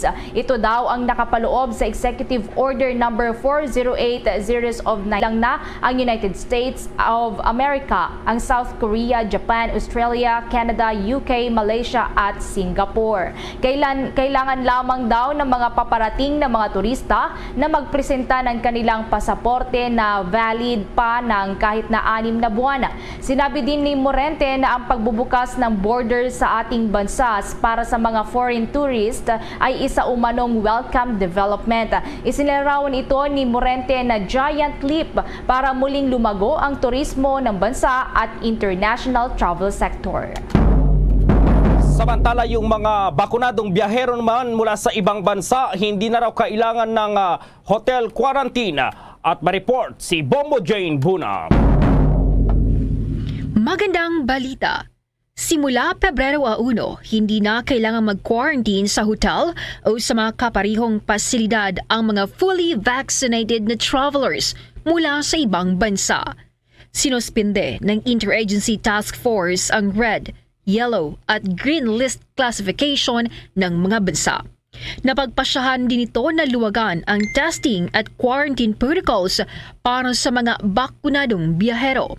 Sinabi ni Acting Presidential Spokesperson Carlo Nograles na pagdating ng mga international traveler, hindi na sila sasailalim pa sa mandatory facility-based quarantine. Ngunit, kailangan nila na magsagawa ng self-monitor na mga sintomas ng COVID-19 sa loob ng 7 araw mula sa date of arrival. Kinakailangan din silang mag-report sa LGU ng destinasyon kapag may mga sintomas kung mayroon. Inuulit ko, ito ay para sa mga fully vaccinated international arriving passengers. Kailangan na lamang magpresenta ng negatibong RT-PCR test na kinuhanan hindi lalagpas sa 48 hours bago lumipad papuntang Pilipinas, maging ang patunay na fully vaccinated sila kontra COVID-19. Kung partially vaccinated, kailangan pa rin sumailalim sa facility-based quarantine hanggang lumabas ang negatibong resulta ng kanilang RT-PCR test na kinuhanan sa 5 araw. Dapat silang sumailalim sa home quarantine hanggang sa kanilang 14 na araw. Ang LGU ng kanilang destination at ang kanilang BHERT ay inatasan na subaybayan ang mga paparating na pasahero na sumailalim sa home quarantine. Kung darating bago mag-Pebrero 1 at kasalukuyan naka-quarantine, ay pwede nilang sundin ang mga bago at mas maluwag na testing at quarantine protocols oras na maging epektibo ito. Bakit ito pinayagan? Dahil paliwanag ng Department of Health, nakabase ang desisyon sa pag-aaral na nagpapakitang kakaunti lamang ang bilang ng returning overseas Filipinos na nagpupositibo sa COVID-19 kumpara sa mga nasa community. Samantala, papayagan na rin pumasok ang mga foreign nationals mula sa 157 na bansa na non-visa required countries mula naman sa Pebrero a 10. Para sa Bombo Network News, Bombo Jane Buna nag-uulat para sa Pambansang Radyo ng Pilipinas, Basta Radio. Bombo! Pinuri po ni Presidential Advisor for Entrepreneurship at Go Negosyo founder Jose Joey Concepcion III ang naging hakbang ng Interagency Task Force na luwagan itong travel restrictions. Sinabi po ni Concepcion ang nasabing hakbang po ay magpapalago ng ekonomiya po yan. Makakatulong ito para mapanatili ang paglago ng ekonomiya na naranasan noong huling bahagi ng 2021. Maguguritang sa inlabas ng IATF, itong Resolution 159 ay ito yung nagpapatanggal sa facility-based quarantine sa mga returning Filipinos at sa mga foreign nationals saan man bansa nagmula. Samantala, 3 pang mga individual ang nakatakdang ipatawag ng NBI hinggil sa video hacking na nangyari noong taong 2021. May detalye pa si Bombo Marlene Padiernos. Nakatakdang ipatawag ng National Bureau of Investigation o NBI ang humigit kumulang 30 mga individual upang mabigyang linaw ang hacking incident sa Banco de Oro o BDO. Sinabi ni NBI Officer in Charge Director Eric Distor na kinilala ng NBI Cybercrime Division ang mga naturang individual sa kanilang patuloy na isinasagawang investigasyon. Ito ay kahit na una nang ipinangako ng opisyal na magpapatuloy ang isinasagawang investigasyon ng NBI sa mga insidente ng hacking maging sa iba pang mga bangko sa bansa hanggang sa lahat ng mga salarin sa likod nito ay mahuli at maayos na matugunan ang hustisyang sigaw ng mga naging biktima ng ginawang pagnanakaw ng mga ito. Sinabi at tiniyak ito ni Distor sa publiko kasunod ng pagkakaaresto sa 5 subjects sa matagumpay na serye ng magkakahiwalay na operasyon na isinagawa ng mga otoridad noong Enero 17 hanggang Enero 20 na ikinasa sa magkakahiwalay na lugar sa Pampanga at lungsod ng Pasig. Binigyang diin din niya na kasalukuyan ng nagasagawa ng follow-up investigation at aksyon ng mga kinaukulan upang tukuyin ang mga cohort ng 5 suspect na kinabibilangan ng 2 Nigerian national at 3 Pinoy na kapwa mga isinalang nasa inquest proceedings sa harap ng Department of Justice noong Enero 21. Mahaharap ang mga ito sa mga kasong misuse of devices sa ilalim ng Republic Act 10175 o ang Cybercrime Prevention Act of 2012 at paglabag sa Access Device Regulation Act of 1998. Samantala, kinumpirma naman ni NBI Deputy Director for Forensic Investigation Service and Concurrent NBI spokesperson Ferdinand Lavin na inatasan na ni Distor ang NBI Cybercrime Division na magsagawa ng investigasyon hinggil sa nangyari umunong hacking sa Land Bank of the Philippines. Kasalukuyan na anya nakikipag-ugnay ng mga ito sa naturang bangko para sa kanilang inisyal na investigasyon kahit na nauna nang sinabi ng Land Bank na walang anumang hacking incident ang nangyari sa kanilang system at nananatiling ligtas ang seguridad nito. Dahil dito ay inaasahan naman ng NBI ang formal na paghahain ng reklamo sa Cybercrime Division ng Bureau ng mga biktima nito na kapwa mga nasasakupang guro ng Department of Education o DepEd mula sa iba't ibang lalawigan sa bansa. Patuloy naman na hinimok ni Lavin ang lahat na agad na i-report sa kanilang kagawaran ang anumang mararanasang suspicious activities na may kaugnayan sa online phishing o hacking activities. Para sa Bombo Network News, ako po si Bombo Marlene Padiernos, nag-uulat para sa Pambansang Radyo ng Pilipinas, Basta Radio, Bombo! Inindorso ngayon ng National Bureau of Investigation o NBI sa Department of Justice ang paglipat na kay Kerwin Espinosa sa mas secured na pasilidad dito sa Bureau of Jail Management and Penology o BJMP sa Bikutan, Taguig City. Sinabi po ni NBI OIC Director Eric Distor ang kanilang hirita na mailipat po si Espinosa ay layong masiguro ang seguridad at safety protocols ng self-confessed drug lord. Ito ay dahil nasa ilalim ng Witness Protection Program ng pamahalaan itong si Kerwin. Maliban dito ay akusado rin ito sa ilang kasong nakabinbin sa iba't ibang korte. Dagdag ni Distora na ang hakbang ay paborable daw dahil ito rin yung nais ni Justice Secretary Menardo Guevara matapos umanong tangkain ni Espinosa na tumakas sa detention facility ng NBI doon po sa Quezon City. Mas maigi barong mailipat ito sa pasilidad ng BJMP dahil meron silang sapat na security facilities para sa mga high-profile prisoners gaya po ni Espinosa. Kung maalala noong Enero 13 ngayong taon, naharang ng NBI itong tangkang pagtakas ni Kerwin at 2 iba pang detainees po sa butas ng ex-hospan po yan na nasa bubungan ng naturang gusali. Ang pagkakaharang ng pagtakas ay dahil na rin sa mabilis na pagkilos ng Chief of the Security Management Section ng NBI, maging itong Executive Officer. Kasunod nito po, hinigpitan na rin ng NBI itong security measures sa detention center at sa paligid nito at nagsagawa ng itong mga tauhan ng Bureau ng regular na inspection dito sa jail facility. Sa ngayon, mayroon pong 79 na detainees sa NBI Detention Center na humaharap sa iba't ibang criminal cases. Itinutulok naman ngayon ng chairperson ng House of Representatives Ways and Means Committee para sa mga reforma na mag-iingganyo sa mas marami pang public-private partnerships sa livestock, poultry at sa dairy sector. Layunin daw ng naturang hakbang na gawing less susceptible sa budget cuts ang agricultural industry. Ito ang naging pahayag ni Albay Representative Joey Salceda kasunod ng contraction ng agricultural output ng nasa 1.7% base sa 2021 full-year gross domestic product figures. Anya dapat umanong maging warning sign ito sa agriculture sector ng bansa na nahihirapan pa ring lumago hanggang sa ngayon na mayroong mababang output base.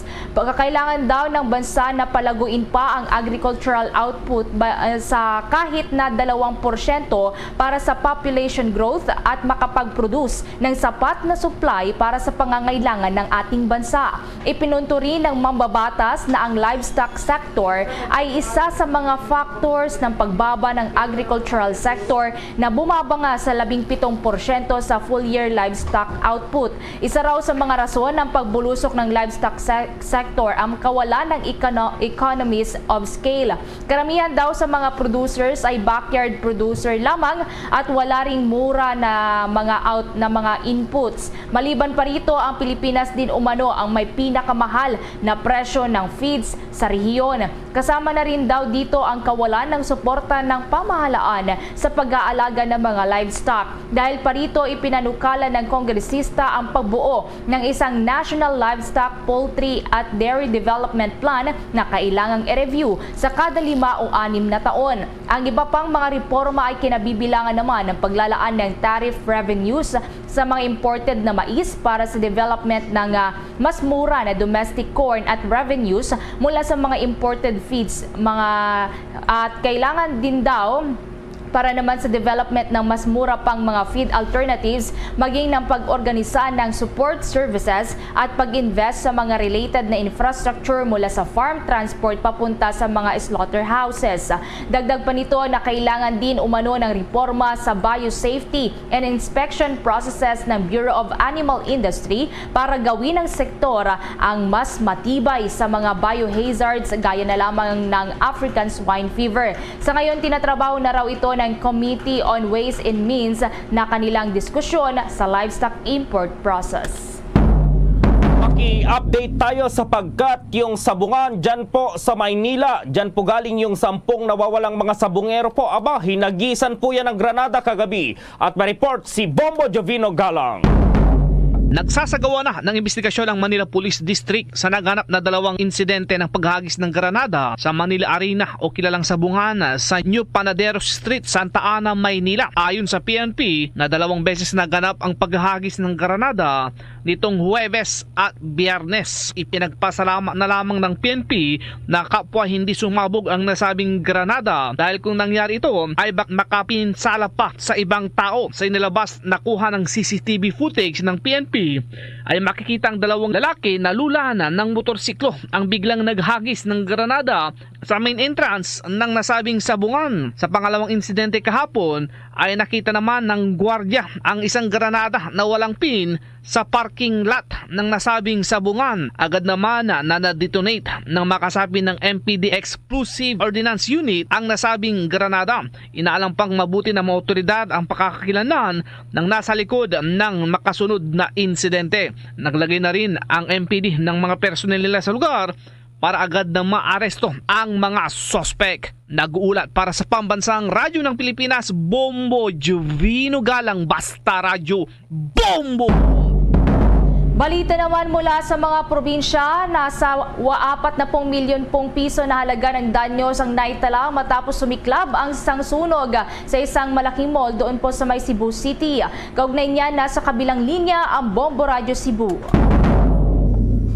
Yes, Bombo Ever, Bombo Gerald, tinatayang nasa 40 milyong piso na halaga ng pinsala ang naitala sa sunog na sumiklab kahapon ng hapon sa isang malaking shopping mall sa Soriano Avenue sa North Reclamation Area, Barangay Mabolo, Cebu City. Sa ulat na ipinagdala ng Brad Commander ng insidente na tumagal ng 3 oras ang pag-apula sa apoy sa ATM shopping mall sa kung saan una itong nadeklara sa first alarm pasado alauna na ng hapon.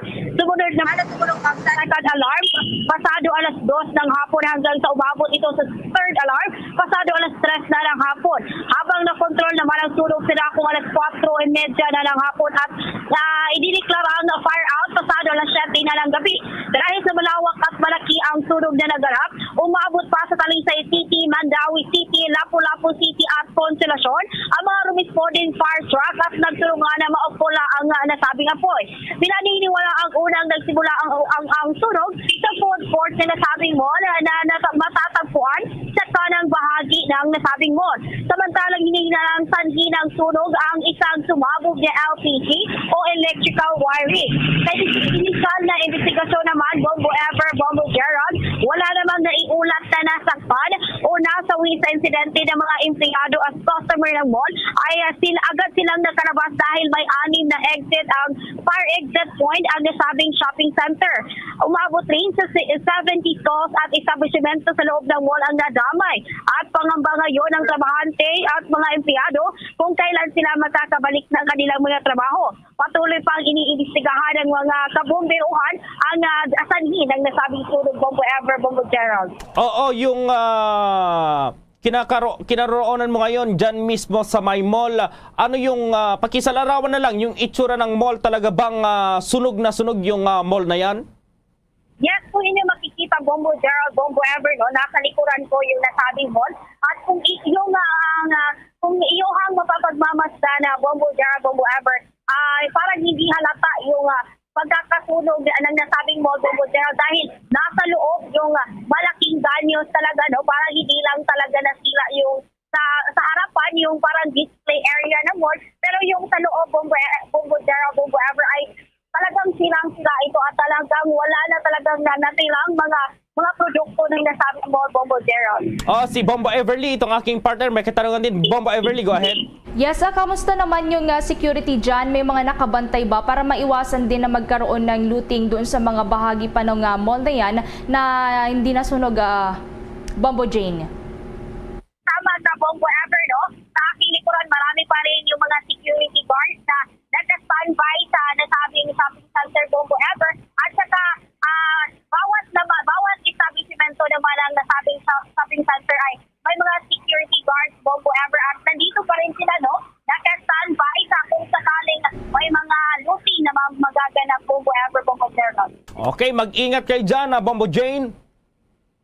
Yes, maraming salamat, Bombo Gerald, Bombo Ever. Yan ang ating latest mula dito sa Bombo Radio 2. Para sa Bombo Network News, ako po si Bombo Jane Ripoy para sa Bangsan Radio ng Pilipinas at Tumiluunong Radio Station sa lungsod at probinsya ng Cebu. Basta Radio, Bombo!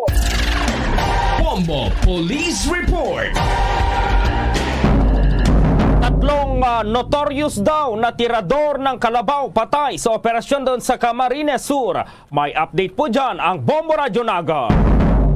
Nagpapatuloy ang isinasagawang hot pursuit operation ng mga otoridad laban sa tatlong nakatakas na sospek sa pagnanakaw ng kalabaw sa bayan ng Goa, Camarines Sur. Mababatid nagkaroon ng madugong inkwentro sa pagitan ng mga kapulisan at ng mga sospek matapos na makipagpalitan ang mga ito ng putok na naging dahilan ng pagkamatay ng tatlong sospek na kinilalang sina Jimwell Rodriguez, Jupiter Brebon at Junior Panuelos, kapwa residente ng Old Moriones, Ocampo, Camarines Sur. Pagkasugat naman ng isa pang suspect na si Thomas Panuelos, 31 anyos residente naman ng Zone 4 Poblacion Ocampo at ng isa pang miyembro ng mga kapulisan na kinilalang si Police Senior Master Sergeant Ruben Pesigan Jr. Kinilala naman ang mga nakatakas sa sina Jombert Severino, ang tumatayong leader ng nasabing grupo, residente rin sa nasabing bayan alias Brian at isang alias Chris na residente naman ng bayan ng Lagunoy sa nasabing lalawigan. Sa panayam ng Bombo Radio Naga kay Police Lieutenant Rolin Nebran, Deputy Chief of Police ng Goa Municipal Police Station, sinabi nito na hindi lamang umano sa iisang lugar umiikot ang mga suspect para magnakaw ng mga kalabaw. May posibilidad din umano na maging sa mga katabing bayan ay isinasagawa ng mga ito ang nasabing pagnanakaw. Ayon pa sa opisyal, gumagamit ang mga ito ng closed truck para sa pagtatransport ng mga ninakaw ng mga kalabaw at karaniwang sa kaligitnaan ng gabi umaatake. Sa inisyal na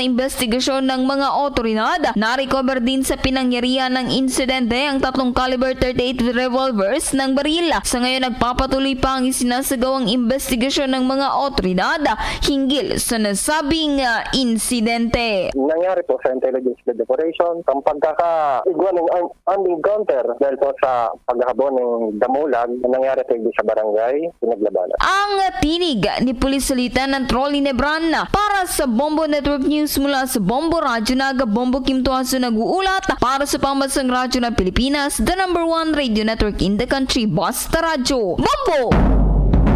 Sa may bahagi naman ng Sultan Kudarat na sa mahigit 1.6 million pesos na koleksyon ng Electric Cooperative ang tinangay ng on-duty na security guard. May update dyan ang Bombo Radyo Coronadal.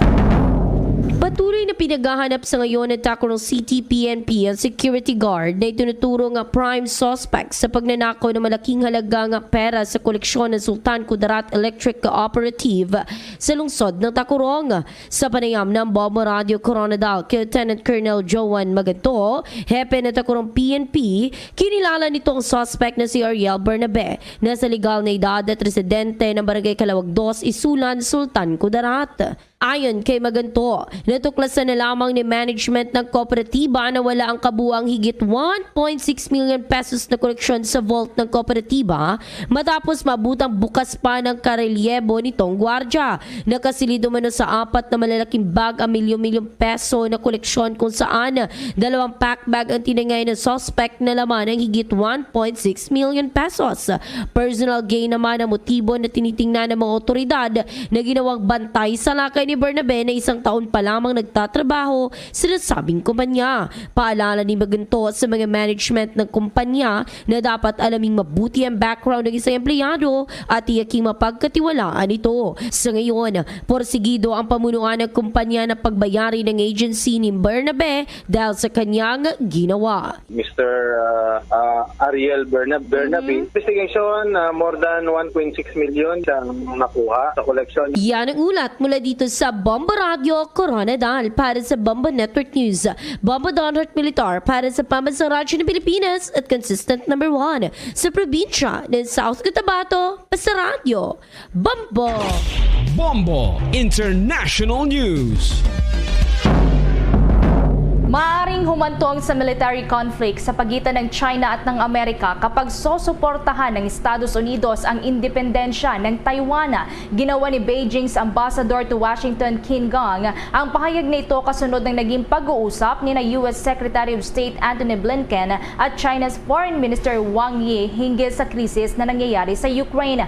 Sa ngayon, hindi gumagamit ng puwersa ang China para mapasailalim sa kontrol nito ang Taiwan sa kabila ng claim naman ng naturang isla na ito ay isang independent na bansa at ipaglalaban nito ang kanilang kalayaan sa kabila ng babala ng Chinese officials na military action laban sa Taiwan. Ang tensyon sa pagitan ng China at Taiwan ay lalo pang tumindi nitong nakalipas na buwan kasunod ng sinagawang magkakasunod na air missions ng militar ng China sa Taiwan Strait na isang waterway na naghihiwalay sa dalawang nasyon. Bombo Sports News. Binalaan ngayon ng China itong Estados Unidos na tigilan na raw itong pangingialam dito sa darating na Winter Olympics. Bilang unang lungsod na magiging host ng summer o itong Winter at Summer Games ay umaasa ang Beijing na magiging matagumpay ang torneo. Una na kising inalmahan po ng China itong ginawang diplomatic boycott ng US na ginaya na rin ng ibang mga bansa. Sinabi ni Chinese Foreign Minister Wang Yi na ang prioridad nila sa ngayon ay dapat tigilin na ng US po ang pangingialam sa nasabing Winter Olympics. Bombo Entertainment News. Bombo Entertainment News. Si 2010 Miss Universe 4th runner-up Venus Ra umalma sa mga batikos kasunod ng revelasyon sa kanyang first sexual experience noong siya 16 anyos pa lamang. May chika si Bombones kay Javier Mercado. Nalulungkot ang Pinay beauty queen na si Maria Venus Ra matapos makatanggap ng ilang batikos kasunod ng pagbahagi ng ilan din sa mga major mistakes na nagawa niya sa buhay. Ayon sa ngayon 33-year-old half-Indian beauty mula Bicol, gaano man ka-controversial kung ituring ng iba, ang mga nakalipas niyang pagkakamali ay patunay ito na totoong mayroong pangalawang pagkakataon para magbago. Ugat ng pag-alma ni Venus ay ang revelasyon nito sa isang panayam na nakipagrelasyon siya sa isang 28 years old habang siya ay 16 years old lamang. Dito anya inosente pa siya kung saan na-compromise ang kanyang pagkababae na nauwi sa unang best na pakikipagtalik sa lalaking 12 taon ang tanda sa kanya, pero naghiwalay din sila matapos ang halos 2 taon na makabuntis ng ibang babae. Sa ngayon anya ay natuto na ang 2010 Miss Universe 4th runner-up bagamat 7 taon na ang single. Kung maalala, sa panahon din ni Venus nagsimula ang pagkakaroon ng bansag sa mga pagrampa sa Miss Universe sa pamamagitan ng kanyang Pilapil Walk at pinaniniwala ang daan para sa mga sunod-sunod ng panalo ng Pilipinas sa international beauty pageants. Yan ang latest chika. Ito si Bombo Nes Kayabyab Mercado nag-uulat para sa Pambansang Radyo ng Pilipinas, Basta Radio, Bombo! Bombo Foreign Exchange Update. Sa palitan na po ng piso kontra pa rin sa ibang currencies ayon nga sa Bangko Sentral ng Pilipinas, ang isang US dollar sa ngayon katumbas ng 51 pesos at 39 centavos, ang Singaporean dollar 37 pesos 99 centavos, habang itong Hong Kong dollar 6 pesos 59 centavos, ang euro 57 pesos at 28 centavos, habang ang Saudi Arabian Rial ay 13 pesos at 69 centavos. The Bombo Foreign Exchange Rate Update is brought to you by Queen City Development Bank. Samantala, dahil sa kinaharap ng buong mundo ang COVID-19 pandemic, samahan niyo po kami sa isang panalangin. Naritong Orasio Imperata. Merciful and compassionate Father, we come to you in our need to seek your protection against the COVID-19 virus that has disturbed and even claimed lives. We ask you now to look upon us with love and by your healing hand, dispel the fear and sickness and death, restore our hope and strengthen our faith. We pray that you guide the people tasked to find cures for this disease and to stem its transmission. We thank you for the vaccines developed made possible by your guiding hands. Bless our efforts to use these vaccines to end the pandemic in our country. We pray for our health workers that they may minister to the sick with competence and compassion. Grant them health in mind and body, strength in their commitment, protection from the disease. We pray for those afflicted. May they be restored to health. Protect those who care for them. Grant eternal rest to those who have died. Give us a grace in these trying times to work for the good of all and to help those in need. May our concern and compassion for each other see us through this crisis and lead us to conversion and holiness. Grant all these through our Lord Jesus Christ, your Son, who lives and reigns with you in the unity of the Holy Spirit, God, forever and ever. Amen. Amen. Luzon, Visayas at Mindanao, maging sa buong mundo, yan ang kabuuan ng Bombo Network News Morning Edition. At live nationwide via satellite mula sa Bombo News Center Makati, kami ang inyong mga kasamang naghatid ng mga balita. Ako si Bombo Everly Rico. At ako naman si Bombo Gerald B. Ulep para sa Pambansang Radyo ng Pilipinas, Basta Radio, Bombo! At sumainyo ang kalipunan ng maiinit at pangunahing mga balita sa Bombo Network News. Hatid sa inyo ng Pambansang Radyo ng Pilipinas, Bombo Radio Philippines. Basta Radio Bombo!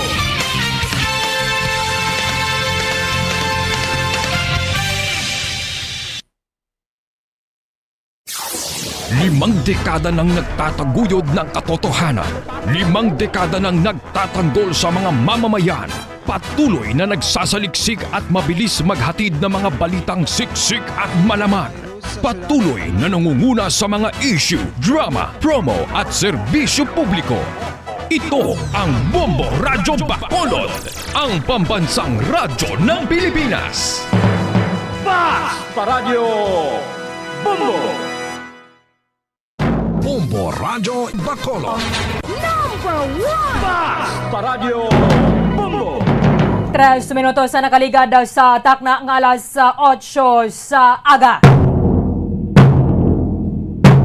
Welcome diri sa pagpangalaga sa bombohanay big time adlaw sang Sabado pet sa 29 sa bulan sang Enero sa mga tiga 2022. Katapusan ng adlaw sang Sabado sa unang bulan sa mga year 2022. Ato na pag-welcome sa aton mga suking mga taga-palamati diri sa may syudad sang Bacolod sa probinsya sang Negros Occidental sa bilog ng Negros Island sa bilog bandang Western Visayas. Sa kaman nga bahin na sang kalibutan nga nakatutok na pinagi sa Facebook Live kaga sa YouTube channel sang Bombo Radio Bacolod. Welcome na diri sa pagpangalaga sang palatuntunan na Bombo Hanay Big Time. Sabong aga mangin kaupod ang inyong walaga si Bombo Erdin Bayonita. Updanan kita sa San Nueva Media ang atak na sabong aga. So dalong sa inyo sa mga balita lokal, mga balita nasyonal, mga balita sa luwasang pungsod sa sabong mana, mga balita sa Batagas sa Ngaynampang, kaga balita sa artista. Karon sa mga balita sa sabong man mga tubikong mangin sentro sa ngaton nga talakayan subong aga sa mga balita lokal. Ang Bacolod City Government ang handa na para sa paggasugod sa vaccination sa mga kabataan nga nagaedad 5 at 11 anyos nga suguran na sa Pebrero 4. Kaya una nga ginapahayag sa nga ng gobyerno banwa nga mayara sa mag-abot ang malapit 800,000 kadosas sang Pfizer sa pediatric formulation sa Enero 31 kabahin din sa 1.5 million na doses nga ginabakal sa nga gobyerno nga gamiton para sa mga kabataan nga nagaedad sa 5 to 11 anyos. I-check na nato na karon sa report with Bombo Franz Andro Burgos. Sa iba na pang mga balita lokal, mga shipping companies na nagkalipay sining pagkasugatan na kahapon sa ngaton ng mga city kag provincial officials sining protocol nga igapatuman sa mga inbound travelers. Ang ginakapod nato na karon si Wisam Express Operator Mr. Frank Carbon. Sa dugang pang mga balita lokal, i-check nato na karon ng mga LGUs diri sa Maya Negros Occidental mira sa standard ng design para sa Maya Fire Station. Kaga kon bala ato nga duha ka mga LGUs sang tinalikdan ng mga tinuig nga wala sang fire station, mayra na gimana sang fire station sa sining mga tinuon o kon wala sa gyapon. I-check na karon sa report with Bombo Gracelyn Lobaton. Sa mga balita nasyonal, ang debate sa mga nagapadalagan na bilang presidente sa Mayo 9 nga pinili ang magasugod na sa Pebrero 4 alas 9 ang takna sa aga. Ang Bombo Radio Philippines through Bombo Elmar Acol ang isa sa mga panelist diri sa Maya na sambit ang debate kaga siyempre kaupo ng bilog nga pwersa sang kapisanan ng mga broadcasters sa Pilipinas. Commissioner Amy Ferolino sang Commission on Elections nagbeltada naman kay Commissioner Rowena Guanzon sa iyang mga alegasyon kung nga ang atrasado ang gining pagwasang desisyon sang sandigan sang COMELEC First Division sa disqualification case sa ginatubang ni Anaya Senador Bongbong Marcos. Silinga ni Commissioner Amy Ferolino ang ining bombangan ni Ginboy ani Guanzon ang naghatag sang pressure sa akon regarding diri sa nasambit nga kaso. Kaya kahapon na nagapanindugan na liwata diri si Commissioner Guanzon nga tiway siya sa nakita nga rasyonale kung nga ang pwede nga makapadalaga na bilang presidente si Anaya Senador Bongbong Marcos sa piniliaya sa Mayo 9. Kaya tesiling nga ganiman na diri sa Partido Federal ng Pilipinas sila ang mag-file sang disbarment case batok sa sining COMELEC Commissioner. Siling nga ni Commissioner Guanzon yung kung pagpahog-pahogon o pwede ko yung makapananaom sa nga tubo sa Negros. Ay sadya na ginitod na ibalawad nato na sa Pebrero 2 sa mag-retiro na si COMELEC Commissioner Rowena Guanzon. May mga nagakalain-lain na subong nga mga pananawan na kun or regarding dre sining nga naginatikang ni Commissioner Guanzon. May mga nagasiling at magpangatubang siya sa sanction bangod nga mayara na sa gaga order kaya makakometera ka na karon sa sub-judice rule. So, pending sa promulgation sa desisyon, dapat ang tiwala sa makapagwa sa ilang boto sining mga kaso before sa may COMELEC kung sa anuman nga korte diri sa aton sa Pilipinas. May kangtanan na sinisiya Senate President Tito Soto III nagpanawagan kay COMELEC Commissioner Rowena Guanzon hingadlan ang ining senador nga ginpahayagan niya kahapon nga nagatuyo nga mag-impluwensya sa ining desisyon sa First Division sa COMELEC sa kaso nga ginatubang ni Anaya Senador Bongbong Marcos. Siling kapon ni Commissioner Guanzon na bantayan na lang kuno sa Lunes. At ang boto ko mapangalan na nagiman na ang opisyal. Sa iba na pang mga balita nasyonal, payo ng balita para sa mga returning overseas Filipinos ang fully vaccinated na batok sa may COVID-19 kaya ginakakausan na sang gobyerno sa Pilipinas ang mandatory nga pagpaydalo sa quarantine sa pasilidad sa gobyerno. Pati managanit ng mga iba na pang mga international travelers sa Banwa, hindi naman na magpaydalo sa quarantine nga ginadumalahan sa gobyerno pagsulod diri sa Pilipinas. Sa mga balita international, ang presidente sang Ukraine nagpanawagan sa West countries nga hindi maghimo sa panik bangod sining ginahimo nga pagbutang sa Russia sa tropa sa border nila sa Ukraine. Kaya sining diri sang presidente of President Volodymyr Zelensky nga apektado subong ang ilang ekonomiya kag subong man ang tourism bangod sining pagpadako gid sang Estados Unidos kag sang mga miyembro sang North Atlantic Treaty Organization sining military build-up sang Russia. Kagiban pa ang mga impormasyon kag mga balita Banwa nga posible magaluntad samtang nga nagapangalagad kita diri sa palatuntunan na Bombo Hanay Big Time. 10 minutos na nakaligad sa takna ng alas 8 sa aga. Bombo Breaking News. Subong lamang nga aga ginapahayag ni US President Joe Biden ang iyang plano nga magpadala na sang tropa sang Amerika dito sa may Eastern Europe. Abisar pang daw gina-downplay man lang kuno sa mga opisyal sang Ukraine ang ining assessment sang Amerika nga nagaplano ang Russia nga sakupon ang Ukraine.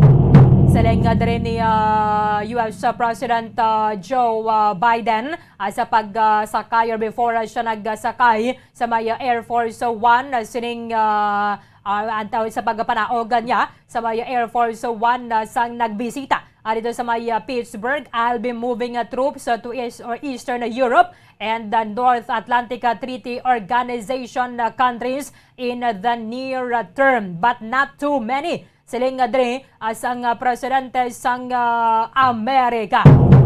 Sang tinalikdan na banwang adlaw ginapahayag diri sang Pentagon nga mayara na sang pagpaydalom sa tropa sa heightened alert bangod sining gina-assess nila or ginalantaw nga plano sang Russia nga sakupon ang pila ka bahin sang Ukraine. Galing kay 8,500 lang ito ka mga tropa ang ginpaydalom sa may heightened alert Banwa. Ang ining pahayag ni US President Joe Biden subong gilamang aga ang kasunod man sang pahayag ni President Volodymyr Zelensky nga kung pwede hindi lang maghimo balasang panic ang West countries, ilabi na ang Estados Unidos kadungan sining pagpadala sang Russia sa nga ilang nga mga tropa dra sa may border sa nga Ukraine kag Moscow.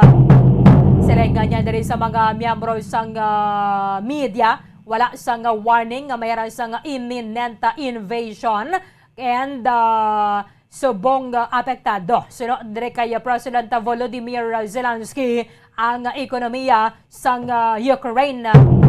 Pero sa nga tinalikdan na pamanyang nga mga inadlaw, amo na naging pahayag sa presidente sa Estados Unidos kag sa Pentagon na banwa nga sila ang nagapati nga ang Russia could attack sa ilang neighbor sa masunod nga bulan sang Pebrero. Parang at least makahulag na ginabala sang maayo ang ilang mga vehicles sa dra kay matamat na ugdaw ang ining winter season. Dagan panginwala man isang Russia ang ining ginpagwa nga mga intelligence report kag ginapahayag mismo sa mga opisyalis sang Estados Unidos nga ang Russia pwede nga maglusob kag magsakop sa Ukraine bisan wala sang bisan gamay nga warning. At sining nila hindi man amo nga gusto nga mayara sang ginamo. O hindi na mo na gusto nga mayara sang inaway. So ang ining pagpanginwala ni Russian President Vladimir Putin, makapilan niya naman kabesa sa pagwa. Pero subong masobra na sa 100,000 ang tropa sang Russia sa may border sang Ukraine. Bata silang sang presidente sang Ukraine na nagkakambyo ni subong si President Zelensky. Silang yung tinduway man kundra iya sa may nakita nga dako ginabi nga pamahog. Way ako sa may nakita nga sa dako nga pamahog kung ikumparar sa nga tinalikdan na to ang mga tinuig kag sa nga tinalikdan ng mga binulan. Siling niya mayara sang signal even from respected the leaders of states. They just say that tomorrow there will be war. So naghahatag gini sang panic sa mga pumuloyo kay hindi man ko gusto nga kung may nag-ilinaway dra or may hindi man nabi pag-intindihan ay ang Estados Unidos kag ang Russia and other members dra siyempre sa North Atlantic Treaty Organization ang pod sa Estados Unidos kami direya ang mabutang sa tunga-tunga. Kami naman na direya ang mangin resulta sining mga ginapagwa nga mga statement sa Estados Unidos. Tisiling niya ang pinakadako yung threat diri sa Ukraine amo ni ang destabilization sa situation sa sulod sa amo na mismo nga pungsod. Bantayan na nato na because temo na ni mga ginapahayag ni US President Joe Biden nga sa masunod nga mga inadlaw mahimo nga magpadala ang Estados Unidos sa nga ilaman ng puwersa dito sa may Eastern Europe. But ini ang napagwa naman ng statement pahayag sa US intelligence nga mayroon sa 100,000 soldiers nga hint that Russia ang basi kung daw nagapamahog man lang ang Russia ko do. Nagapamahog man ang Russia sa iban ng mga pungsod, especially sa mga kalyado sa Estados Unidos as ang Ukraine nga tiambo na ni ang abo ng puwersa.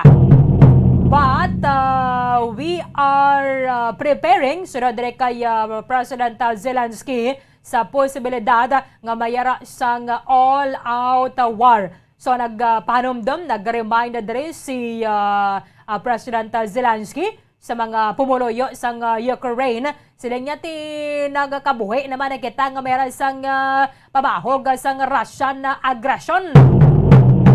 Hindi lang gid amo nang sila nga magpalakpalak agad. Although ang mga kotoran nato ng mga Pinoy, pila na ka mga Pinoy na istorya nato na dito sa may Ukraine, nagapahayag ti mga Ukrainian sa ganito wala man lang yan sa bungo kanila.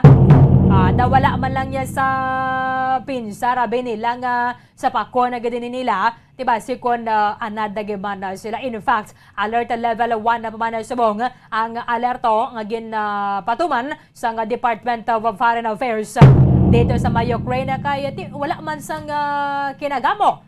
Diba, sikon mayra man sang mga nakita yadra because sa president di tanan may access siya sa tanan ng mga intelligence information kag sila man na nakaibalo kung ano ang mga nagkatabo mismo dito sa ilang pungsod dati suway gina-play down na ko lang ang gining danger siling sang presidente sang Ukraine abisar pa siling unusual size sang current deployment sang Russian troops dira sa may border sang Ukraine kag Russia. So, bantayan na rin nato na kaya maning latest information na breaking news nga nagasunod nagika na sa White House sa mga gidlamang nga aga. Bombo Breaking News. Sige, 18 minutos ang nakaligad sa takna ng alas 8 sa aga.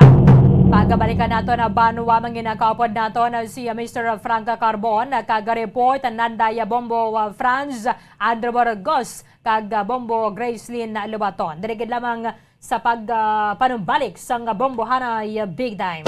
Bombo Radyo Bacolod. Number 1 Basta Radio Bombo. Ang husto nga paggamit sang earphones o kon headphones. Kalabanan sa karon, ilabi na sa mapamatanon ang masaming nga nagagamit sang earphones o kon headphones sa tion sang nagausar sang gadgets. Apang, ano bala kalawig ang aton paggamit sang earphones kag headphones? Nakahibalo bala kamo mga kabombo nga ang tuman kalawig nga paggamit sini ang makatugas ang ear noise o kon acoustic trauma? May pila naman ka tips nga makabulig agud mahalungan nato ng aton dulungan kag pamatinan. Dapat nga ipabilin nga yara lang sa 60% ang volume sang aton nga mga earphones o kon headphones. Likawan nga masobra sa 4-5 ka oras ang tayuyon nga paggamit sang earphones o kon headphones. Magtala na sang 15 minutos nga break matapos ang 1 ka oras sagud nga makapahuway ang aton palamatinan. Masami nga tinluan ang earphones o kon headphones kag mas maayo nga gamiton ang duha ka earpiece sang aton nga mga earphones.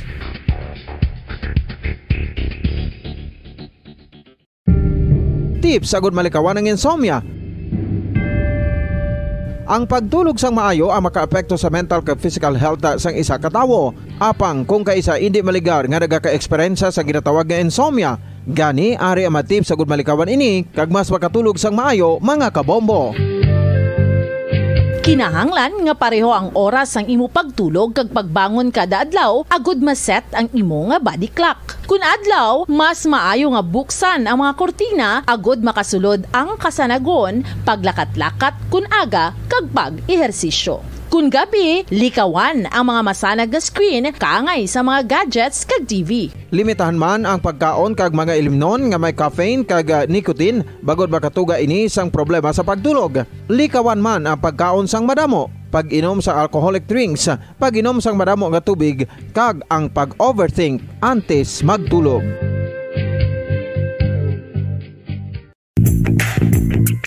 Sa karon nga may ginapangatubang nga pandemic, importante nga halungan gid ang ikaayong lawas. Apang hindi lang physical health ang dapat hatagan sa pagtamuda, bangod importante man ang mental health. Paano bala halungan ang aton nga mental health? Una, kinahanglan nga halungan nato ang aton kalawasan kaangay sang pagkaon, pag-ehersisyo, pagtulog kag pagpahuway sang insyakto bangod ang poor physical health ang makaapekto sang modo kag panghuna-huna sang isa ka tawo. Kinahanglan man nga mag-set sang boundaries sa tanan nga bagay, hatagan sang balorang kaugalingon kag iselebrar ang mga kadalagaan bisan ano pa ini kagamay.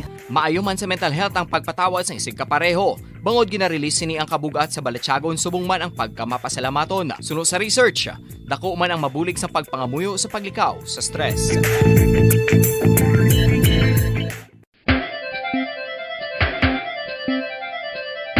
Ang talaba. Sino bala ang hindi maganahan magkaon sang talaba? Magluwas sa manamit sini nga sabor, ang talaba ang nagaunod man sa calories, protein, fat, vitamin D, thiamine, niacin, vitamin B12, iron, magnesium, phosphorus, zinc, copper, manganese kag selenium. Isa ini sa mga source ang high quality protein nga nagaunod sang siyam ka mga importante nga mga amino acids nga kinahanglan sang lawas sang tawo. Nagaunod man ini sa antioxidants nga maayo para sa atay. Apang ang pagkaon sang talaba ang mayara man sa mga risgo. Bangod nagaunod ini sa mataas nga amount sang zinc nga delikado sa kalawasan kon masobrahan. Ang pagkaon sini nga hilaw ang makatugaman sang bacterial infection kag makatuga sang diarrhea, pagsuka, hilanat kag iban pa nga seryoso nga kondisyon. Gani sa pagkaon sang talaba kinahanglan hagan-hagan lang. Oral disease, nagapadayon nga seryoso nga public health problem sa Pilipinas. Ang prevalence sang dental caries sa mga permanent teeth ang nagapabilin nga mataas sa 90% throughout the years. About 92.4% sa mga Filipinos ang may tooth decay, kag 78% ang may gum disease o kon periodontal diseases, santo sa report nagikan sa DOH. Bisan pa nga ini ang preventable o kung matapna, ini nga balatian ang nagapikto sa halos kada Filipino at one point or another sa iya nga pagpangabuhi. Ang pag-practice sang good oral kag dental hygiene kaangay lang sa paghalong kag pagtatap mo sa imo kaugalingon. Nagatap na ini sang bad breath, tooth decay, gum disease, resulta ang healthy nga baba. Ang healthy nga baba o kon mouth maayo nga indicator nga maayo man ang imo lawas. Gani halungan gid ang aton nga dental health. San o ikaw ulihi nga nag-ilis ang sponge nga ginagamit mo sa paghugas sa mga kitchen utensils? Ang kitchen sponge mga kabombo, ang mas mahigko pa sa toilet. In fact, ginpahayag sang microbiologists nga ang mga butang nga ginagamit naton sa pagtilo sa mga dishes ang pinakahigko nga bagay sa balay. Sa isa ka pagtuon nga na-publish sa journal nga Scientific Reports, ang spongy bacterial colonies ang mas delikado sa aton ikaayong lawas. Bangod sini, ginarekomendar sa mga researchers nga dapat islan ang sponge kada simana. Ang kitchen ang lugar sa aton balay kung sa diin nagasugod ang mga new bacteria. Bangod sa human traffic kag food preparation. Bangod ang sponge ang masami nga warm, mabasa kag matrace ang old food. Ini ang ideal nga breeding ground para sa bacteria. Suno sa pagtuon, maayong idea nga tinluan ang sponge kada tapos gamit. Apang ginasuggest sa mga researchers nga regular nga islan ang kitchen sponge. Ang kitchen ang lugar sa aton balay kung sa diin nagasugod ang mga new bacteria. Bangod sa human traffic kag food preparation. Bangod ang sponge ang masami nga warm, mabasa, kag may trace ang old food. Ini ang ideal nga breeding ground sa para sa bacteria. Suno sa pagtuon, maayo nga idea nga tinluan ang sponge kada tapos gamit, apang ginasuggest sa mga researchers nga regular nga islan ang kitchen sponge. Yari na ang isa sa nakapabaylo kag nakabaton sang brand new radio set with AM and FM band kag 1,000 pesos cash. Nagikan sa Bombo Radio Bacolod. Ko si Anisito Delicano, taga Libertad Extension, Bacolod City. Nagbabaylo ko sang radyo nga ginatag sapon sang Action Radio kay nagaungot sa ilalang estasyon.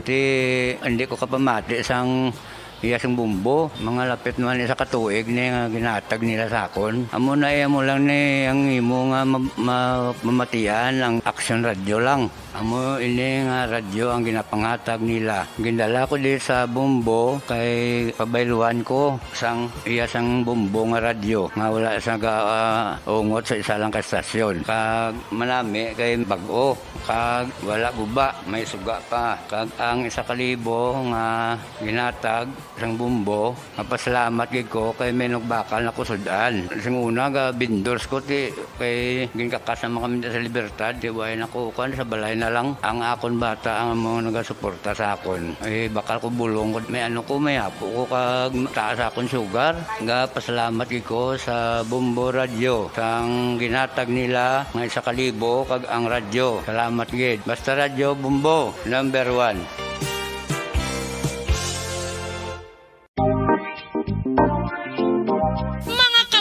Nakahibalo-bala ka mo nga halos maghampak na sa 3 million ang natapik. Bacolod. Number 1! Basta Radio Bombo! 27 minutos ang nakaligad sa atak na ang alas sa 8 sa aga. Pabalikan na diri sa pagpangalaga sa palatuntunan na bombohanay big time. Ang ang ato ng mga city officials sa diri sa may Bacolod ang nagapasalamat sa mga opisyales sa Kapitolyo headed by Bacolod by Negros Occidental Governor Bong Lacson. Siyempre sa may syudad sa Bacolod na ginapangunahan ni Mayor Evilio Bing Leonardia. Kaya kahapon ginaliwatan talang meron na sang pag-harmonize sining travel protocol para sa mga inbound travelers coming from Manila. And ang ining diri sa may Western Visayas, tinahidso naman ni nagligad kag mayroon na sang executive order si Mayor Bing Leonardia.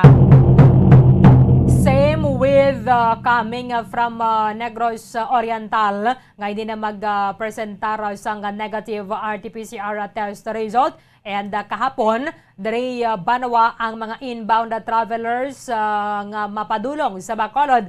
Halin sila sa Manila, they will no longer be required to present a negative RT-PCR test result upon arrival sa Bacolod Silay Airport kag magasugod ini sa Pebrero 1. So, ini ang nakasugtan na banwa sa pagsapol sa mga opisyalis sa Bacolod and probinsya sa Negros Occidental sa ginapatigayon nga virtual meeting upod syempre ang iba na pang mga local chief executives diri sa aton sa Negros Occidental. And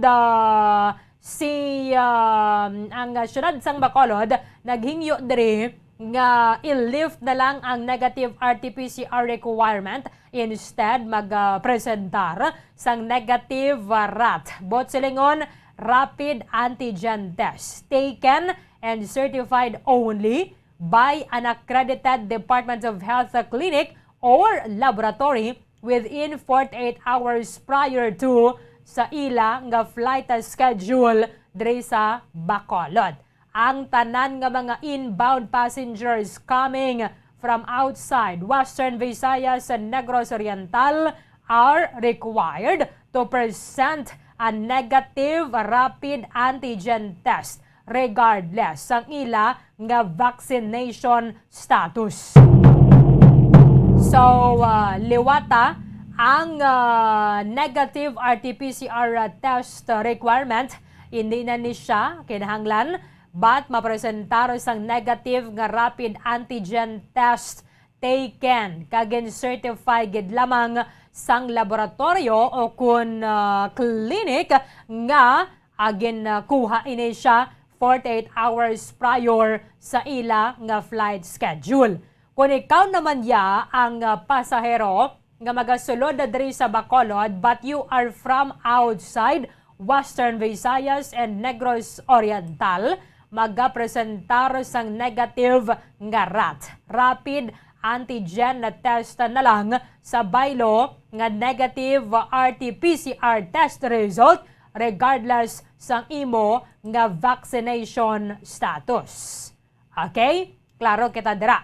But kung ang ining traveler naman is mapadulong sa may province of Negros Occidental, mag-presentar sang negative RT-PCR test results. So ini ang ginapasugtan is ang mga travelers nga padulong sa may syudad sang Bacolod. So somehow isa lang galing sa mga challenges bala para dira sa mga airlines naman kung paano nila masiguro nga ining traveler is mapabacolod langgid. Kaya diba si karon irason man lang yan nila nga mayara sila sang o mapabacolod sila, pero ti padulong nga sila galay sa iban nga parte sang probinsya sang Negros Occidental.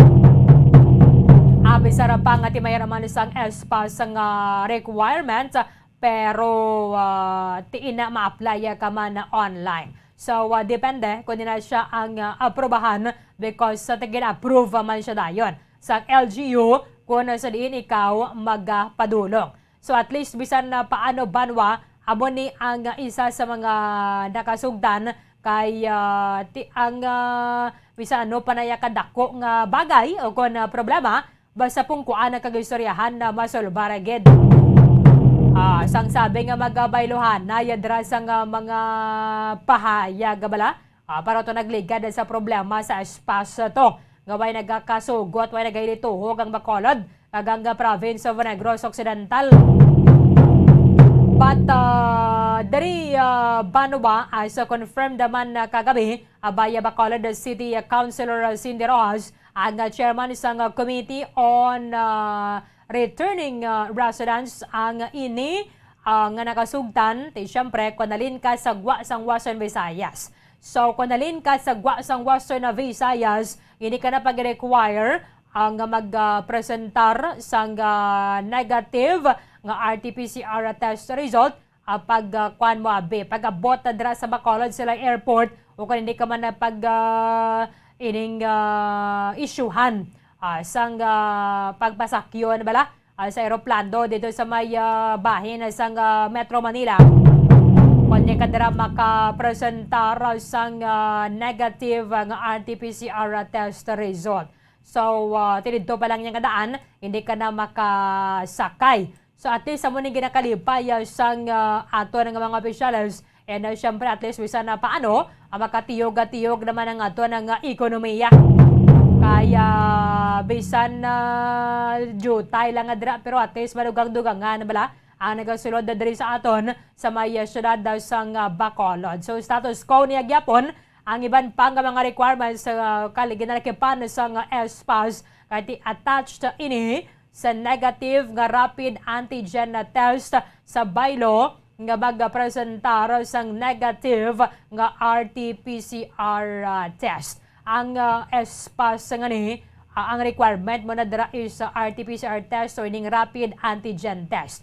So sa una, ginatagan na to sang privilege ang mga fully vaccinated. Ang ipakita mo lang gidira, isubmit mo nga document sa ESPAS is amo ni ang imo nga vaccination card.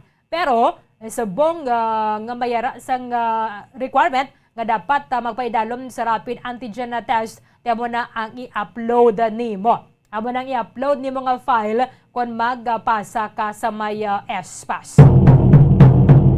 Okay, kita mo nga hingyo nagligad at least bisan na paano. Hindi naman nagyeda mahakugan na bala ang aton ng mga kauturan nga gusto nga magtabok adri sa may isla sang Negros and then sa may syudad sang Bacolod. Mayon ni kon matigayon ni bala ang ining ginapahayag sang aton na gobyerno nga panubuan na ang bayad sa antigen kag RT-PCR test kaya suno sa may ginaplansya pa man lang ni actually subong ang pagsulundan mas maganubo ang presyo sang antigen kag RT-PCR test. So magapagwa diri ang Department of Health sang mga pagsulundan parang amo na ni ang pagabasihan sang mga nagpatigayo na sang RT-PCR test. Kag subong man ang FDA approved nga COVID antigen self-test kit. Ang ang presyo subong is 900 pesos para sa antigen. Pero tipagabuhinan na lang ini, mahimo na lang siya siguro nga 700 sa tubtob 600. Kaya pagabuhinan na sang 200 sa tubtob 300 pesos. And then, ginalantawa man ang ini ang pagabuhinan, ang presyo naman sang RT-PCR test kaya ang computation subong gina-finalize pa. Patatya mo na gaban na ginalaw man at actually ang gusto gid ganin sa mga kauturan naton na total ini gina-require naman lang gid sang gobyerno nga mangin libre na lang siya kaya sang yara sa iba ng mga pungso na bala nga kon ina siya ang requirement. For example, abi sa mo sa nga travel ti libre na lang because ina siya ang ginasabat, ina siya ang gina-shoulder sang gobyerno. Ang Department of Trade and Industry nagpagwa man sang suggested retail price sa mga COVID self-test kit lang nga bala kag ini aprobado nga brand is duha pa lang. So available na rin sa pila ka mga botika ang self-test kit pero hindi siya over the counter. Unlike sa iban nga mga countries libre lang yan, mabakal mo sa may over the counter bala, mabakal mo siya sa mga butika. And then actually kung mag-request kasi na I think sa Canada na siya or US, ginapadalaan kaya sa imong balay. Ginapadalaan ng mga pumuluyo sa ilang balay kung mag-request sang antigen test kit. So at least bisan na paano mabuhin-buhin na balang iboy ang galastuhan kung kinahanglan nga magpaydalo madiri sa may test because nga may mga ginabatyag kadara nga mga sintomas. So kung positibo, makadto ka na siya sa hospital and then may retest. Kung mild man lang ang imong symptoms, allowed ka nga magpaydalom sa home quarantine, pero kung na daw malala and may mga existing pagid, may mga pre-existing medical conditions, sila ang panugutan nga magtenera sa ospital. Pero kung makaya mo man lang kag dira ka man lang nga magpaayo, so ginapanugutan naman lang ang home quarantine para dire sa mga residente nga mga nag-positibo sa may COVID test. Mo na isa actually sa mga ginalauman nagliga dahil sa grupo para sa mga negosyante kay at least bisan na paano makahalog-halog man because tisayang manangatod ang pagingganyo naton sa mga pumuluyo nga magpabakuna nga ang requirement ang negative RT-PCR test result ang nagapabili naman sa gyapon because ang guidelines pareho mo para sa mga fully vaccinated kag sa mga single dose pa lang o kung first dose pa lang mga nabato nila o kung sa mga unvaccinated gidagani mismo. Okay, natabong mo Kimi. Sige, yara sa piyak kalinya ang Chief Executive Officer sa Metro Bacolod at Chamber of Commerce and Industry, Mr. Franca Carbon. Live kita sir sa Bombo Radio Bacolod. Dapat mo si Bombo Erlene Mayong Aga. Erlene Mayong Aga. Go ahead, Joe. I'm sure aware ka na sini sir nga mayara sang pag-harmonize sa kahapon sining travel protocol for inbound travelers coming from Manila and outside Western Visayas para diri sa ato ni sir pakadto sa Bacolod. Yes, ma'am. Yes. We're very much aware. In fact, mo nang ginapaabot ginamon kay baos ning namon kasi nga dako ini sa aton. We're going to summer. People are really moving during summer, kalubukasyon, nagawlaga. So dako ina nga bulikit. Kaya kung mapabakolod ka man lang sir, hindi na needed dere, hindi na requirement ang negative RT-PCR test result. Kaya nagligad na to ang isa sa hindi nila makasugtan kaya tidra nagahugpa sir sa Bacolod sila airport mo. So part siya sang province, so kung dira kaya makadto, mapresentar kagid negative RT-PCR test result. But ang inang traveler mapabakolod gid siya mo. But since makita airport adre, tidra kagid mahugpa sa may silay. Yeah, tama. That's nag-storya lang. That's why hina-harmonize nila. Kay para ang kada isa nga gusto, at least malodo tayo hapos-hapos and less expensive para sa tao. Kay the whole idea is ang tao nga magasulod damo sa Bacolod kag magagasto dira. Ni nalantaw nilang ekonomiya, which is very, very good. But how can you,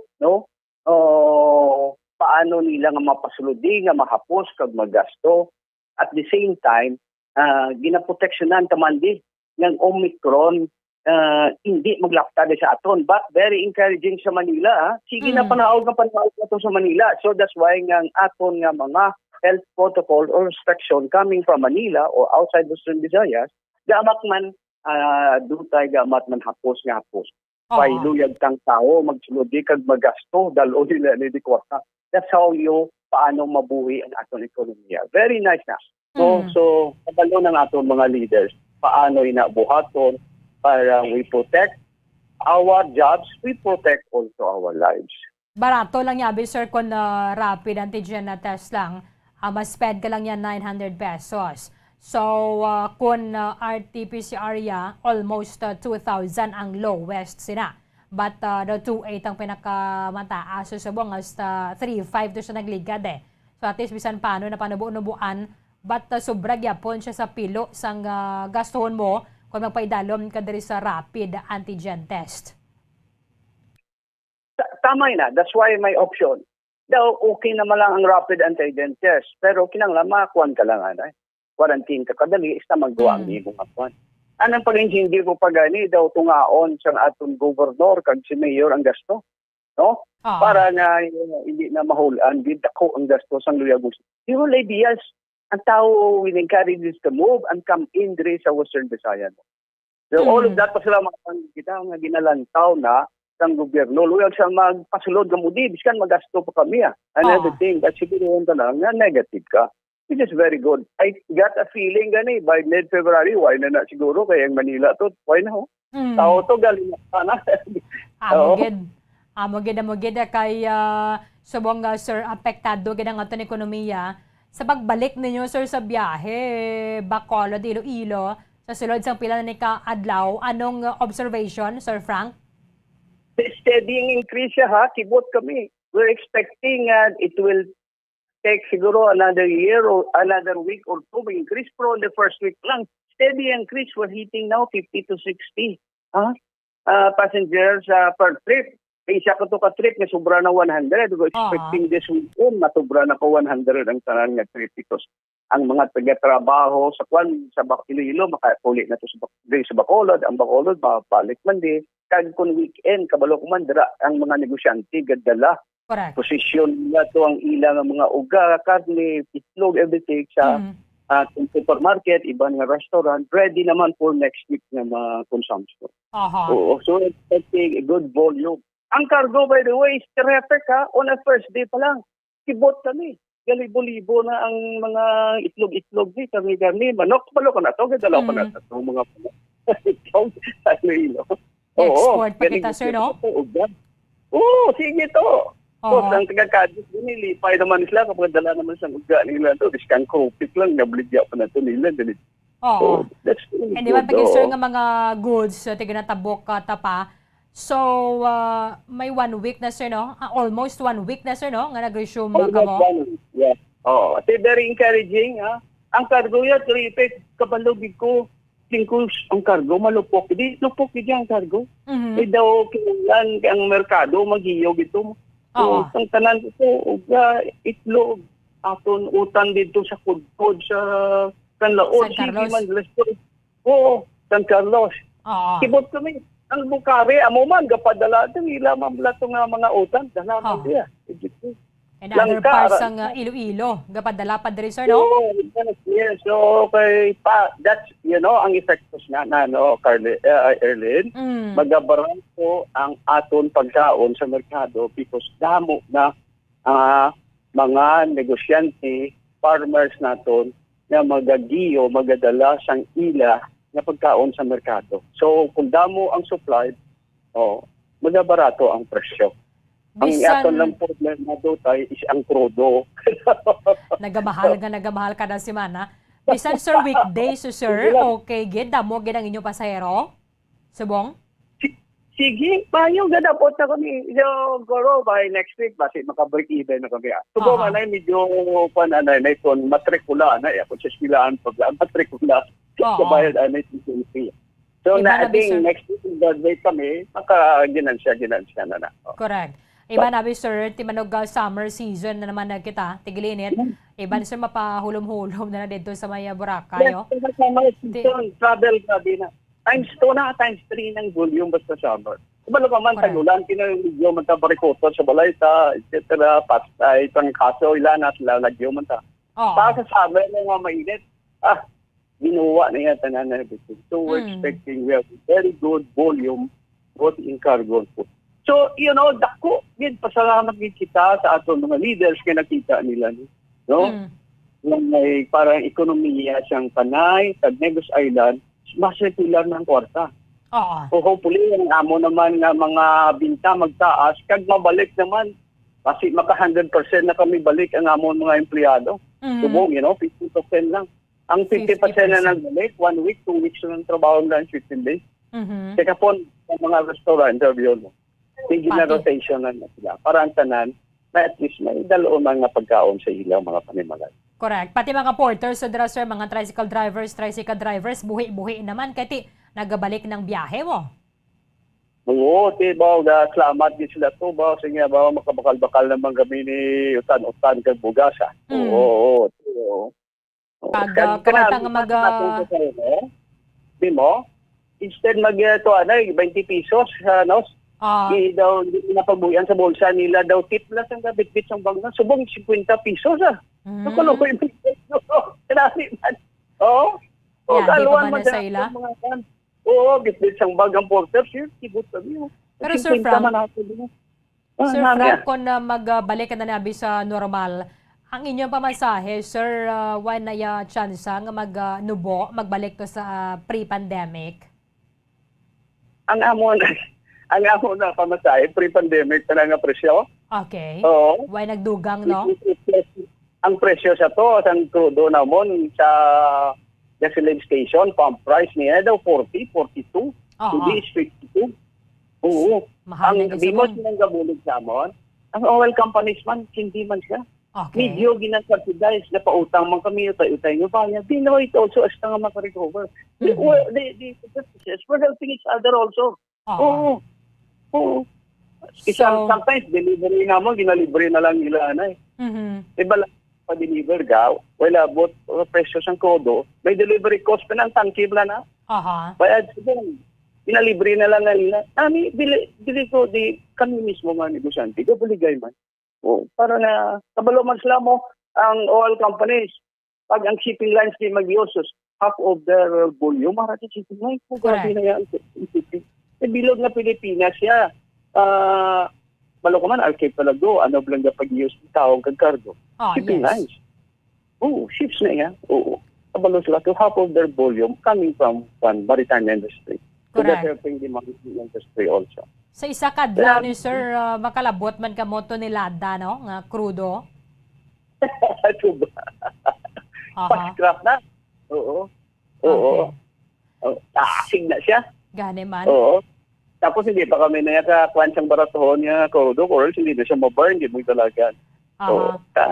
Yung grade na siya nga diesel. Oo. Crudo, giniabe nyo sir, no? Hindi bunker Diesel. Hindi. Crudo, diesel, ganda inyo. Yan na masunog. Crude, diesel. Okay. With this, Sir Frank, thank you kaya sir sa time ni mo dari sa Bamaradio Bacolod. Kabay pag ini mas makadugang bulig sa pagpa-circulate sa kwarta sa ato ng economy. Kay subong damo na gibantuan na hidlaw mag-travel. Mapasalamat din kita, hindi kita una sa Ginoo kag sa aton nga mga local leaders nga mat-amat nila ginaabrihan ang aton ekonomiya para mabalik trabaho. Pasalamatan lagi sila. Hindi na ising trabaho. Daga si Gobernador Bongo, si Od, COVID, kang libot. Bumak si Mayor Bengo, way natulong si Mayor Pinsan, sakit ulo kung paano. It's not easy to be a mayor, subong to be a governor. Thank you, good. Nila now. Sakit ganing ulo mo kung padre di pamilyar to na, no? Pag yung padre di syudad, kag di kuan ka, no? Probinsya. Nagpositive pa nagliga na si... Kung ano yan ang sakit sa ulo, may audit pa siya nga problema sa South Negros. Okay. So, that's why, pasalamatan kag pangamuyuan tagi sila nga, you will be guided, no? Mayong lawas, kag you will be guided, sang Ginoo, ang ilang mga desisyon. Thank you, Sir Frank, for joining us. Mayong aga, sir. Mayong aga, Erlene, ha? Salamat. Madamong salamat kay Metro Bacolod Chamber of Commerce and Industry, Chief Executive Officer Mr. Frank Carbon.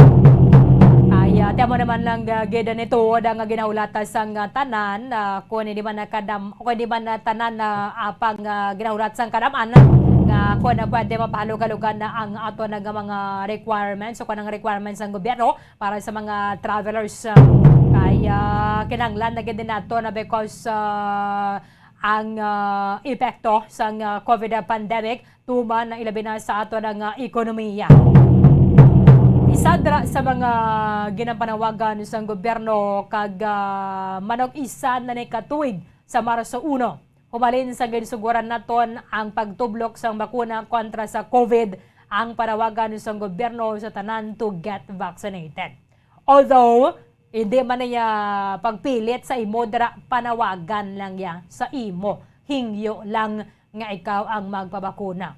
Because at least bisan na paano, subong ko ba nito siyahan ninyo, kung ikaw dara ang vaccinated, kontrang kasuhon ka, 2-3 kadlaw mo lang gina pinakatayog. Okay ka na. So, isa sa mga igalakip naman diri, ang mga kabataan nga nagaedad sang 5 tubtob 11 anyos. In fact, pagkasugura na sa Pebrero 4, ang pagtublok sang bakuna para sa mga kabataan nga nagaedad sang 5 tubtob 11, kay kadamo man sang shipment sang bakuna nga ari subong sa inventory na sang aton nga gobyerno, kag napanagtag naman sa mga local government units. The vaccination of children aged 5 to 11 nga magasugod una sa may National Capital Region ang ginapreparahan naman sang aton Bacolod City Government. Kay tinakasugod na kataya sang pagbakuna sa mga kabataan o kon sa mga pamatanon nga nagaedad sang 17 tubtob 12. So kung ang rollout sang vaccination of kids aged 5 to 11 will start in National Capital Region, ginalahulat-hulat na to na dre ang go signal para sa mga LGUs, at least nga makasugod naman kay face by face ini siya. According sa aton nga National Task Force Against COVID-19. In fact, sa Lunes, Enero 31, mag-aabot sa Pilipinas ang 780,780,000 doses sang Pfizer COVID vaccine nga muni ang paggagamiton para sa pediatric vaccination.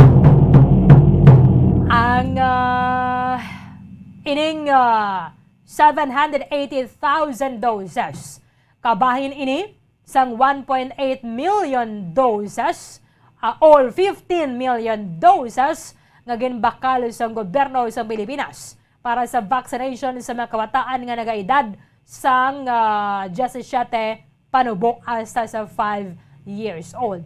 Kay kung makaabot na ining 780,000 ka-doses sang bakuna batok sa COVID, nagapaabot pagid kita sang dugang nga 1.8 million doses sa masunod nga mga inadlaw. Ang target adre sang gobyerno nga maka-inoculate sang 7 ka milyon ka mga kabataan sa age group nga 5 to 11 sa bilogan na ni nga pungsod. Because this is part of the expansion of the COVID vaccination program sa ato na gobyerno nga hindi lamang atong mga ginapanugutan na gidya nga maglagaw o kung nagalagaw na bisan na wala upod ang ilang nga mga ginikanan.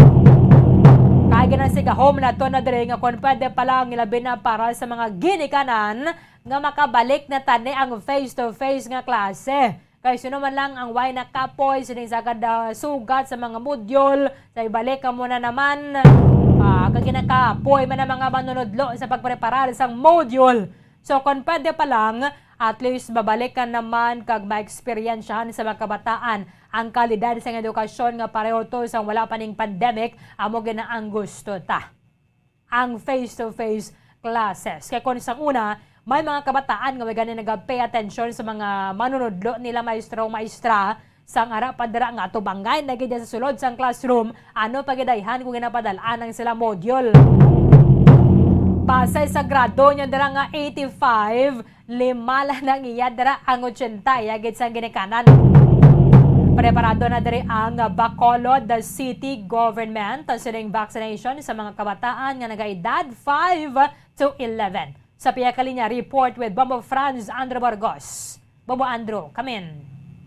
Pingahan do mismo sa shrine ng Bacolod nga sa tanan nga mga age level bala no nga mga fully vaccinated na.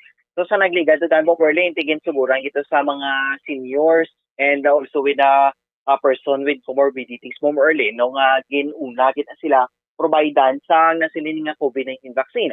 And then mo base sa mga pagtuon man na naog ang edad no nga posible bi makabaton sang bakuna batok sa COVID-19. Gi pa panawag ini from 17 to 12 years old no. So amo na mo nga mga pang-idaron sa mga previous nga mga binula no kung nagligat tuig ang nakabaton sa COVID-19 vaccine.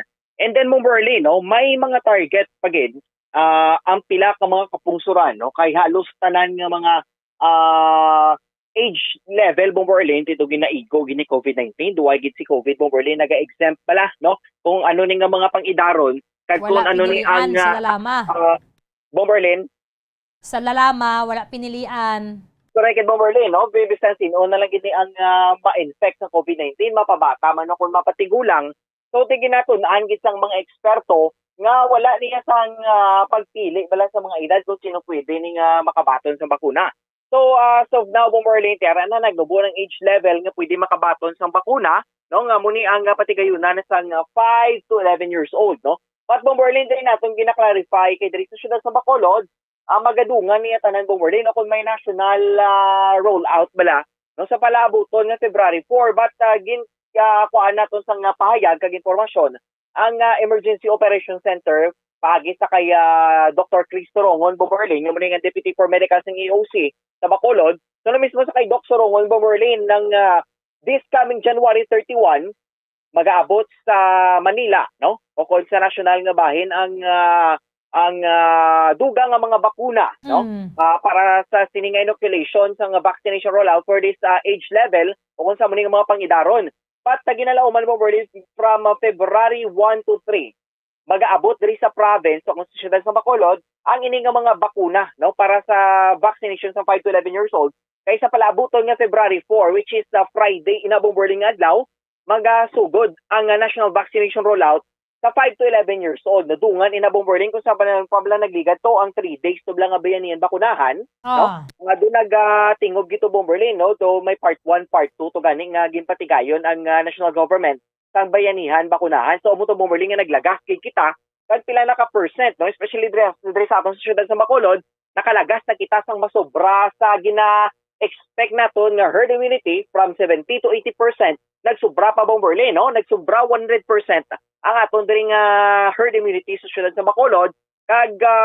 dumay pila na ka thousands no especially sa mga adult nga mga vaccinated o kung fully vaccinated ang nakabato na sang booster shots bomberlin but diri subong no may isa ini sa mga rason kag major nga reason bomberlin kung nga agin target pag giding amuning mga pangidaron pagkatapos ang 17 to 12 years old ginalagas naman ang 11 to 5 years old bomberlin nga mangin fully vaccinated kag may depensa batok sa COVID-19 kay ang mayor nga rason diri bomberlin ginalagas na naton ang expansion for the upcoming face-to-face classes no especially diri sa Bacolod kag sa probinsya sa Negros Occidental kay ang sa province niya bomberlin do March ning ilang nga target for the expansion o kung expanded version sang face-to-face classes no. So same man diri sa syudad sa Bacolod so mismo sa kay Dr. Chris Sorongon nga para mga kabataan bomberlin makabalik na gid bala sa pagtuon nga kung diin sila mas komportable kung diin sila mas productive when comes sa pagtuon o kung sa pag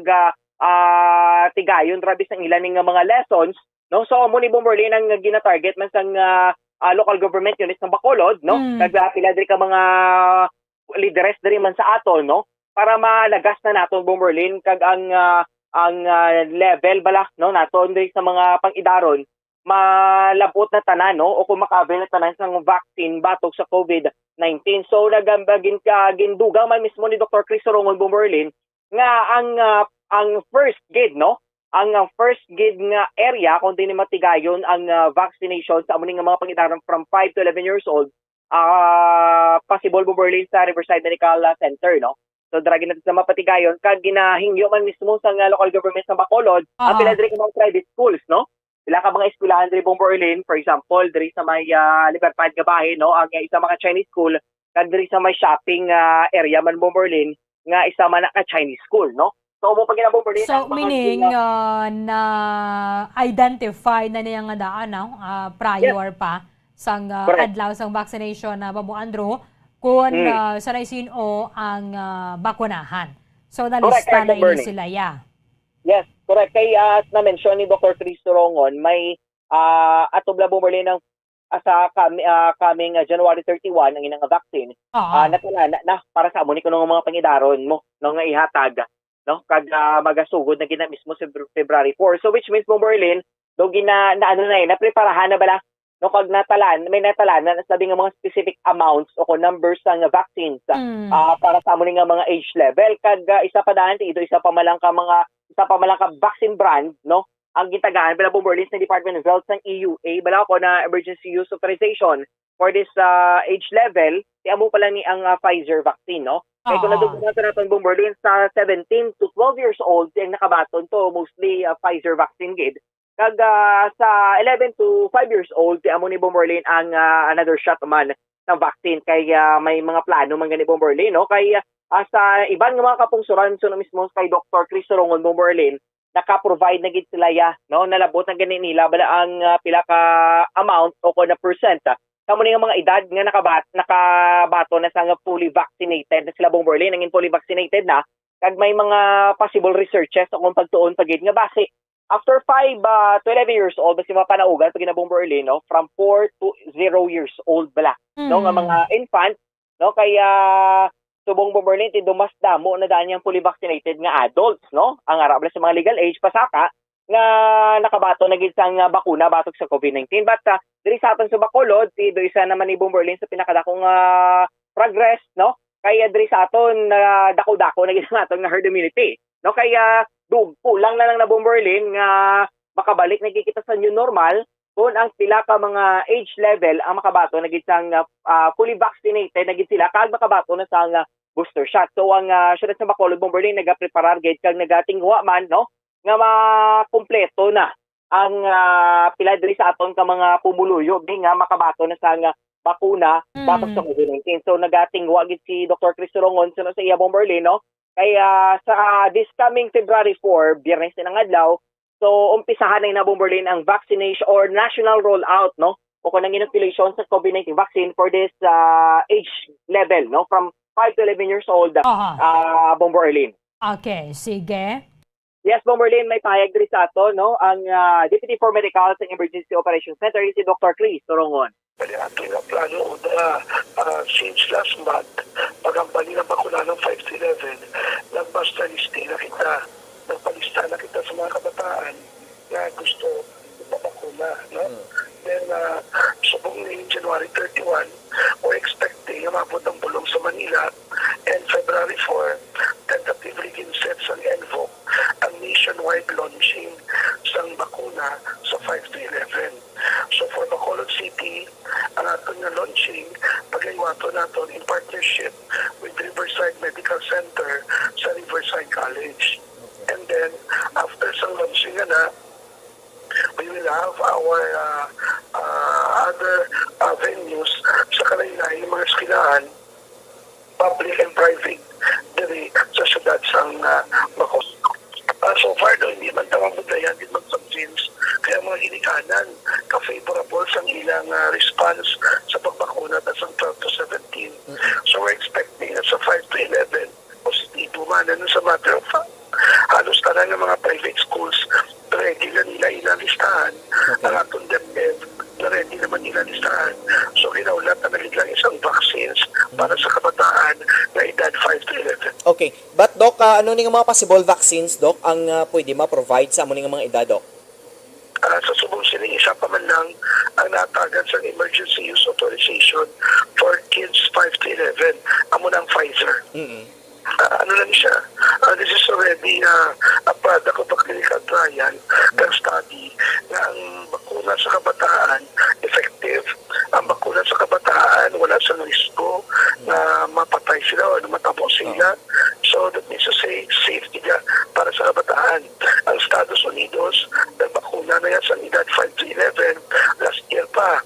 Sa Hong Kong, sa China, kasi iba na ito ang neighboring ASEAN countries, nagsugod naman sila sa bakuna sa 5 to 11.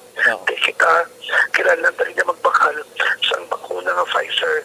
Kaya ang Pfizer, lain ang preparation, kaglain ang vial para sa kabataan. Kung na-notice mo, ang sa tigo kabataan yellow ang cover sa ilang bayan. Kadang dose 0.2 ml lang kumpara mo sa tigulang na 0.3 ml. Okay. Possible ka mga vaccination sites ang mag-open kung matigayon na ni Doc?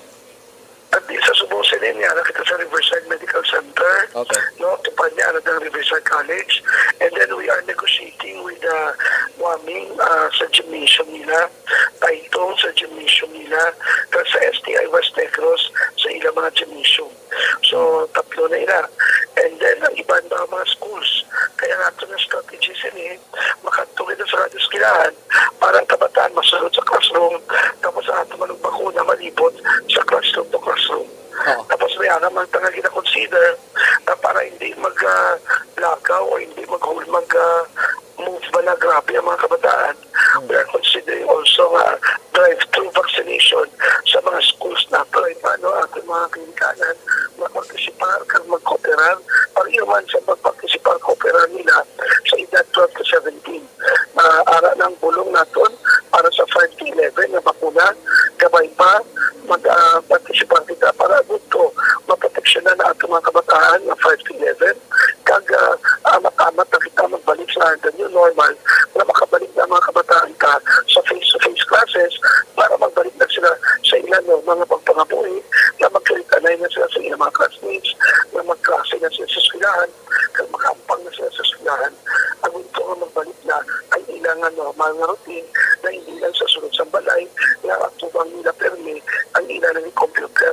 So, gamay pa nga aside sa pag-practice natin sa minimum health protocol, ara na ang bakuna para sa kabataan edad 5 to 8. So, kaya ang nag-pilot run gani subong, Bomo France, is kindergarten to grade 3 and then senior high school. However, ang irony dira is sa mga hira sa kindergarten, sila man na ang way pa na bakunahan. So, nagkaangay lang gid nga pati mga kabataan, tublo ka naman lang sila sa bakuna. So, bayo na nga strategy nga magkabataan na lang niya sa classroom, ang vaccinator lang niya mo nang manulod-sulod sa mga classroom. Yes, correct Bomberlin. Kung nandumduman to ganin natin sa una lang sa ngaraman kita sa elementary days pala na po Bomberlin, ito may mga ginapang provide man sila ganing mga vitamins supply, if I'm not mistaken lang do vitamin A Bomberlin nga ginapang drop lang mismo sa mga kabataan. So tibayo man na no because of this pandemic ang ginatubang din naton. So mas mayo na lang ginang malikawan bala Bomberlin ang risko ko ng kahangawa man bisang paglinaptas ang sining nga virus no pagi sa mga pagwasulod man sa mga kabataan. Mas may nalagid man nga mga initiative bala Bomberlin sang aton nga mga authorities no mga otoridad rin naton nga ipang panulod-sulod na lang gid sila sa mga for example sa mga classrooms no kaya total ang ginalagas naman lang ni naton Bomberlin nga magbalik nagkikitabi sa normal no proto bag-o nga normal ko naman ning new normal Bomberlin. So pangitaan na lang gid sa pagi para matinguan nga malagas na naton ang masobra no nga percent sang herd immunity para maging safe ang tanan kag na gid Bomberlin makabalik na gid sa taro nga pagtuon ng ato ning mga kabataan no kay subong kabudlay gid sa nga sitwasyon gyapon bisan na pila na ka mga nga mga grade levels Bomberlin ang nagbalik na mismo sa face-to-face class pero galing pili lang gid gyapon no limitado lang gid so sa malayo nga mga lugar mo lang to ang nakapatigayon sa mga face-to-face class but sa may urban areas no especially sa may proper sa syudad so wala pa gid gyapon na Bomberlin so we're hoping gid nga ano na gid naton malampuwasan na naton ang amuni nga problema kag makabalik na gid mismo sa eskwelahan ang kabataan no pagi sa sininga inisyatibo man sang gobyerno Bomberlin. Wala na mention no kun pilang target diri sa aton sa Bacolod. Yes Bomberlin insakto gid no kay as of now may mga ano pa na slaguro Bomberlin may mga pagsapol pa na slaguro no kung pila ang target sa mga age level nga mo ni from 5 to 11 years old kung pila ang makabaton sang first dose na Pfizer vaccine Bomberlin. So I update lang gid nato no tugangan lang na naton Bomberlin kung ano ni ang samtang naghilapit ni ang national rollout for this vaccination sa nationwide no vaccination sa sining mga pangidaron Bomberlin. Pero sa Bacolod, we know naman no, sa muling mga level, sa mga pangidaron, nagalangat na makita Bomberlin milyon diri sa Bacolod or thousands naman, no? Hundreds of thousands. Yeah, hundreds of thousands sa muling mga pangidaron Bomberlin. Kaya sa mismo sa Metro Manila, dito may 1.7 milyon ka mga kabataan sa munang mga edad, 5 to 11 years old, ang ila itong ginabulubanta, Bomberlin. But sa Bacolod, diba, siguro hundreds of thousands naman sa mga mga pangidaron. Bomberlin, i-update na natin, no? But mabot din ang time nga we'll get into that, Bomberlin, sa muna bing update, no? Kung pilagid ang target sang lokal nga panguluan sa Bacolod for this COVID-19 vaccination, Bomberlin. Sige. Thank you, Gid, Mamo Andrew. Yes, Bomberlin, para sa pagpangalagad sa Bumbuhanay Big Time, ini si Bombo Franz Sandro Burgos, para sa Pambansang Radyo ng Pilipinas. Consistent overall number 1 sa Bacolod, Basta Radyo, Bombo! Maraming salamat kay Bombo Franz Andro Burgos. So, naghahanda na ang mga LGU sining pagbakuna o kung vaccination sa mga kabataan nga nagaedad sa 5 to 11 anyos. Pagasuguran sa Pebrero 4 kag may basanda naman ang supplier sa bakuna ang gobyerno para diri. Kaya sa nasiling tanagani after ni sang pagabatunon ta sa Enero 31 nga 780,000 doses sa Pfizer vaccine, may maabot pagid nga 1.8 million doses because 15 million ang kadamuon sa doses again procure sa ato na gobyerno para diri sa may vaccination sa mga minors. Mga minors sa aged 5 to 11. Sa subong, ang ginatagan na palang sa Food and Drug Administration sa Emergency Use Authorization naman ang Pfizer. So sa ibang mga country sa mga ginagamit nila, in fact sa Estados Unidos, dito gidya ang Pfizer nga daan mo. So dugay na sila nakasugod sa vaccination para sa mga kabataan. So importante lang gidadre nga makabulig ba naman ginikanan sa pagpaintindi sa mga kabataan because after siniti may mga symptoms sa gigman nga batyagon kasunod sa nga imo nga vaccination. 15 minutos sa nakaligad sa takna nga alas 9 sa aga. Pagabalikan nato na diri sa Bambuhanay Big Time, report ni Bombo Grace Lynn Lobaton. Standby. Bombo Radyo Bacolod. Number 1! Basta Radyo Bombo! Ang husto nga paggamit sang earphones o kon headphones. Kalabanan sa karon, ilabi na sa mga pamatanon ang masaming nga nagagamit sang earphones o kon headphones sa tion sang nagausar sang gadgets.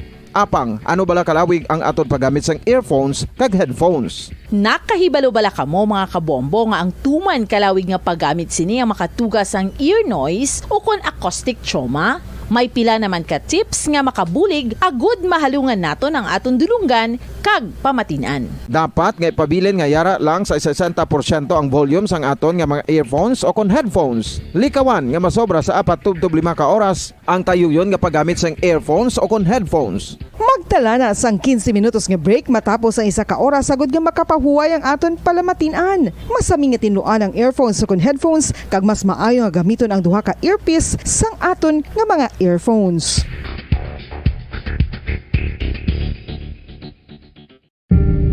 Tips sagud malikawan ang insomnia. Ang pagtulog sang maayo ang makaapekto sa mental kag physical health sang isa ka tawo. Apang kung kaisa hindi maligar nga nagaka-eksperyensya sa ginatawag nga insomnia, gani ari ang matip sagud malikawan ini kag mas makatulog sang maayo mga kabombo.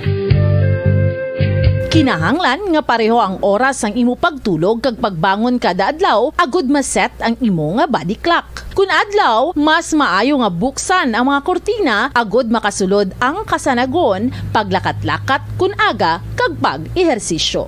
Kun gabi, likawan ang mga masanag na screen kaangay sa mga gadgets kag TV. Limitahan man ang pagkaon kag mga ilimnon nga may caffeine kag nicotine bagod makatuga ini sang problema sa pagtulog. Likawan man ang pagkaon sang madamo, pag-inom sa alcoholic drinks, pag-inom sang madamo nga tubig kag ang pag-overthink antes magtulog.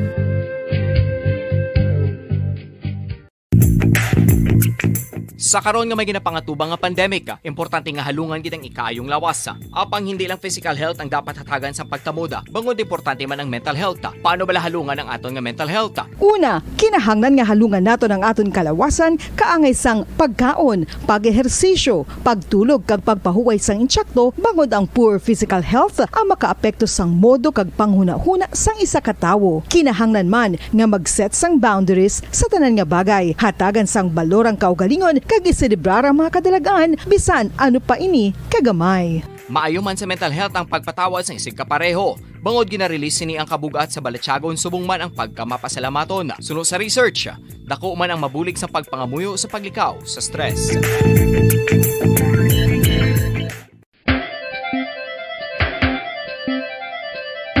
Ang talaba.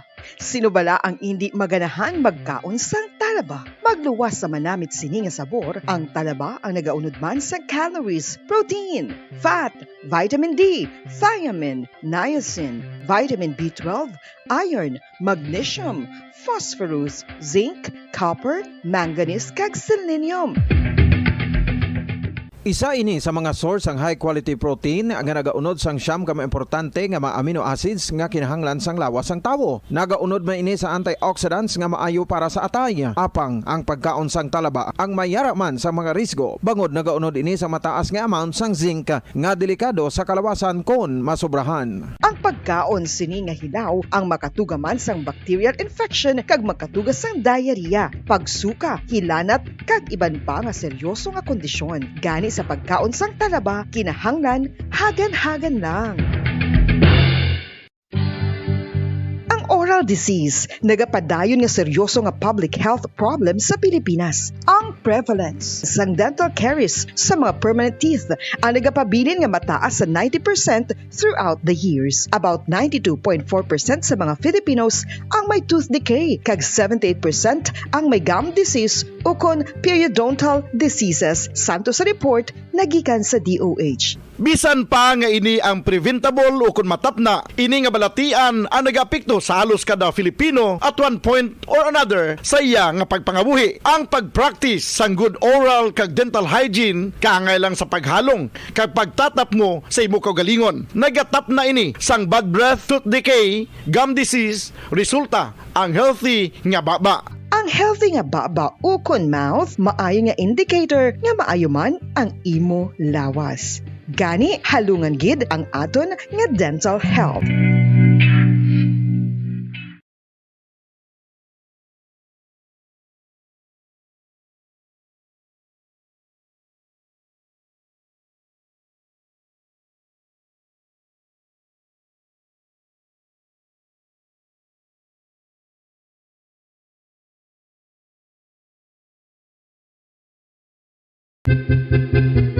San o ikaw ulihi nga nag-ilis ang sponge nga ginagamit mo sa paghugas sa mga kitchen utensils? Ang kitchen sponge mga kabombo, ang mas mahigko pa sa toilet. In fact, ginpahayag sang microbiologists nga ang mga butang nga ginagamit naton sa pagtilo sa mga dishes ang pinakahigko nga bagay sa balay. Sa isa ka pagtuon nga na-publish sa journal nga Scientific Reports, ang spongy bacterial colonies ang mas delikado sa aton ikaayong lawas. Bangod sini, ginarekomendar sa mga researchers nga dapat islan ang sponge kada simana. Ang kitchen ang lugar sa aton balay kung sa diin nagasugod ang mga new bacteria. Bangod sa human traffic kag food preparation. Bangod ang sponge ang masami nga warm, mabasa kag matrace ang old food. Ini ang ideal nga breeding ground para sa bacteria. Suno sa pagtuon, maayong idea nga tinluan ang sponge kada tapos gamit. Apang ginasuggest sa mga researchers nga regular nga islan ang kitchen sponge. Ang kitchen ang lugar sa aton balay kung sa diin nagasugod ang mga new bacteria. Bangod sa human traffic kag food preparation. Bangod ang sponge ang masami nga warm, mabasa, kag may trace ang old food. Ini ang ideal nga breeding grounds para sa bacteria. Suno sa pagtuon, maayo nga idea nga tinluan ang sponge kada tapos gamit, apang ginasuggest sa mga researchers nga regular nga islan ang kitchen sponge. Yari na ang isa sa nakapabaylo kag nakabaton sang brand new radio set with AM and FM band kag 1,000 pesos cash. Nagikan sa Bombo Radio Bacolod. Ko si Anisito Delicano, taga Libertad Extension, Bacolod City. Nagpabaylo ko sang radyo nga ginatag sapon sang Action Radio kay nagaungot sa ilalang estasyon.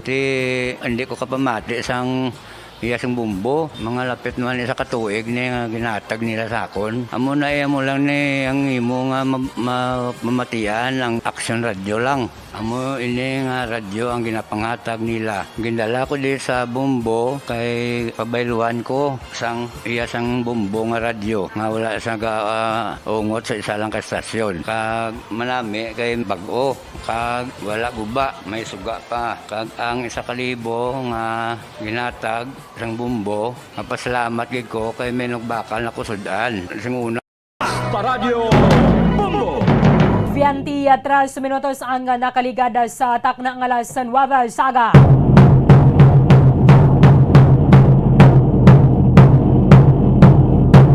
Pabalikan natin sa pagpangalaga sa bumbuhana ya big time. Ginapirmahan na ni President Rodrigo Duterte sa Setyembre tuwing 2021 ang Bureau of Fire Protection Modernization Act nga naghatag sa ila sang ligwa para nga maka-implementar sa 10-year modernization program. Kaga syempre ginakalipay sang Bureau of Fire Protection kaga sang Department of the Interior and Local Government nga aprobahan sang Kamara kag sang Senado kag ginpirmahan man into law ni President Rodrigo Duterte ang Republic Act 11589 nga mag-strengthen kag mag-modernize sang Bureau of Fire Protection. Siling ganin ni President Rodrigo Duterte sang inpirmahan niya ining hagna para nga mangin isa na kabugos nga layi ini ang mag-boost sang moral, efficiency, responsiveness and professionalism sa mga personnel sang Bureau of Fire Protection kay actually nangin sentro pa ni nagligada sang mga debate.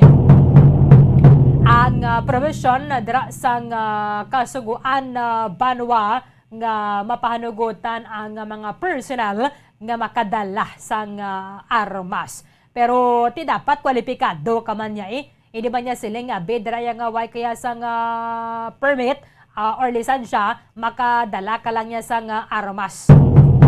Ti dapat magalabaya diri sa husto ang proseso.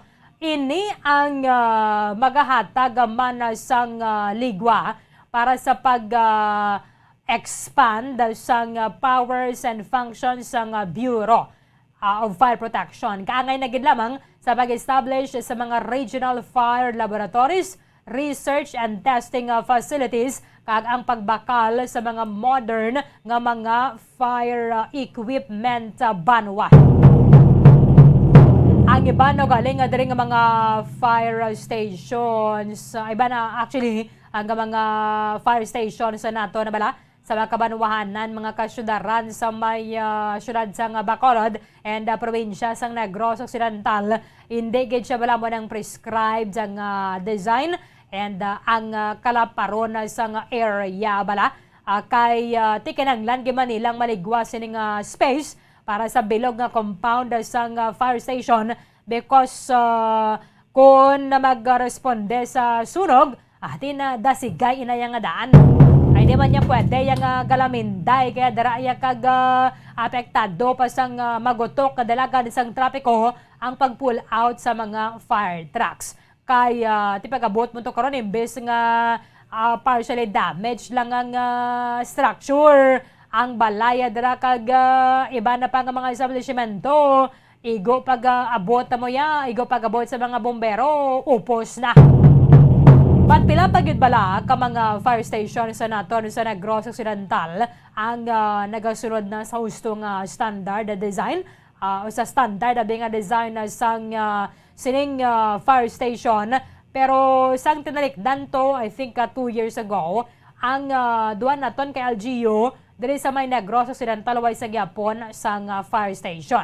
Busiringon kun mayara dira sang sunog, I think that's Valladolid or Pulupandan and Isabela. Ang way sang fire station Di ko may sunog, kadra nag-responde ang neighboring nila nga town. Tupad nila. Ti ang i-travel nga daan sang fire truck, malawig pa. Ti imbes nga i-travel niya tanay sila, ang mga bumbero makapapiswit na ginasang tubig. I-checkan naton from Office of the Provincial Fire Marshal sang Negros Occidental report with Bombo Gracelyn Labaton. Bombo Grace sa report. Kamin. In Bombo Erlin, 5 na ka mga fire stations with standard design ang ara diri sa Negros Occidental, no, sa 2 ka mga cities plus lone city of Bacolod, kaga 19 ka municipalities sa bilog nga probinsya, 5 pa lang Bombo Erlin ang ining fire station nga modernized, no, kung ginakabigtang may ara sang standard design.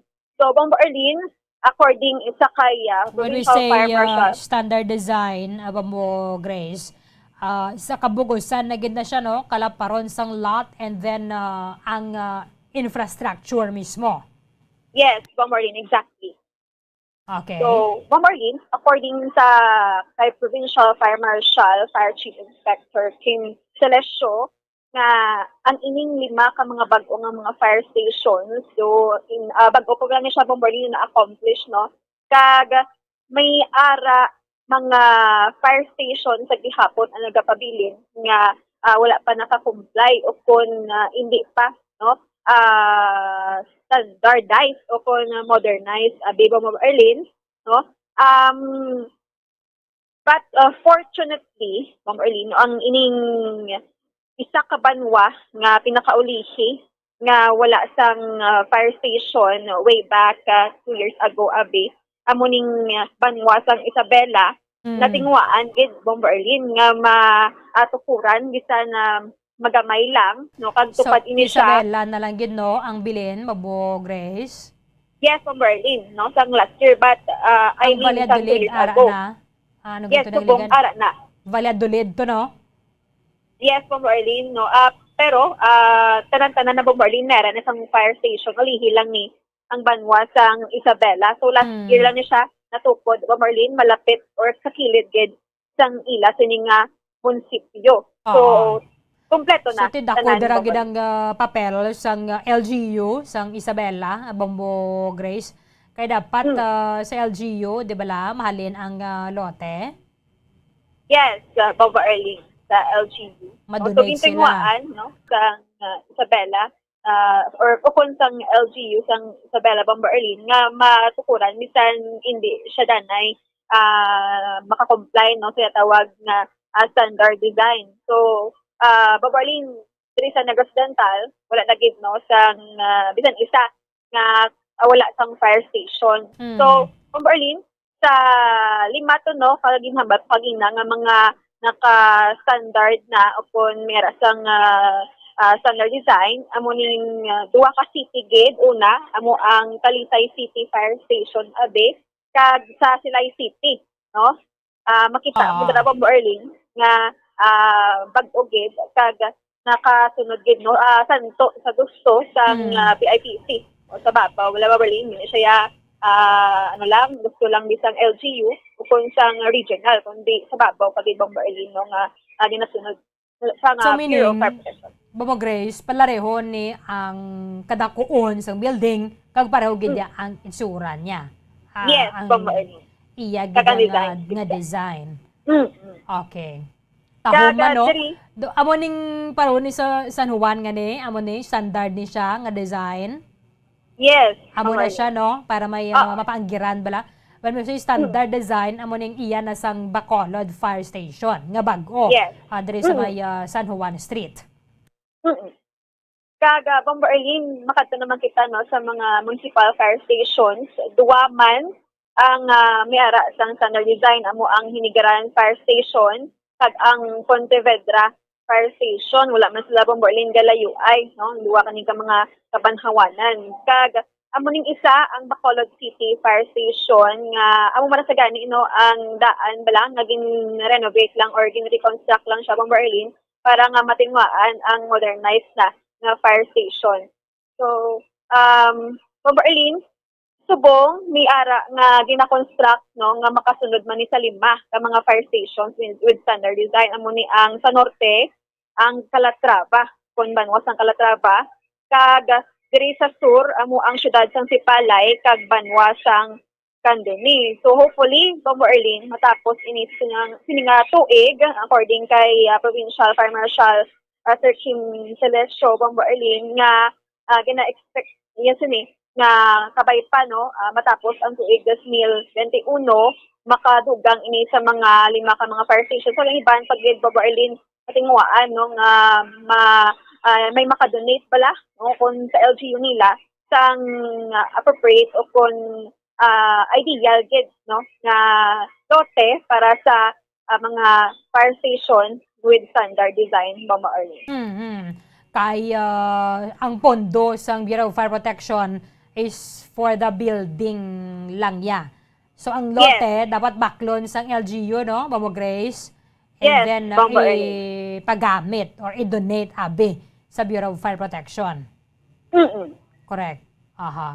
Sige.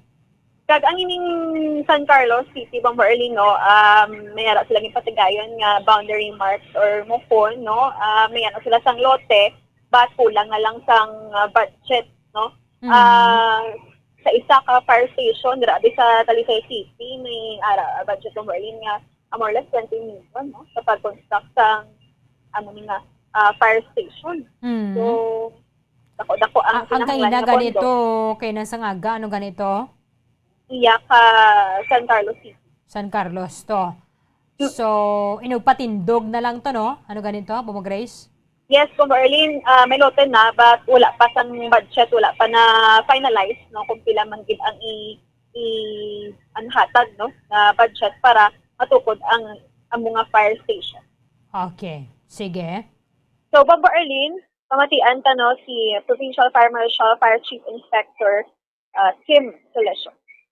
Mga syudad kaga Banwa diri nga fortunate na nakakuan sang typical fire stations. Ang city duha ka bilog ning Talisay City, Silay City. So mo na sila subong ang kwanta, ang bag-o gid nga city. Tapos sa municipal fire stations, we have Pontevedra Fire Station, kagang Kinigaran Fire Station. Ang aton nga Bacolod City Fire Station, ang bag-o innovation ina siya. Reconstruct ina siya nga manghimo siya nga modernized na fire station. So 5 na ka bag-o nga existing ang aton diri subong sa Negros. Ang manughuman naton no manugtapos naton nga construction ang San Enrique bag-o man na siya o ingod na siya sang aton nga bag-o man nga police station sa San Enrique. Regarding sa ikaduhang mga pamangkot, ma'am, kung ano pa nga LGU, well, fortunately na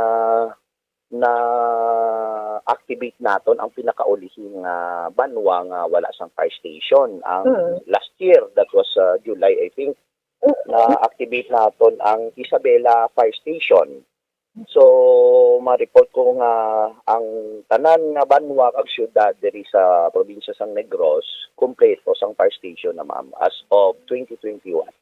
Sang suporta sang local government unit sang Isabela,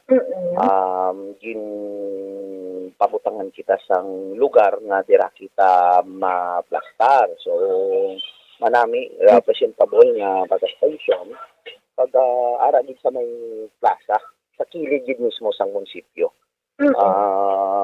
So meaning kompleto na gid ang aton nga mga ang fire station ta sa bilog na Negros Occidental kompleto na wala na sang butal nga nga Banwa o syudad.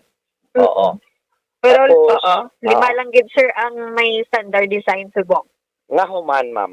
Well, ang aton subong nga gina-start nga construction for the new typical fire station, naging cover ini siya ma'am sang hindi galing maming regional nga construction kundi PITC ni siya ma'am sa halin sa babaw. Gin through PITC nga construction. Well, ga-start naman ma'am ang aton sa norte ang Calatrava ga umpisa na construction. Tapos si Palay City, Bago, kagang Candoni, ang munisipyo sang Candoni. Amo na sila ang ongoing. Okay. Pero sa iban, sir, nga hindi pala standard ang design, no? May plano man nga mag-elevate sila into that? Well, kadamo na sang mga munisipyo, local government unit na nag-donate sa mga lote diri sa Negros Occidental. Kadamo na sang sa syudad kag sa munisipyo. Ang ato nabi nga program na interrupt sang paglupok sang COVID-19 virus naton. So technically nag-stop ang temporarily ang mga projects na nakapila. Pero hindi lang gid magano kay na-approve ng aton nga modernization law sang BFP. Tuloy-tuloy na ma'am nga pag-improve naton sang structure sang Bureau of Fire Protection nga mga fire stations diri sa hindi lang diri sa Negros Occidental kundi sa bilog na Pilipinas. Sir, katapusan, ano ang imo sini nga gina-expect mo sa nga tuig para sa mga fire stations sa diri sa Negros Occidental? Well, typically ang akon gina-expectar ang kabay pa nga ang iningin pang mention ko kagina nga mga nga ongoing nga nag-start nga construction mahuman sa sili nga tuig para nga makapanerbisyo man ini specifically ang si Palay naton nga bag-ong construction tapos ang Candoni kag ang Calatrava kabay pa nga madasig ang nila nga pagpaobra sina kag more ang pinaka-importante gid is kabay pa nga ang ginahop ko lang nga hindi magdako ang aton mga insidente sang pa-resident kay ang amon nga pag-intensify subong sang fire prevention fire prevention programs, especially ang Oplan Ligtas Pamayanan on the road nga nagarikorida permi ang aton truck para magpabalo sa pumuluyo kung ano ang mga safety practices kag kung anong dapat pagahimuon para malikawan naton ang sunog, especially nga pakadto na kita sa summer. Kabay pa nga ma-impose naton sa awareness ang mga pumuluyo sa Negros Occidental ang pagiging mahalong naton para malikawan naton ang mga insidente sang sunog. So at least maayo nga balita, Bambo Grace. Siguro daw hindi man paningin mo na kadamo mga personal dira sa may Isabela. However, daw may prescribed number man na siya mo sang staff per fire station. Yes, Bomberlin. Sakto gid no kag sa kada fire truck, piladaan ka mga tao ang nagaupo dira Bomberlin during mag-respond abe sa fire incident. So, isa pa Bomberlin sa ginabantayan gid sa flow, nakita ko to ang ilakawan na sa San Enrique nga manutapos na gid siya. So, hopefully mat-amat lang Bomberlin diri sa Negros Occidental sa mga cities especially pag uman sa mga kabanwanan. Oo. Ang nagligada galito, Isabela and Pulupandan, Bombo Grace, ang wala sang fire station. So, mas nauna, tukod ang Pulupandan and last year, na-activate ang Isabela Fire Station. Yes, Bomberlin, makita mo sa kilid sa ila sinang munisipyo, medyo hindi lang siya dako, but maka-respond naman mo, Bomberlin, in kaso, wala tamang pangayo, may narasang po. Oo. Correct. So, mansig aligmata gid kita kay kabudlay balang masunugan ikaw Bombo Grace mga ginapundar ni mo dara hindi gid masalbar.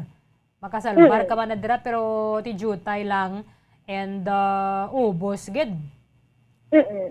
Additionally, Bombo Arlene, sa mga bag-o nga mga fire trucks, no, kaga pa-improve naman nga mga fire stations, importante gid ang paghalong sa aton mga kauturan naton tanan, no, nga hindi kita makatuga sa nga tawag nga sunog, Bombo Arlene. Sige, thank you gid, Bombo Grace. Yes, Bombo Arlene, ini si Bombo Grace din wato nag-report para sa pambansang radyo ng Pilipinas, consistent overall number 1 sa Bacolod. Basta Radyo.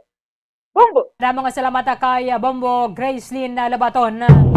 So, mayo gid because last year na-activated na ang ulihi nga fire station na diri sa aton sa may Negros Occidental, ang dira sa may Banwa sang Isabela. Kaya tinalikdan na I think 2 years ago, duha pa rin sila mo Pulupandan and then Isabela nga wala sang fire station. So ginatinguan man sa ato ng mga opisyales diri sa may probinsya, kag syempre dako ginadra ang bulig sang local government unit kun sabihin makapangita drabe sang lote nga mani ang butangan sang fire station. So dapat ang lote ang igadonar sa LGU and then ang pondo dira para sa bilog nga structure is ining iga-provide na sang Bureau of Fire Protection. Okay naman din subong because sila siling nga tanan na-discuss ko before ang report ni Bombo Gracelyn Labaton nga ang BFP Modernization Act nagahatag sang ligwa para sa modernization program sa Bureau of Fire Protection. 42 minutos ang nakaligad sa takna ng alas 9 Saga. Nagsabat na ang commissioner sa Commission on Elections nga pabati-batian kahapon. Halin pa sang nagligad nga gabi ni Commissioner Rowena Guanzon nga taga diri sa aton sa may Negros Occidental. Nga kadugay atrasado ang pagwa sang desisyon sang First Division sang COMELEC sa sining kaso nga ginatubang o kon ginaatubang ni anay senador kag presidential aspirant Bongbong Marcos. Sa sabat din ni Commissioner Amy Ferolino. Si Amy Ferolino siya ni ang ponente. Magsiling kang kaponente, ikaw ang nagasulat sang desisyon. So kung ikaw dira ang natulinan, ikaw dira ang nabotohan nga mangin ponente, ikaw ang in charge nga magsulat sining nga desisyon sang COMELEC, for example, COMELEC, First Division, Second Division, o kung Bank or sa naman nga korte. So, paruabe sa may Korte Suprema. Ang ining commissioner, gagin akusaran ni Commissioner Rowena Guanzon, si Commissioner Amy Ferolino, tinagsabat man dayon sa akusasyon nga siya abi ang nagapadelay. Kun nga asa subong, way pagyapon na pagwa ang ining desisyon sang First Division sang poll body sa kaso o kon disqualification case against sa kay presidential aspirant Bongbong Marcos. Siling ni Guanzon kahapon, nanti na may politiko na dira nga naga-impluensya o kon nagatry nga mag-impluensya sa desisyon sang COMELEC. Temo na sigurong rason nga susubong waay gyapon. Wala gyapon. Tugay-tugay maritiro nako. Maritiro nako Pebrero 2. Way gyapon ang ining desisyon. Kahit hindi man nila ma-promulgate kung waay ito ang nasulat sang ponente.